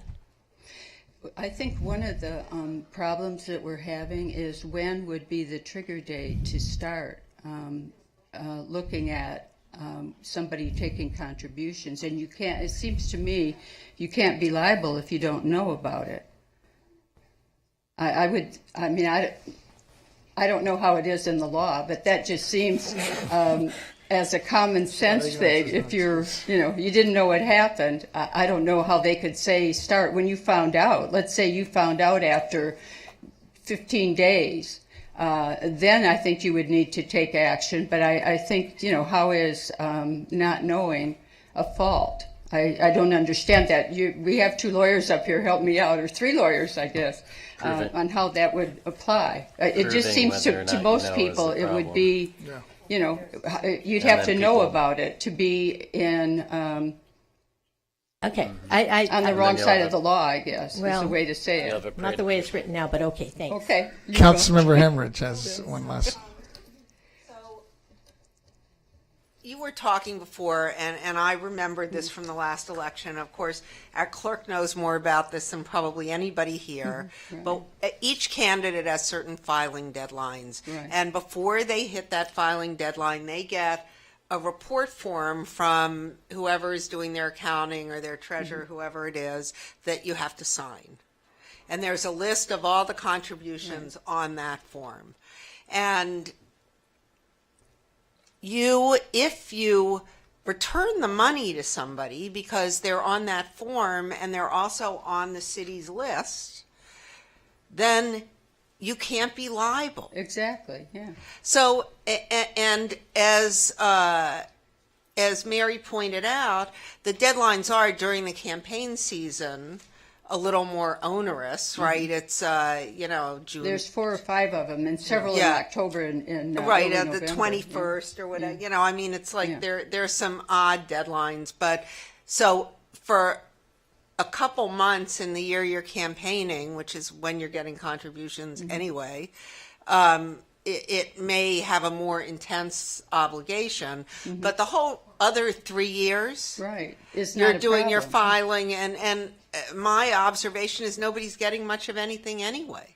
So, I mean, say you for do buddy this, who's you look checked at stuff, it. but that's true. You look at this. I mean, so for 3 years nothing's coming in, and then for a 6-month period you're getting a lot, usually starting in June 30th of the year of the election. Right. And so the onerousness of this, I think, is being exaggerated, and the ability to return contributions before you're publicly reporting them is also well within anyone's ability. That's true, yeah. And we've seen it done. Yeah. So. Yeah, I was the treasurer, so I know that the people look at it before it's signed. So, right. Yeah, it's a good point. Thank you. Okay. I think our city attorney has one more question. Yeah, okay. This is a record. I've never asked any speaker 2 questions. I've only asked about 5 speakers 1 question in my 22 years here. Did your group, Mary, think about in this language that you've submitted, did you think about making this a 2-way prohibition so that it would apply both to the public official and to the person seeking the benefit? Yes. Because that's not in here now, but we could add it. Yes. Okay, thank you. Yeah, thank you for bringing that up. Okay. Are we set? That's it. Okay, thank you. Thank you. Sean, you're the last speaker. All right. I'll keep it quick. For the last exchange, I think it's an eminently hackable problem. If everything's being produced in Excel files, we're in Silicon Beach. Let's find some civic tech whizzes to come up with an app that can merge data at whatever as long as the dates are as long as there's no sort of retrospective liability. But that's not why I'm up here. I'm up here because Ms. Mochi called me out. Very specifically, I would propose, I had a conversation after I spoke with her, a good definition for compensation could be the trigger for a nonprofit having to issue a 1099 to its director. So if you are getting $50 a meeting, one meeting a month, instead of getting mileage reimbursement, that's not going to trigger, you're probably not going to trigger the 1099 at $600. So you could choose to define compensation as that which is triggered by the issuance of a 1099. And there's a problem with your corporation controlling other corporations' language, if anybody wants to ask me what that is. Ask him. What is that? So the way you have it written right now, you're not actually controlling the directors of corporations that control the applicant. The way it's described here, I was struggling with it because I thought, wait, if the organization is should be a non-exempt corporation that owns or controls over corporations. If I'm applying here, the exception does not apply if I control organizations over here. I think who you're intending to capture is, I am applying as an entity that has directors and I'm controlled by somebody else, and that controlling organization ought to be captured by Oaks. I just noticed this. So I believe what you want to say is the organization, that ought to be a separate exception, and it ought to apply to the directors, trustees, directors, partners, or officers of any entity which owns or controls the applicant corporation. It's just reversed. And it needs its own standalone because otherwise it only triggers on nonprofits, the way it kind of reads. Oh, God. But I think you're looking for the reverse language. Reverse, what does that mean? Do you see how I'm going back up the track here? Who is a trustee, director, partner, or officer of an entity that controls the corporation receiving the public benefit. Isn't that who you wanted to capture? I control an entity that controls an entity that controls an entity that applies for a public benefit. So you're not actually, Sean, at this point in your testimony, you're not talking about the exception. You're talking about the rule, right? You're back right after number 2, who is a trustee, director, partner, officer of that entity or of an entity which controls the applicant, is what you want to say, before going on to the exception. That's what I thought you wanted to say. No, but it's a better idea than what I wanted to say, so I get it. Okay. But, yes. Thank you. Thank you.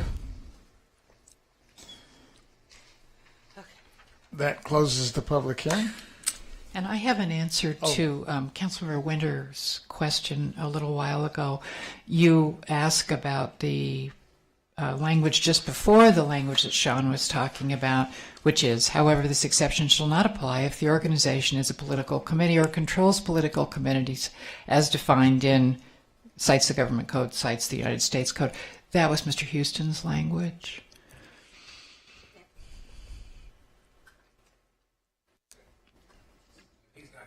He's not here, but he did buttress all of his suggestions in his report. Councilor Hemmers. I just want to say, I think the reason is that sometimes you have a 501c3 and then you have a companion 501c4, because I know the Sierra Club has the nonprofit and then the PAC. So, and they're separate organizations with separate boards. I understood that. I just didn't understand in what circumstances we would confer a public benefit to the Sierra Club PAC. Who knows? That's... Mr. Houston. I had no problem with language. I just was trying to imagine what it might ever possibly cover. Councilmember Davis, I'm sorry. Well, just to answer that, we probably wouldn't convey a benefit on a Sierra Club PAC, but it says someone who's a trustee, director, partner, or officer of that entity, and you might have someone, we might give money to the Sierra Club, and because we just got done with the corporation and the, unified ownership, we might give $25,000 to the 501c3 Sierra Club, and they might share, they might have an interlocking directorate, so you could get into that situation, in theory. Yeah, I mean, so, they control a political corporation, but the same group of people also control a nonprofit, and they're linked by their directors. I think that may be the situation that it might be being addressed. So, while I have the floor, obviously this look back provision is giving me trouble, and it wouldn't be giving me trouble if I was sort of envisioning how this all works. And I understand Mr. Landris's comment about, well, we just put it all in an Excel spreadsheet. But I think as anyone who's run for public office knows that, you go in, you get your list of, hopefully your treasurer is collecting contributions. You go in and you sign your documentation. And certainly I always take the clerk's list and go through the I can't remember, is it the 460 or the 410? I can't remember. Well, whatever the form is, the 460, and try and compare that. But I will say, having done that, it's sometimes difficult to know who is who and who's what. And so I do see that, there is a potential for some mischief here. I mean, yes, it is true. I suppose you can go and if you can identify them and say, oh, I shouldn't have taken it, because people mail in contributions. It's not like they hand them to you. So you're not knowing, oh, I'm taking this contribution, or they might go on your website, but you look at the document, the 460, before you file it. And sometimes it's apparent that, oh, I shouldn't have taken that contribution, and you return it. That's the easy situation. Sometimes it's not so apparent. And the concern I have is that, yes, the criminal misdemeanor offense requires that it be a knowing and willful violation, but the civil action provision doesn't. And so that's my concern, is somebody could be sued for inadvertently taking a campaign contribution that should have been returned, or never taken in the first place. So I guess if we're going to do the look back provision, then I would like to see us look at 2206B and say a civil action may be brought under this article against a public official who, using the language from the prior, says knowingly and willfully receives a personal campaign advantage in violation of. Because at least in that case, then there's an intent requirement that I think people could say, oops, I inadvertently did it, return the money, and everything is fine, and they're not subject to, restitution is fine, but here it says restitution of the personal or campaign advantage received to the city. I guess that's okay, but a civil penalty of up to 5 times the value, so that's like $1,600 or whatever. Injunctive release, disqualification from future public office or position within the jurisdiction. Some of those may be substantial penalties, and so I think that if we are going to do a look back position, which I think complicates things, I'm not saying it's undoable, but I think it opens up people to inadvertent mistakes, that we ought to add a knowing and willful requirement to 2206B. Councilor Emmerich? I think that there's another, you can either add the knowing and willful requirement, or you could say that who receives after demand for return, or something like that. So you could have a disgorgement predicate, because typically when you have a civil suit, you'll have a demand. Somebody will say, you did this and I'm going to sue you if you don't, right? And if you don't return it after the demand, now you could say that's the same as knowing and willful, and maybe it is. And maybe the city attorney, I'm no criminal lawyer, maybe that takes care of that somebody, after somebody makes a demand and you keep it, then it becomes knowing and willful.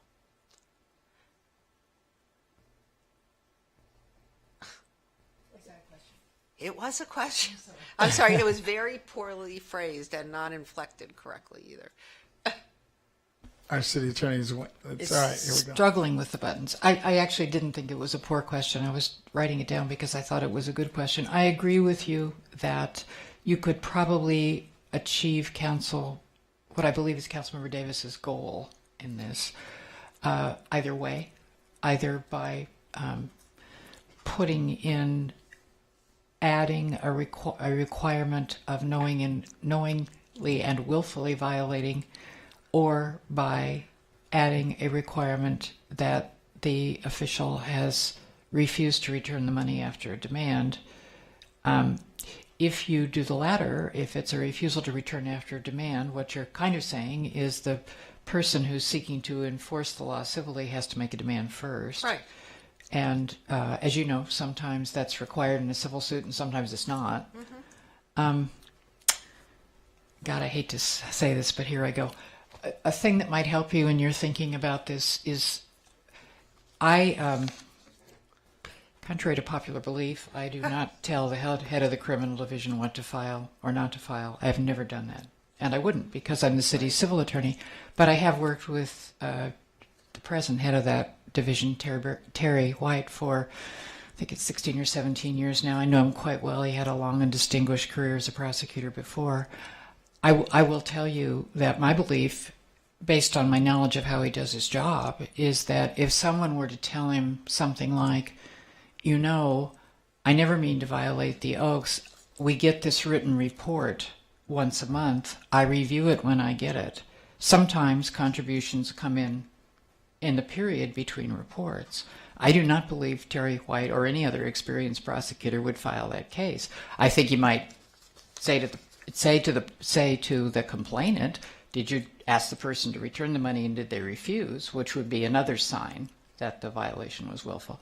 But I'm not asking anybody to just trust that he or anyone else in my office who's in the criminal division would administer this law in a way that any members of the community would approve of. I'm only telling you that I believe the knowing and willfulness requirement would be certainly taken into account in a criminal proceeding, and you can add it in a civil proceeding if you want to. I agree with that.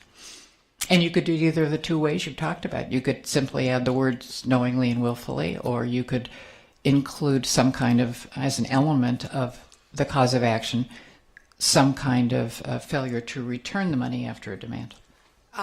And if you, and there are statutes that require that anyway. So, I mean, that language would be easy to insert. Well, so I was going to suggest, since there are 5 of us here, and I'm guessing that we can't, one way or the other, determine whether to put this in now or not. Looking back, what we do is we figure out which one we would want if it were put in, and then in addition to this suggestion about the demand or the knowing and willful, whatever, so that or some demand be added to this section, and other people may have other opinions, and that I have to say that I feel after all of this discussion, I do think that it would be easy to have an application that would tell you if something appeared in whatever list it was. I would like to see a look back. I am comfortable having it based on the language proposed by the, not the transparency, but the consumer watchdog. So the way that we discussed, where it applies primarily to council members, and that it apply to contributions to council members, and it apply to bids and these land use things, as you put it, Marcia. So it captured DAs, leases, and sales. So that's your. Well, I don't know if it's really a motion, because Just direction. Okay, well, so let's take a vote. I move that we insert a look-back provision. Well, can I suggest that we deal with the other stuff first and then see where we land on the lease back, right? I mean, I think we probably can all agree that we'd like to change the knowing and willful language on the 2206B, right? You want to move that? Yeah, let's go this piece by piece. We got this red line piece of paper here, and I made a note of all the things that came up. So I will move that we suggest that we add the knowing and willful language to 2206 about the penalties, for both civil and criminal. Right, and it's in there under criminal. It's just not in there under Yeah, the under civil civil, action. Yeah. So that's a motion. I'll I'll second. second that. Since that was my idea, I should second it. So it's been moved and seconded by Councilmember Davis. Can we do So that by now- voice vote? We can, unless, is there any, I don't see anybody else in the queue. Well, those that are in the queue are the ones that moved and seconded, so I think we're okay. We need a voice vote, or do we need a, actually roll call? Voice vote. Yeah. All right. All those in favor? Aye. Aye. Ayes. Opposed? Okay. And then I thought that Mr. Lander's suggestion about volunteer compensation being that which required a 1099 made a lot of sense to me. How about if you put that in the guidelines? Sure. I'd be happy to do that. Don't you think that's a good idea? I do think it's a good idea. I thought all That Mr. would Landers' trick ideas were good, actually. And well, his other idea was some clarification on who controls what corporation on page 2. And Yes. Yes. You know what I'm talking about. 2202B2. Right, and he was suggesting a better way of getting at the nesting problem that you were talking about, and what he was suggesting that we add the language. So let me read the beginning of it. Who is a trustee, director, partner, or officer of that entity or of an entity which owns or controls the applicant, was his suggestion. Yes. We're getting a thumbs up from the back of the room on that. And then we take it off the end of, we take the language off the end of 2202B, where it was misplaced previously, was his point. Second. Is there a motion? Did you? Yeah, That's- I was basically moving that with. And that the 1099 be put in the guidelines. Yeah. Yes. Doing great. All those in favor? Aye. Aye. Opposed? All right, so now we got two. And then, yeah, then the final thing is the reach back language, in which case we have a more protracted discussion. I will say, just as a comment, I'm in concurrence with Council Member Himmerich that I think that the Pasadena language or a variation thereof is a good idea, particularly if we include the recipients of the benefits in the reach back provision. So I would be in favor of that, and I just don't know where the rest of our colleagues stand on that. But I guess I'll make that as a motion and see what happens. I second it. And there's a question, Councilor Davis, I think. Yeah, I just want to say that given the amendment we made to 2206B, I'm more comfortable with it because I think then it doesn't serve a gotcha provision, that people aren't exposed to what could Because the be know and the willful. difficult because there's a knowing and willful requirement, in which case someone has to prove that you knowingly violated the act as opposed to inadvertently violated the act, and I think that's a huge difference. So I can support, although I have to say, I think it's going to be difficult for candidates. I know everyone thinks it's easy, but I think it's going to be hard. I find it hard now, and it could be hard later. But I think the fact that we're not making it possible for people to be liable for inadvertent lets me believe that, let's do it and see what happens. And I also think the advantage of the Pasadena language is it captures less, but addresses the primary concern of undue political influence while leaving the other public officials uncovered by the reach back, which just candidates and incumbent council members. So I Right. think that makes the administration of it a whole lot more simple, except for those who run for office. But signed up for it. Well, and any other kind of benefit would be covered by 1090 anyway, right? Or similar statutes. So if somebody conferred a benefit and got money back or something, if it was, would probably apply to us too. But anyway, there are other statutes that do cover. There's that certainly as well. other anti-corruption statutes. Yeah, right.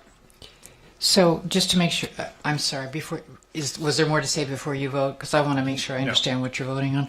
All right, so you're voting on a limited what you're saying is that you're going to have a reach back provision, but it's going to be limited in the way that Pasadena's is limited.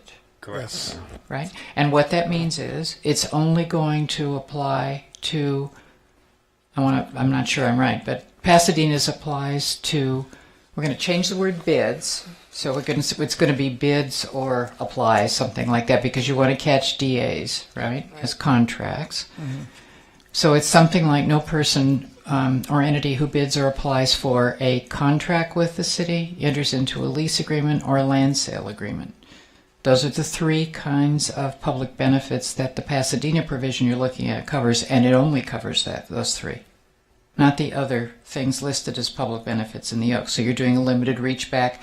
It's limited both in the sense that it applies to fewer public officials and in the sense that it applies to fewer kinds of public benefits.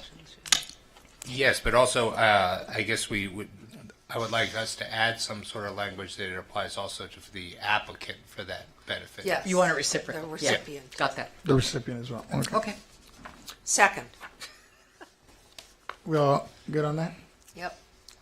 Voice vote? All those in favor? Aye. Aye. Opposed? All right. I think we're done now.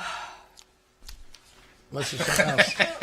Councilmember Davis has something else. Yeah, I just want to give, and I'm always loath to do, well, I'm not always loath to do this, but I do want to give direction to staff to, since we are going to enact this, and it takes a while sometimes to develop systems, to begin to think about the systems that are going to involve communicating, To the candidates. communicating to the people who are covered by the look back provision, namely the council, or potential candidates, for council about, when bids come in. And, to me, the bigger danger to some extent is you might not take contributions because you don't know that the bid's been decided, that there's a recommendation or something like that, or the bid's been rejected. So, it just seems to me that there's going to be some informational systems issues, and I'd like to get staff working on that sooner rather than later, because I think it'll be here before we know it. Well, certainly we can look and see what Pasadena's been doing as a model. Yeah, certainly. I think they can contact Pasadena, but I think, I'll be honest with you, I've looked at some Pasadena agendas and stuff. They don't do near the amount of contracting that we do for bidding and things like that. That's just, they're a city that does a lot of things, but they don't have a beach, they don't have an airport, they do have a bus system, but there's just, if you look at their agendas, or we had 8 bids on tonight's consent calendar. As Sean suggested, this would be a great thing for a hack to beach. And somebody could really, because you just need, look, I'm not good at this, but I think they could figure out how to gather the information and match it to the contribution. So you could have an app, you could get a push notification every time someone something applies like for that. a bid. It's not an app. It's how you have to gather the information and track it. So, But you have, I understand what you're saying, but there's also a way to match it to contributions. That's the app. Or something.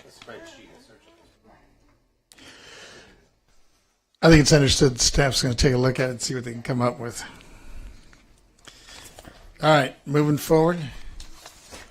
Where do we got? Next, we have 13A, 13A. annual appointments to the boards and commission, and it was requested to have this continued until you guys have a full council. Which I believe is August 9th. or which something. right now is August 9th. Yes. Unless somebody's plans have changed. So move to continue to August 9th? All those in favor? Aye. Ayes. Opposed? All right, so that's been moved. Okay, so 13. next we have 13B. Request of council members O'Day, Davis, and Mayor Pro Tem Winter that the council establish a Big Blue Bus Zero Carbon 2030 fleet plan. Direct staff to provide an analysis outlining the steps that the city would undertake to plan, implement, and track progress towards zero carbon emissions for Big Blue Bus operations, and authorize the city manager to negotiate and execute a professional services agreement with a qualified consultant to assist BBB staff in conducting the analysis. The analysis will include the opportunities and challenges of operating electric vehicles in an urban transportation environment, electric vehicle range, vehicle costs, Big Blue Bus facility infrastructure costs, industry best practices, source of electricity and carbon offset, and evaluating potential funding opportunities to fund the project, including the use of the proceeds from the sale of the 4th Colorado terminus site to Metro for achieving the goal by 2030. Staff will report back to council in a study session within 6 to 9 months, and you have 2 requests to speak, and I'll bring them to And you'll bring them up, okay? So, well, we have several people on this one who I'm sounds happy like to introduce Councilor them, if O'Day that's is ready okay to with go. my colleagues. Thank you. So this has a lot of words in the agenda item, so it is fairly descriptive, and for good reason. This is an important topic. The Big Blue Bus fleet at this time, you may feel like you've been run over by a Big Blue Bus, but has been, our Big Blue Bus is a leader in the transit community in the United States. It's a leader in our region and was an early adopter in clean fuels many years ago. Today we have a new clean fuels challenge. We have a new clean fuels technology, and while we have quite a clean natural gas fleet, the technology has improved, and we need to we find ourselves in even more dire need to aggressively confront climate change, and the evidence of challenges associated with the use of any fossil fuels, in this case natural gas, were pretty well highlighted in the Porter Ranch leak earlier this year. It turns out that electric technology today is 5 times cleaner than natural gas for transit use, according to recent research that's been published. And the Air Resources Board is acting on this through the Advanced Clean Transit rulemaking that the staff is currently developing, with a proposal for transferring California's statewide transit bus fleet to all electric by 2040. As such, the Air Resources Board and the U.S. Department of Transportation are now making specialized grants in this direction. Southern California Edison, our utility here, is also preparing an investment plan directed by the state legislature that would help to fund electrifying transportation and the ratepayer and utility improvements required to do this. As mentioned, we also have $20 million in funding that we recently received from Expo for the rail terminus site that could be applied to this challenge. And while we would be leading here, we wouldn't be alone. Antelope Valley Transit Authority recently announced that they would have a 100% zero-emission battery electric fleet by 2018. The MTA board just a couple months ago for LA County requested a ZEV fleet plan, and about and just under 24 agencies across the country are now using electric vehicles for bus services for transit. Where we would be particularly unique is in adopting not just a zero-emission vehicle bus standard, but also to make it a zero-carbon standard, which would require production of electricity from renewable sources or offsets that tie those renewable sources to our use for our bus fleet. So I'd like to join Council Members Davis and Mayor Pro Tem Winter in introducing this as direction to staff as described in this item to put us with Big Blue Bus back at the forefront of the transformation of transit fueling in the country. Our buses now are moving in that direction, though, aren't they? So electric, isn't it? According to our staff, that we have plans to do a demonstration of electric technology. But what this would do is sort of acknowledge that the technology is going in this direction, as are the rules and the funding opportunities, and request from staff that we develop a fleet plan that acknowledges that transition over some period of time beyond the demonstration program. Councilmember Davis? Yeah, and I just want to add to that, just to sort of bring it home in real terms. While certainly natural gas is a low emissions technology, if you're against fracking, that's how we get natural gas.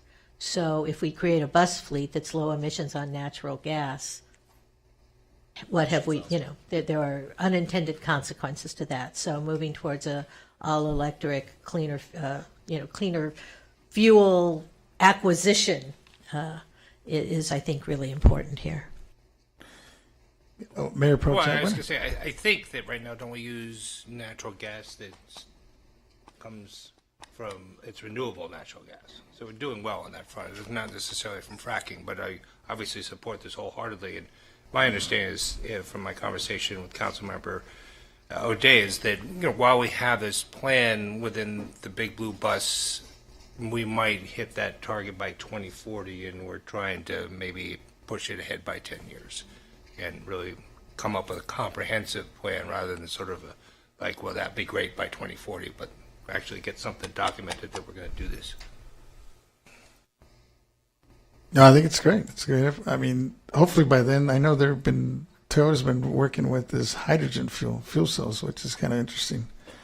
And we'll see where that goes. 2 speakers. Oh, we do have 2 speakers. Let me start with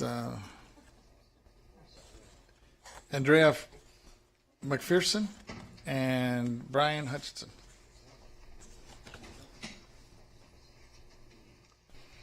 Okay. The zero carbon emission for the Big Blue Bus.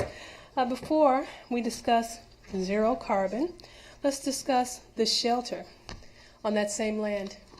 I spoke at the podium about the H2S gas leak on that same land in a shelter called Samo Shell. That shelter was built by the city of Santa Monica. It's 1 tent, 70 beds for men and women, 1 window, and an H2S gas leak confirmed by Hazmat. Hazmat basically stated that there is an H2S gas leak. I wanted to repeat that so I can confirm it. On that same land. So if we're going to talk about zero carbon emission, how about the 70 beds they have at Samo Shell that those people are being poisoned by that H2S? I stayed there at Samo Shell. Only when I came up to this podium and told you guys that the director, John, told me I cannot stay at any shelter in Santa Monica because I have epilepsy. I was put in that shelter. It's enveloped in bed bugs, and it has a rotten egg smell on that same property as the BBB terminus, on that same land, I'm sorry. And what do we do about that? Because, you hear a whole lot of things about, let's keep our city together. Let's keep, the carbon and, that means nothing to the people that are dying. My friend died at Samo Shell. Do you know, every other word that came out of his mouth was Jesus Christ. He was a British guy with a long blonde beard. He carried his Bible around. He coughed like 2 people. Supposed to be taken care of by Venice Family Clinic. They found him in his bed at Samo Shell after 2 days of being dead. Rigor mortis had set in already. Thank you.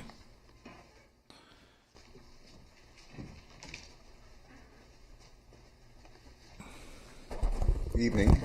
I really don't understand this whole thing about hydrocarbons because everybody knows that hydrocarbons come from carbohydrates because the trees die, the plants die, it washes in the sediment system, and somehow the tectonic system puts those carbohydrates and converts them to hydrocarbons. So there's a sustainable rate of production of hydrocarbons. Of course, the natural gas comes out of the ground by itself. You don't have to actually do anything. It just comes out. And it's always going to be coming out. And first of all, the main glass housing gas of combustion is water vapor. It is not carbon dioxide. If you go to SMC in the Science Court, there's a poster from the Exploratorium, a huge poster. It shows you the spectrum of water vapor. It doesn't show that for OCO because it's much smaller, but I haven't been able to actually quantify it. But anyway, oh yeah, ice and water. Okay, whenever you have ice, you have ice drink, and you're finished, throw it on the bus or throw it in the street, because all that water that goes in the garbage, it should just be go to the street because using static electricity and well, you know, when a bus goes by, it's wind, and the wind, the planes and the automobile traffic and the buses and the trucks and all that are what are mainly creating the weather as well as the buildings, because that's why I've been going around all over the place, and I don't know, I call it flow form because that was a technology involving water, an old Swiss technology, but it applies equally because it actually does help capture water. Thank you. Thank you. That closes the public hearing. Councilmember Hemmerich. I move 13A. It's been moved. 13B. Sorry. It's been moved and second. Councilor Davis, I guess we need a roll call vote on that. You do? Or can we just do a voice vote? I think it's voice Well, vote. Yeah, it's just a voice. Voice vote, yeah. We'll do a voice vote. All those in favor? Aye. Oppose? All right, so we're good. Next, we have item 13C, request of Mayor Vasquez and Councilmember Hemmerich that staff return with proposals for a ballot measure that could provide a voter approval as a requirement before large-scale development charter amendment that would protect and be acceptable to the broadcast space of our residents. And you have 3 requests to speak. Yes. It does say broadest. It's late. I was just a little worried about the broadcast space. Right. Councilor Hemmerich, go ahead. Sorry, I'm not even on. We did not discuss this last meeting because it wasn't agendized. Now it's agendized. I brought this forward because a lot of people asked me to bring forward discussion of something that is an alternative to the 32-foot Love Initiative. And I think that there are people like I who believe that 32 feet is simply the wrong pivot for a vote. I believe, as do the proponents of Love, that we should have a vote, particularly on our larger projects. I think that if we have a vote, it will improve the engagement of the residents in the town, because I think then developers will know that they can't just get 4 votes. They have to engage people to go forward. And I think that, and I looked at this in some depth, you get better projects when you do this. So this is why I believe in a vote. And I also believe that as long as developers believe they can go to the sky and get whatever they want from the city, that the speculation is rampant and the land prices increase, and it makes us more and more unaffordable all the time.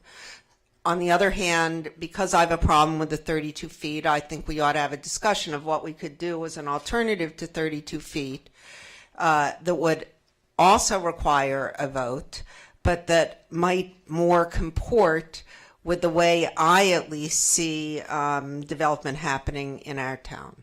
So that's why I brought it forward. Councilmember O'Day? Do you have speakers? Or? We do. We have 3, but yeah. Might as well. Let's hear from the speakers. Let's hear from the speakers. Okay. Nicole Phillips. It looks like Daniel. Oh, she left. Okay. But Daniel's here right now. All right. So and then Elaine G. Is Elaine Gigi back? I think I saw her. Yes. Okay. Go ahead. I too like the idea of the Love Initiative, but I think that it's going to discourage some things that we want to do. I'm concerned that if we can't build something that could have first floor retail and then also have housing on something that's potentially a little bigger than 32 feet. If the developer has to go to a vote and it's going to cost that much money, we're going to end up with, excuse me, we're going to end up with the kinds of things that I think are going to get through are like Staples on 16th and Wilshire. And I don't want to really just see that kind of thing built like all the way up and down the boulevards. I think we really need to do something that will promote the types of buildings that we want. And I agree with Sue that there are definitely advantages to having certain things come to a vote. So I hope staff can come up with something as an alternative, because I might vote for Love if there isn't an alternative.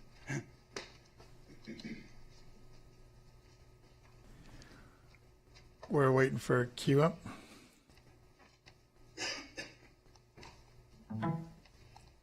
She can come on and start talking.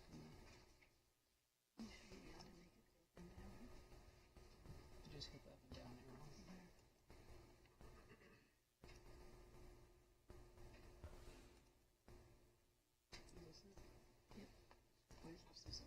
That's found. Does that look?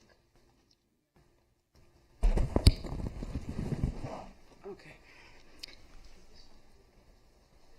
I hope that City TV is ready because they usually miss the beginning.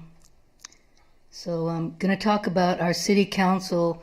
They have a 5-point plan to defeat the resident-sponsored Love Initiative. Number 1, spend $60,000 on a phony phone survey. Objective, to determine how to sell the Manhattanization of Santa Monica to voters. Number 2, direct staff to prepare an anti-love ballot measure. Caution, bureaucrats at work. Objective, to confuse and divide voters.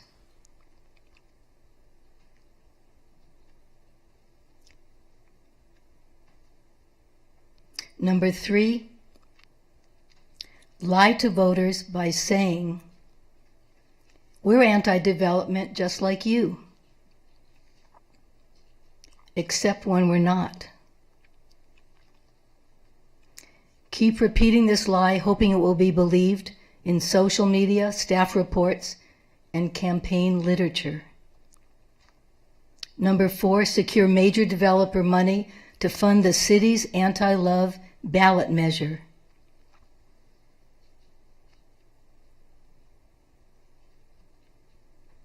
While residents struggled to collect over 10,000 signatures,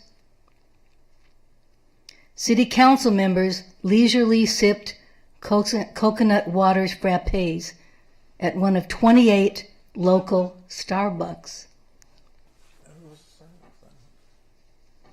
Number 5, voters are too gridlocked on election day to even make it to the polls. If you're mad as hell and don't want to take it anymore, vote yes on the Love Initiative. That concludes the chits on time. We do have a late chip, Council. All in favor? Aye. Danny Zane.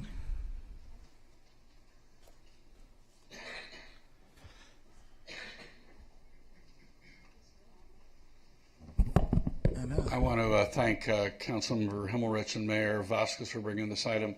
I do think this is a smart direction for the council to take. I have a long record, I think, of opposing major developments, including the Water Gardens, the Arboretum Project, the Heinz Project, and the hotels that were excessive on Ocean Avenue, I think. In all of those instances, they were projects way outside what was really provided in the zoning of the city. The zoning standards of the city are actually, I think, quite good. The inside of Love, of course, is that voter approval beyond appropriate standards makes a good sense. I think, however, that the existing standards of the city are good standards, And the problem is when we use development agreements to go beyond it, we should in fact seek voter approval for projects that go beyond existing zoning standards. That's a more reasonable approach, more likely to get the support of the people in the community. Thank you.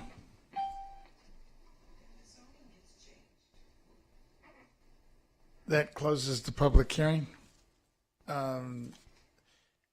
Actually, when I was asked to come on board with this with Sue, I agreed to it just to have the discussion because obviously we weren't able to agendize or actually have that conversation at the last meeting. And I guess my question, well, we don't have our city manager now, but I did have you did talk. I did have a conversation with him, and maybe Elaine will echo this, but my question to staff is if we were to come up with something tonight, I guess some direction on the dais, it would have to come back to us. You'd have roughly, 2 weeks? Is that what it is? Or less? It has to come back for the first meeting of July, which is July 12th, which means we have to get a staff report published the week before, which because of the actually it would be July 5th. The packet would go out, which gives us about a week to put information together. And it's and that was my concern because first of all, I like the Love Initiative. I have a problem with any type of measure that's when you start zoning through the ballot box. And I expressed this to, and I see some of the founders and the co-writers and the organizers for the Love Initiative. My concerns, well, I do have concerns obviously on large developments, and I've expressed those in the past, especially the one that jumps to mind is the Heinz Project as an example. I believe the council that sits up here, it's basically our job and our responsibility to move in that direction or to address those issues of not only the residents, but of the city as a whole. And there's so much that goes into when you approve or disapprove a project.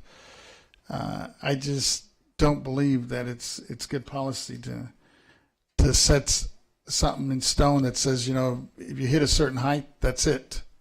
Or whether it's a height or an FAR or whatever standards you come up with as a rule of thumb that, above and beyond that doesn't move forward.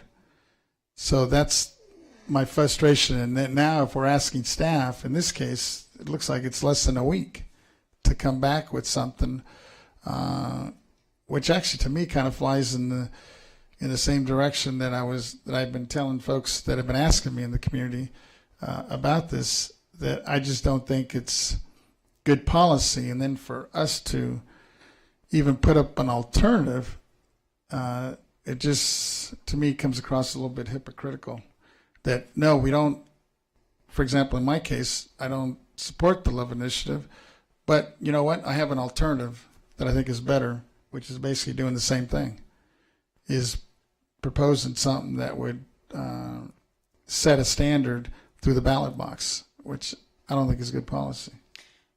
Mayor, if I might, in checking with our clerk, I misspoke. July 12th is not the last meeting to get something on the ballot. It's the 26th. So there's the second meeting in July. So that does give a little bit more room, although that is not a lot of time to do the analysis that we need to come back with. But it's a little more time than just the week. So what are we maybe 2-3 weeks max, if that? It's an additional couple weeks. Councilmember Hemmerich. I just want to say, as I said, I had looked at this. I actually sent a couple of models to the city attorney. There are model ordinances that do confer a vote. One of our newspapers noted that there are a few of them, but that are much simpler, shorter, and I think could be crafted to do something similar to what Denny was talking about, where it would in essence, say that anything that required a variance, an amendment to our zoning requirements, or a loose amendment, anything like that, would have to go to a vote of the people. And I think the one thing it would do is set a standard within which developers need to develop, and wouldn't allow this, as I said, rampant speculation that they can build these enormous projects that don't conform to our zoning regulations and only need 4 votes to pass. So that's why I think it's important. And I have been distressed as time has gone on, and I was on the Planning Commission and now I'm here, at various plans and projects that went forward, got 4 votes.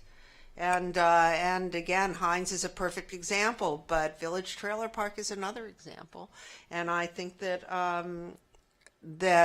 this is a way to discourage it. Councilmember Day. I appreciate the interest and effort to try to tweak what is currently out there as the initiative. Of course, that's why we spend so much time up here tweaking so many other codes and lights after midnight now. But you know, I think we have to really balance the prospect of rushing this, getting it wrong, and then also putting something in front of the voters that actually makes this even more confusing an election. And, you know, if we look just to the last election when we had the airport initiatives that we're doing, it is a very complicated question for voters to discern. They figured it out. They've figured it out the right way, I think, this time on the airports. But it took an extraordinary amount of effort and a community that was really quite well united in presenting that position. I don't know that we have that here. I don't think it's an, you know, we don't have the same kind of groundswell of support for an alternative. And it would be difficult to organize that in short order, and the risk is confusing voters and making this whole situation even more challenging. I think that the more clearly that the council can speak against the Love Initiative, as I understand, that's the position of, that I'm hearing from this council, I think makes it clearer to voters that it's exactly what's the right decision, and putting forward an alternative is just going to create confusion. And actually, along those lines too, the other issue that I didn't mention too is this ballot is going to be so loaded up with ballot measures and candidates, you know, from the top of the ticket all the way down, that I think voters are going to have a tough time by the time they get to the bottom of the ticket, which we're going to be at the bottom of the ticket here, for people to really understand, you know, 2 competing measures on development. So those are my thoughts. We certainly spent a lot of time tonight talking about all the things that we're already looking at for this ballot, not to mention those that are being placed there by the state or the county.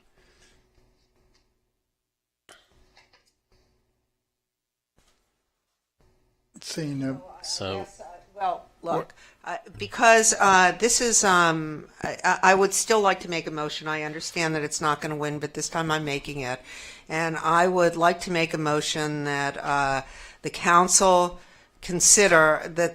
direct staff to prepare a ballot measure that would provide for a vote of the people of Santa Monica on all projects that vary from our zoning ordinances or our general plan or specific plans.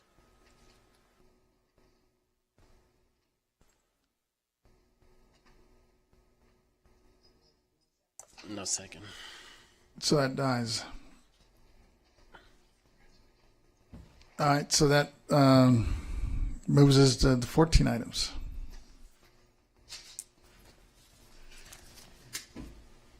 Now we have 14, public input. Public comment is permitted only on items not on the agenda that are within the subject matter jurisdiction of the city. State law prohibits the city council from taking any action on items not listed on the agenda, including issues raised under this agenda item. And you have 10 requests to speak. Jonathan Foster, Art Casillas, and Paul Scott.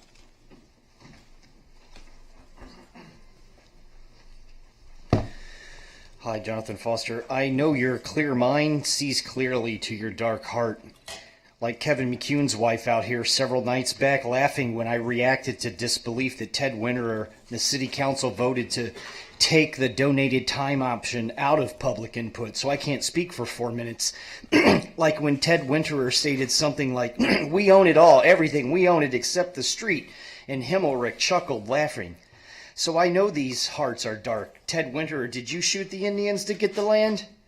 Have you paid the Civil Rights Commission to the Tongva Indians a percentage of the purchase price, being a leader in the continued effort offering and resolving civil rights issues that have not been resolved?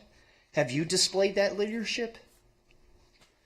Or did someone else shoot the Indians and dead? You get the land, you get to make money off of it, like the 3rd Street Promenade owners cronied with their lawyers with Santa Monica Incorporated, or landowners by the airport, all operating as best they can like they're their own governments. Your hearts are dark.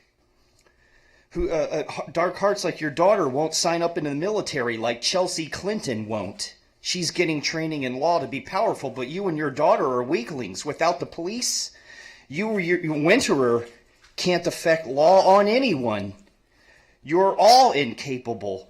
Can people just like you take away my freedom of speech? This is the problem with collusion that goes on, as described by my other testimony, that the lawyers and landowners dealing with my freedom of speech associated with the performance protocol did the penalty I objected to has been made worse, not better, by the council without public input about it. No one was asked to give testimony on these changes. You just did it. How do you do this? You people are maddening. Jerks. Art Casillas. Evening, Art Casillas. On May 24th of 16, Police Chief Jacqueline Seabrooks asked on item 3M for taser, the equivalent of electric stun guns, cause of great bodily damage and fear, mental and physical harm, which doesn't prevent crime but could instill more deadly encounters, causing lawsuits. You have been warned.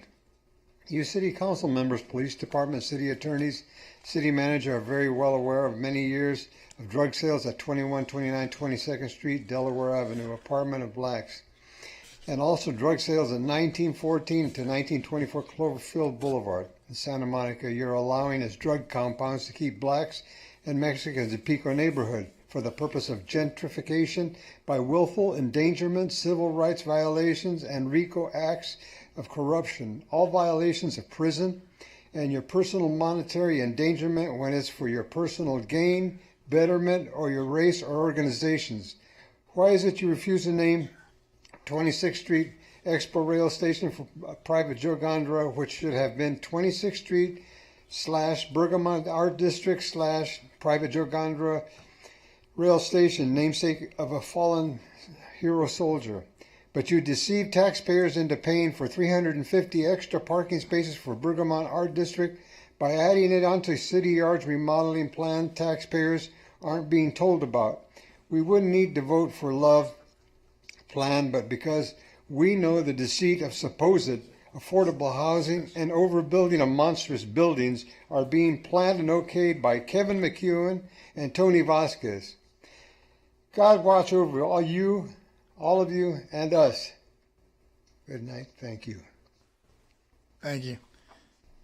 Paul Scott, as you come up, let me just call 3 more names up here.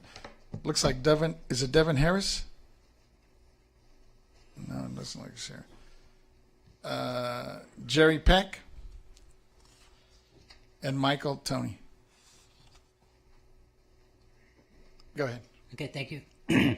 I've spent the better part of the past 2 years attempting to get the Santa Monica Police Department to address the problem of illegally loud motorcycles.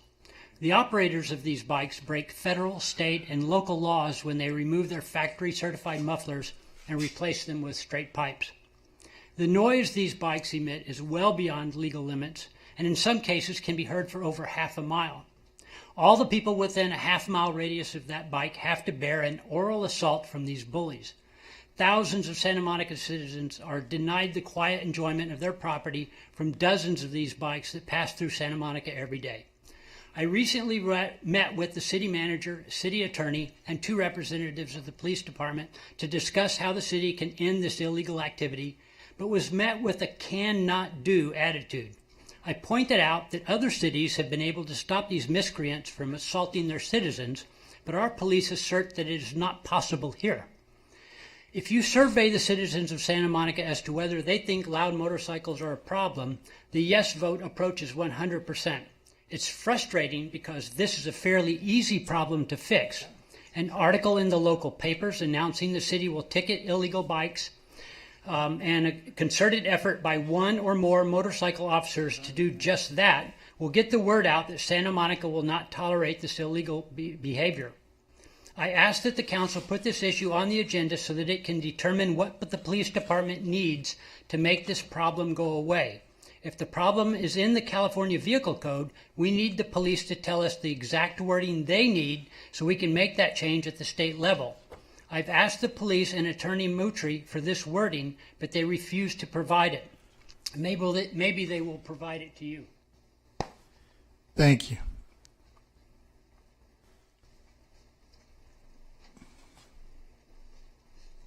Good evening, Mayor, City Council members. My name is Jerry Peck, General Manager of the Shore Hotel. I'd like to follow up on our request to the City Attorney and Chief of Police on our concerns regarding enforcement of the noise ordinance and other enforcement matters. If possible, I'd like a meeting this week or latest next week to go over our concerns. Also, I'd like to bring up another concern. It's an unrelated matter. Great idea about the Big Blue Bus going carbonless. Love it. It's a perfect idea. It'd be awesome to do it sooner. I'd like to see a lot of solar panels on top of all the buses. That'd be awesome. Anyway, last year we installed an Aqua Recycle water saving system, just like the Lowe's Hotel did previously. The system takes used laundry water, runs it through various filtrations, each with its own level of filtering, filters chemicals in clean water, then sends good water back to laundry to reuse in the washing. It's 70% efficient. That means we're saving a lot of water. The city heard about the system earlier this year, just about the time Unite Here Local 11 was trying to unionize our hotel, protesting outside and shut the system down. The City of Santa Monica claims it needs a permit because it's a great water system. The company that put the system in has never had any issues in the entire state of California with this permitting, and a matter of fact has won the Lowe's Hotel, which coincidentally won the SQA awards this year based upon the same exact system that we're using, and the city has not shut them down. The company is working with Los Angeles County Health Department now at the wishes of the City of Santa Monica, which we haven't really had any follow-up yet, even while Lowe's continues to use their system. The only thing different is that Lowe's employees are represented by Unite Here Local 11. We feel this is another attempt by the City of Santa Monica to punish the shore because our employees do not want to be represented by the union. As a consequence, we feel we are being unfairly targeted, being treated differently than all other union-represented hotels. Requesting a separate meeting with Building and Safety, other appropriate city officials to explain to us why their water-saving system is still going and ours isn't. Thank you very much. Thank you. Michael, Tony, as you come up, let me just call out Dunn May, Brian Hutchinson, and Andrea McPherson, I'm sorry. Go ahead. Okay, at our local ArcLight, I saw Alice through the looking glass and actually met the extraterrestrial Sinjays, who was running the projector and had a holographic projector. It was interactive and involved time travel. Time travel is portrayed with great fidelity to A. Einstein's work, and further, Alice Through the Looking Glass sheds light on the universe when faster than light travel is engaged in time travel, and worlds anti-worlds that mutually annihilate return to the original state. It was extremely interactive. I couldn't even understand what was going on. It was absolutely superlative. I don't know. But anyway, I think some of you had been very kind to Sanjays, and I wanted to express appreciation for that. Anybody gets a chance to see Alice Through the Looking Glass, go see it. It's beautiful. Thank you. Thank you. Travel takes time. Critics. Good morning, Mayor, council members, and other city officials. Are you aware that the Santa Monica City TV show entitled Cheap Eats is promoting food that is extremely unhealthy for people or unhealthy for our planet or both? Donuts and items containing white flour, meat, and or dairy products featured at restaurants in and outside of Santa Monica are praised and eaten with great relish by the two gentlemen who host the show. Ironically, during show breaks, the importance of sustainability is implied. And even on the show entitled The Green Room, there was what could be termed a subliminal message encouraging donut consumption. Now, there are wonderful vegan restaurants in and around Santa Monica, such as Veggie Grill, The Golden Mean, and Cafe Gratitude, that could and should be featured on the TV show Cheap Eats. However, unfortunately, it may be too late to feature Real Food Daily or Native Foods, as these popular restaurants have gone out of business in Santa Monica, at least for now.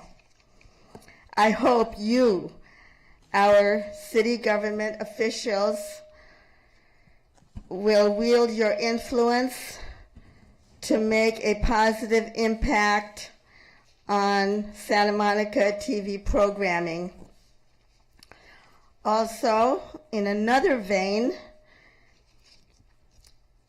there should be appropriate monitoring of the frequent ear-piercing sirens Thank you. emanating from emergency vehicles. Thank you. Brian Hutchinson, and then Andrea, you'll be after. Or then is there an Anthony Dennis here, I think is the last one. Okay, go ahead. Okay, this is the third time I've mentioned this, but the first week of July, last July, there was a record rainfall. I think it was like a millimeter, but in any case, it was a record, and I was sort of like claiming responsibility for that because what I've been doing since at least May before that July that I call Flow Forum.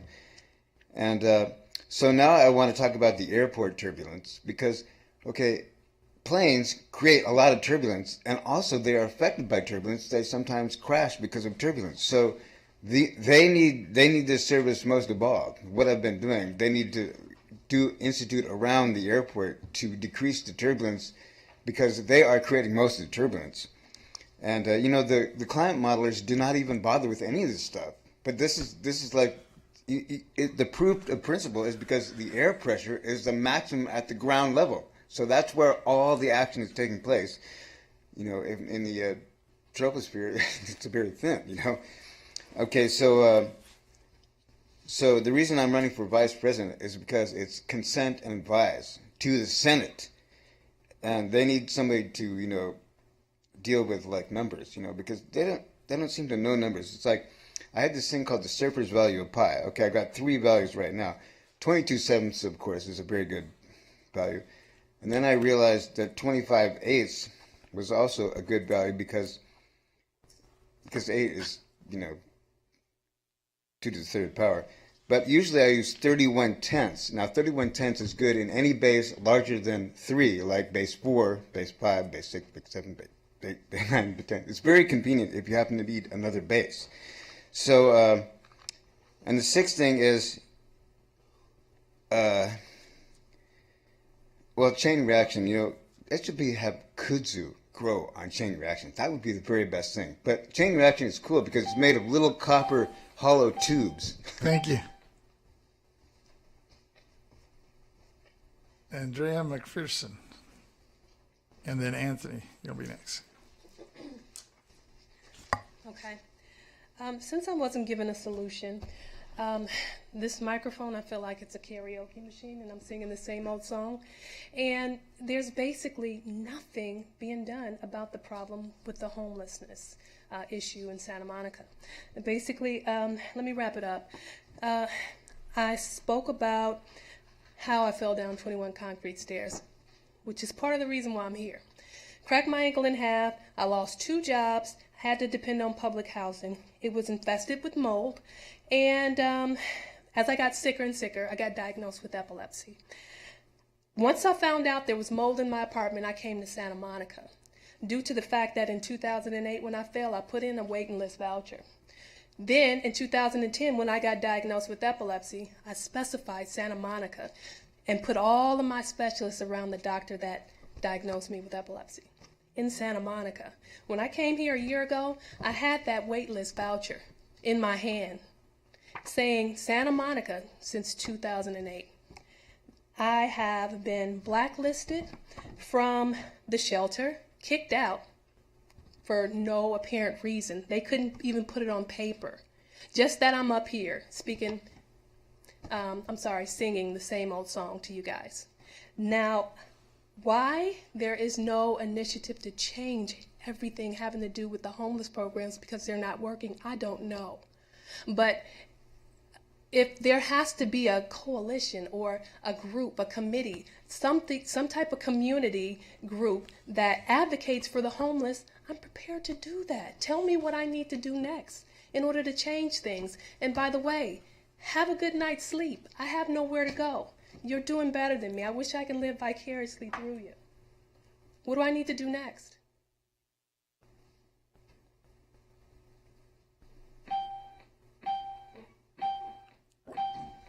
Thank you. So as a nothing- 14 item, we can't have a conversation with you, but you're free to talk to staff afterwards.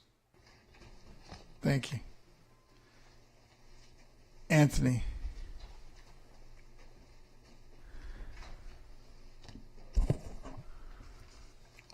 Good evening, City Council members, Mayor, and thanks for your time. My name is Tony Dennis. I'm proud to be a Shaw employee.